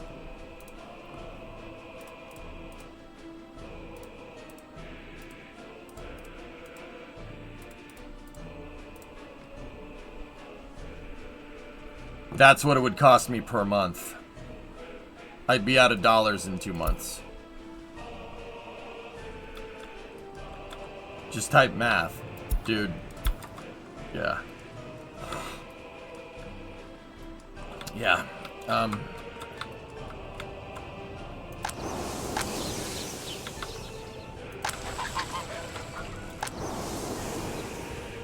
I would never let you forget that, Gem. Dude, I'm telling you, streaming makes you dumber. Seriously, every time you're on stream, you take a debuff to, like, math ability to process numbers. And it's not just me. Every streamer. It's every freaking streamer. This happens all the time.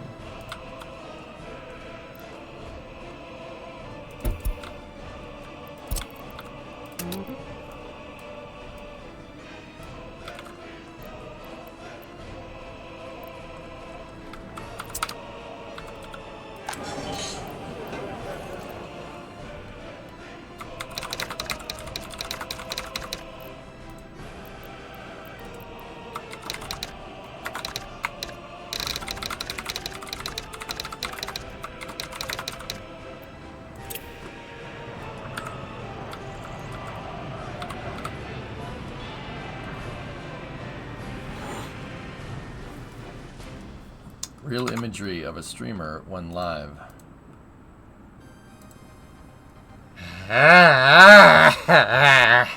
Yeah, you're pretty much right. That's correct.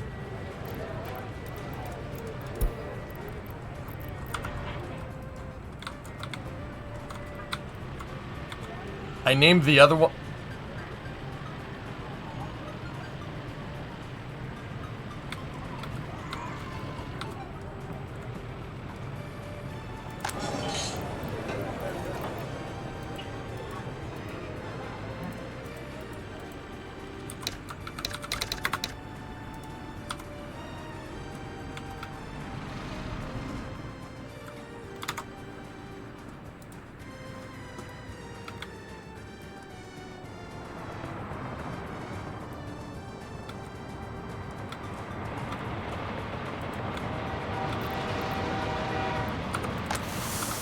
Let's just pretend that didn't happen, okay?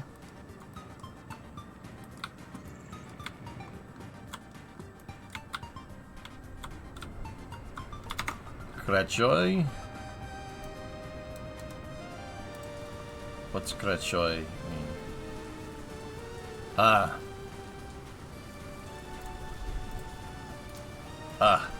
Yeah.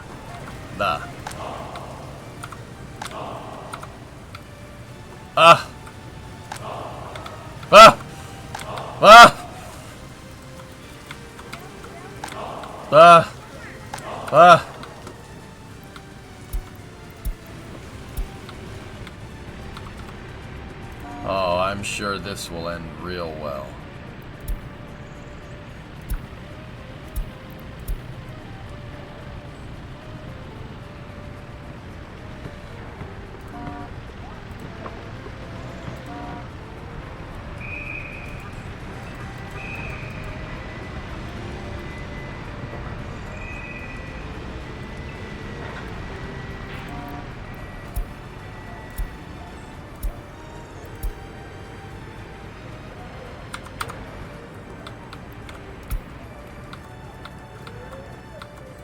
Reason.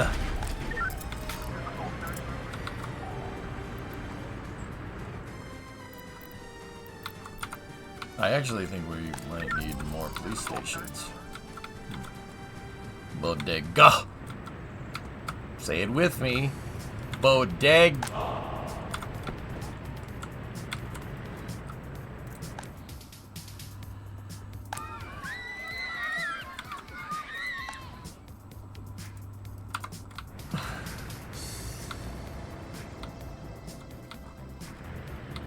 Truck station is a distribution office. I've not really been having a lot of luck with distribution offices. Actually, you know, distributing.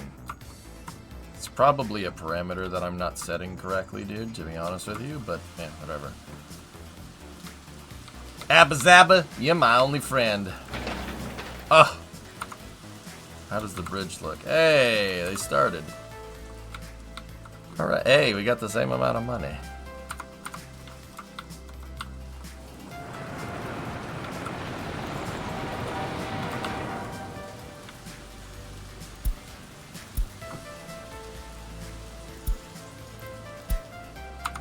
Oh boy. Yeah, here's what we're gonna do. We're gonna tell that train to go right back to the giant pile of Beria because, yeah, if that fills up, we're screwed. All of these buildings will stop working. One of those buildings being the power plant. If the power plant stops working, we die. We die.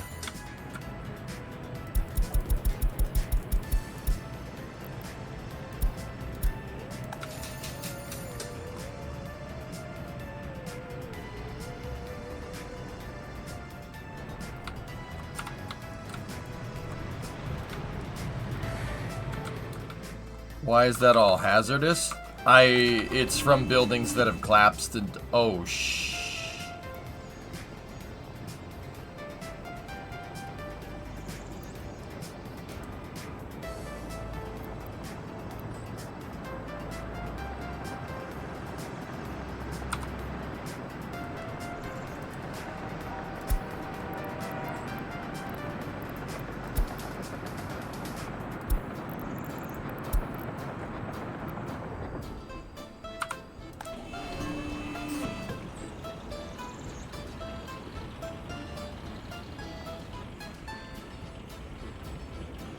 That's not good. That's not good. That's not good.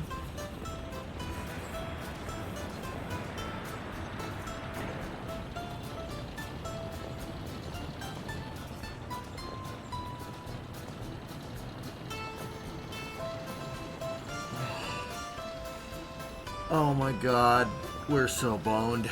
I must have told a demo office. These trucks are from a demo office. I must have told them to drop it. I'm guessing it's the hazardous waste from the gravel quarry buying the farm. That's my guess. I told them to offload it there so we wouldn't get screwed on hazmat. Yep, didn't think that decision through. That's how you know I'm starting to get really tired. Yep, that's not good. Click on the train. How much will it set you back?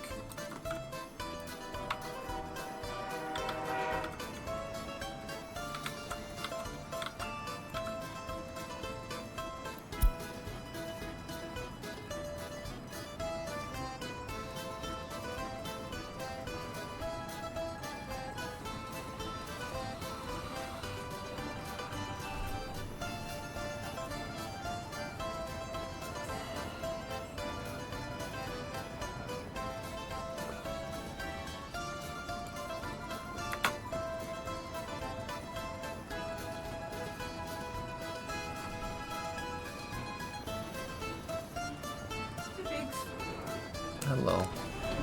What's on? I'm tired.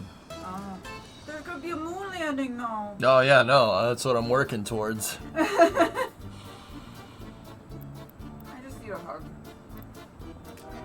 So it's 2,600 for every 100 tons, and we have 420 nice tons, so it's not going to cost that much. Okay. How you doing? Yeah.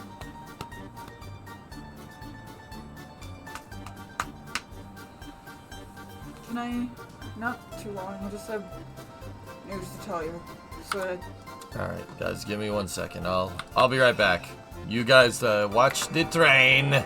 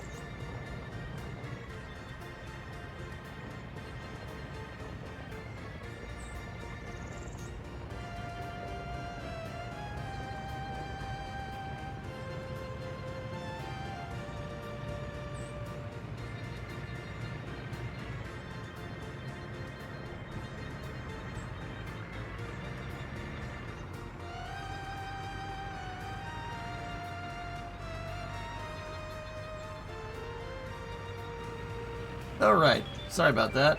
I'm back. Still tired. Do you guys like trains? I like trains. Cast starts in 20 minutes from NASA. Research program is finished for semiconductors. Yeah. He's back! Act normal! Act normal! Train me vans. Yeah, so what were we thinking? It's 2,600 for every 100 tons. There's 400 tons. 400 times 26. It's not... That's not too bad. It's not great. But it's not bad either.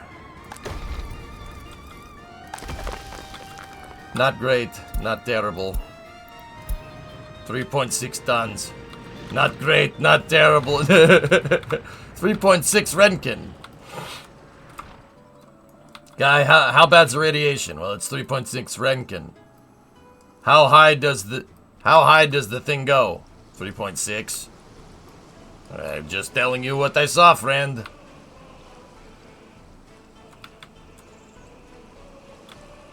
You have to stop delivering new waste to it or it will always be hazardous.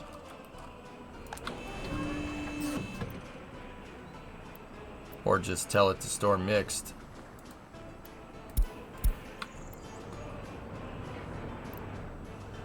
Well, the train will empty most of it. When it empties, most of it will be okay. I have a technical office here.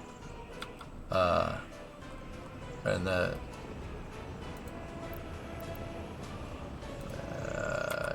Yeah.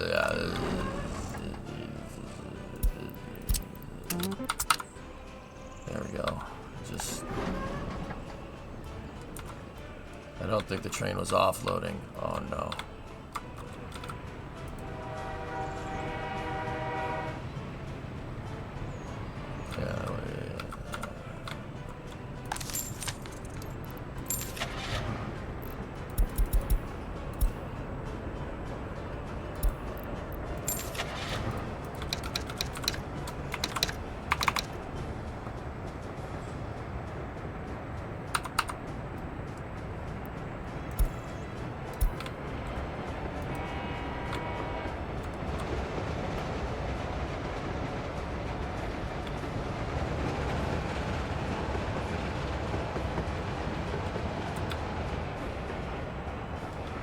Pigeon. Hey, Adele, I do love managing virtual debt.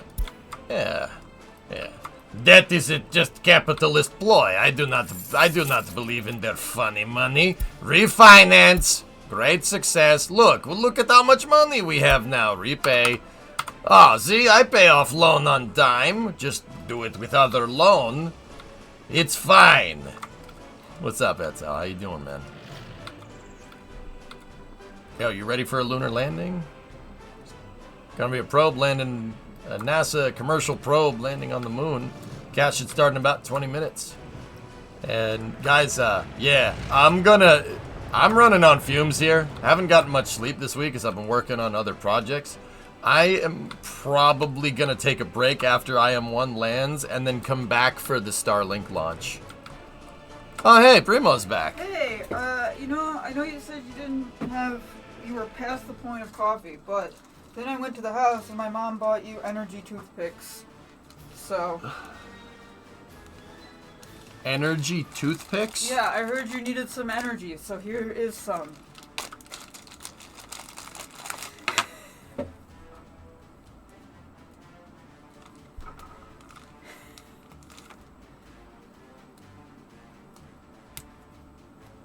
I don't know. Energy toothpicks. You have my...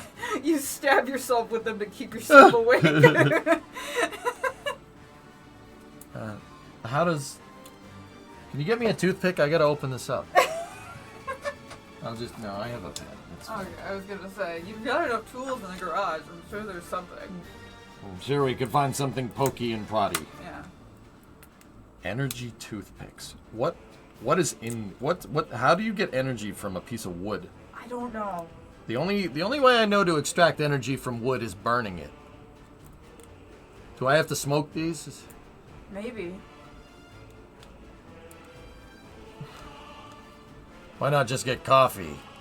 I think my stomach will explode. if I have another coffee. Guys, don't judge me. I had a Red Bull today and coffee. So, Oh, jeez. yeah, So if you're still this exhausted? yeah, I've been trying to scrape the bottom of the barrel here. I've been doing a lot of work, and my in-laws are here. Don't.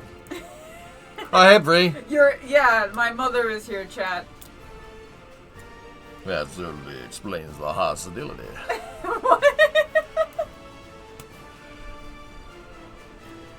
Red Bull's still a thing. No, I just made it up, and I wish that I had a Red Bull. I just thought about it because, that's what mattered. Wait, so did you not have a Red Bull? I had a Red Bull. It was Okay. sugar-free, and it was delicious. Oh. All right. Are you feeling energized yet? I'll tell you soon.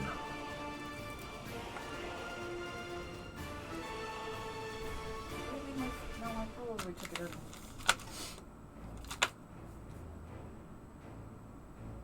in. No, my heartbeat's fine. We're good. Oh, What'd you say? my phone. I was looking for my phone. I found it. How could you lose your phone? We're in one room. Because it's me. Alright. I love you. I love you too. I'm gonna pick up the coverage here sooner rather than later. Love you, baby. I love you. I'll see you in a little bit. Guys, regardless of how this energy toothpick works, after I am one, I'm going to take a nap so I can watch Starlink. A kiss is gross. She got cooties, man. She got the cooties. Is it wood soaked in cocaine? Don't know.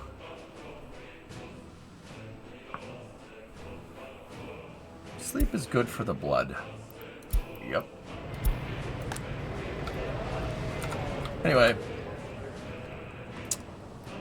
Power move. Put every energy toothpick in your mouth at the same time? Bro, don't do it. I'll do it.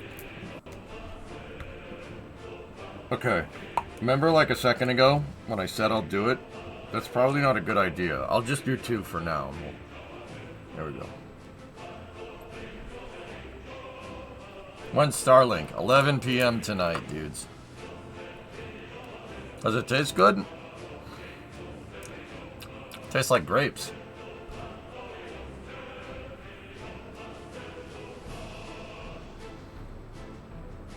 Is there info on the label, or do you prefer to be surprised? Oh, it's gluten-free, vegan, keto-friendly. It has 0 calories and 0 sugar.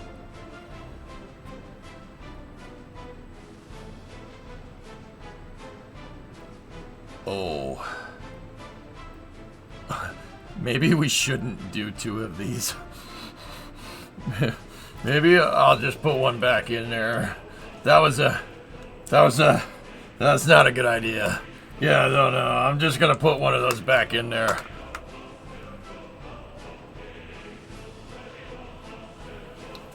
Yeah, I'm sorry. Etal, I'm gonna wimp out on this one. We should not do that. That's not a good idea at all.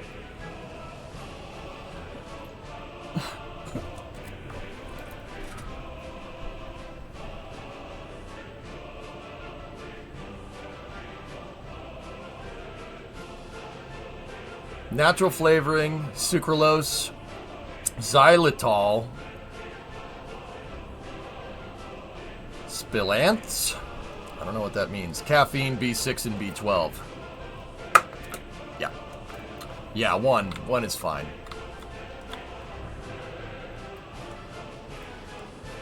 What, your heart pumping important to you or something?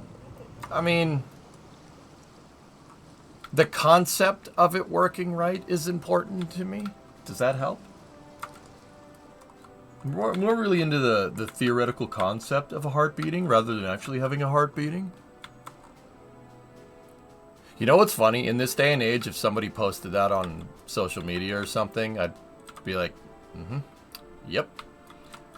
This person believes every word that they're saying. Okay.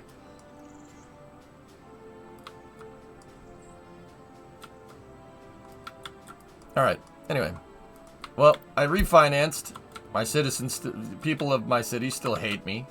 They don't hate me as much, though, which is good. Hey, subs, what's going on? We should be getting coverage here. Yeah, yeah, there we go. We're going to fix that problem. Well, that filled up quick. Okay. Are our hearts really beating, though? How can our hearts beat if our eyes aren't beating? Really, guys? They're not telling you. They don't tell you that. They don't teach you that in medical school or something. I don't know. I'm tired. Don't listen to me. Hey, doing better today?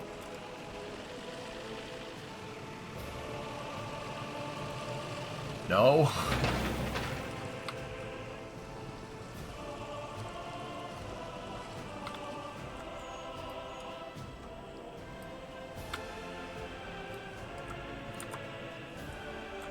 If you need something to wake up, I know a guy. We just need to go to McDonald's.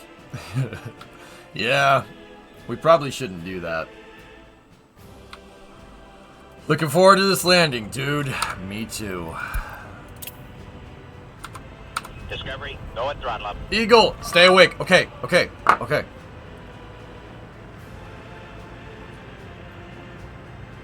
I feel happy. Discovery, go at throttle up. Dead crew, 41 months. Yeah, Aqualex. I don't have a dog, so that's good. I've lost track. What area is expected to be completed next? Oil refinery, oil pumping. Oil is the next one, but I'm designing the steel mill here. I don't think this is ever going to get built. I'm just designing it so I know how this all goes together during the next save. Can you make a fuel refinery? I can. Yeah, we could try. I did slate out a fuel refinery right here, and chat said don't do it. It's going to take up too much something. Oh, God. I'm alright. Okay.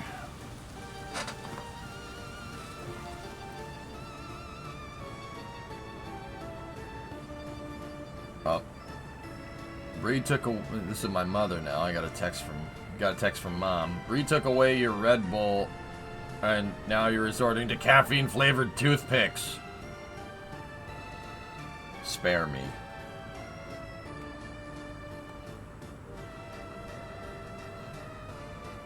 Also, hi, Mom. Also, spare me, please. Get off my back, woman! No, I love you. I love you. You yeah. Okay. Hey, Ma! The meatloaf! Well, we want the meatloaf and we want it now!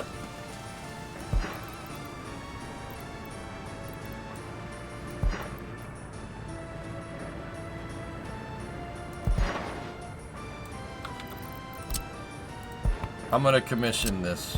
Let's do it. Let's do it. Oh, we have another message? No, okay.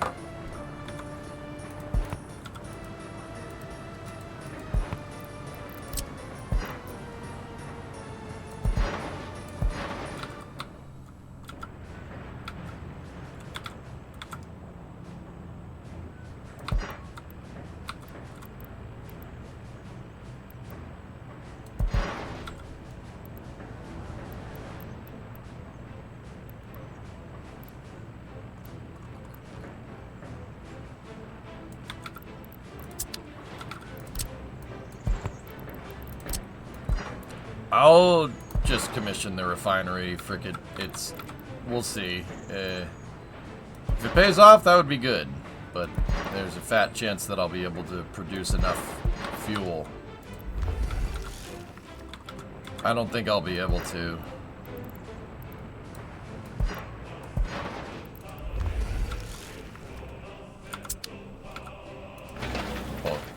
Oh.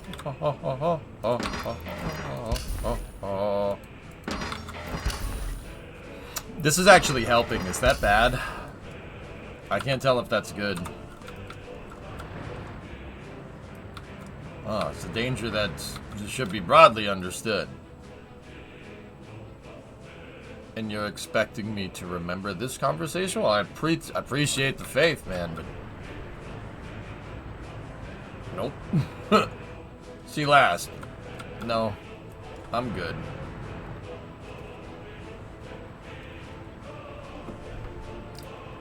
Tasty.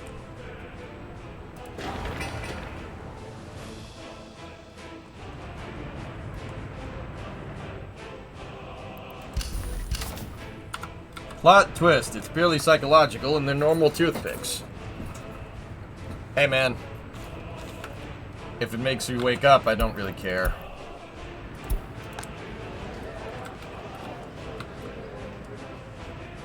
Is it grape or medicine grape?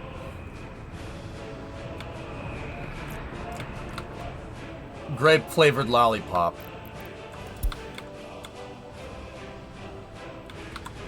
Yeah, W, I know. We'll pick up the coverage right when it starts. In fact, yeah, so I don't... That's gonna be hard to make it. I don't know. What are the connections on this thing again?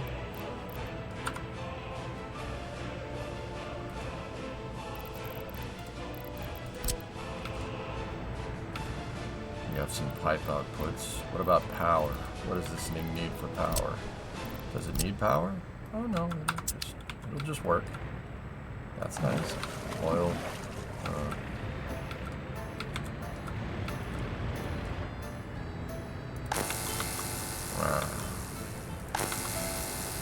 Yeah.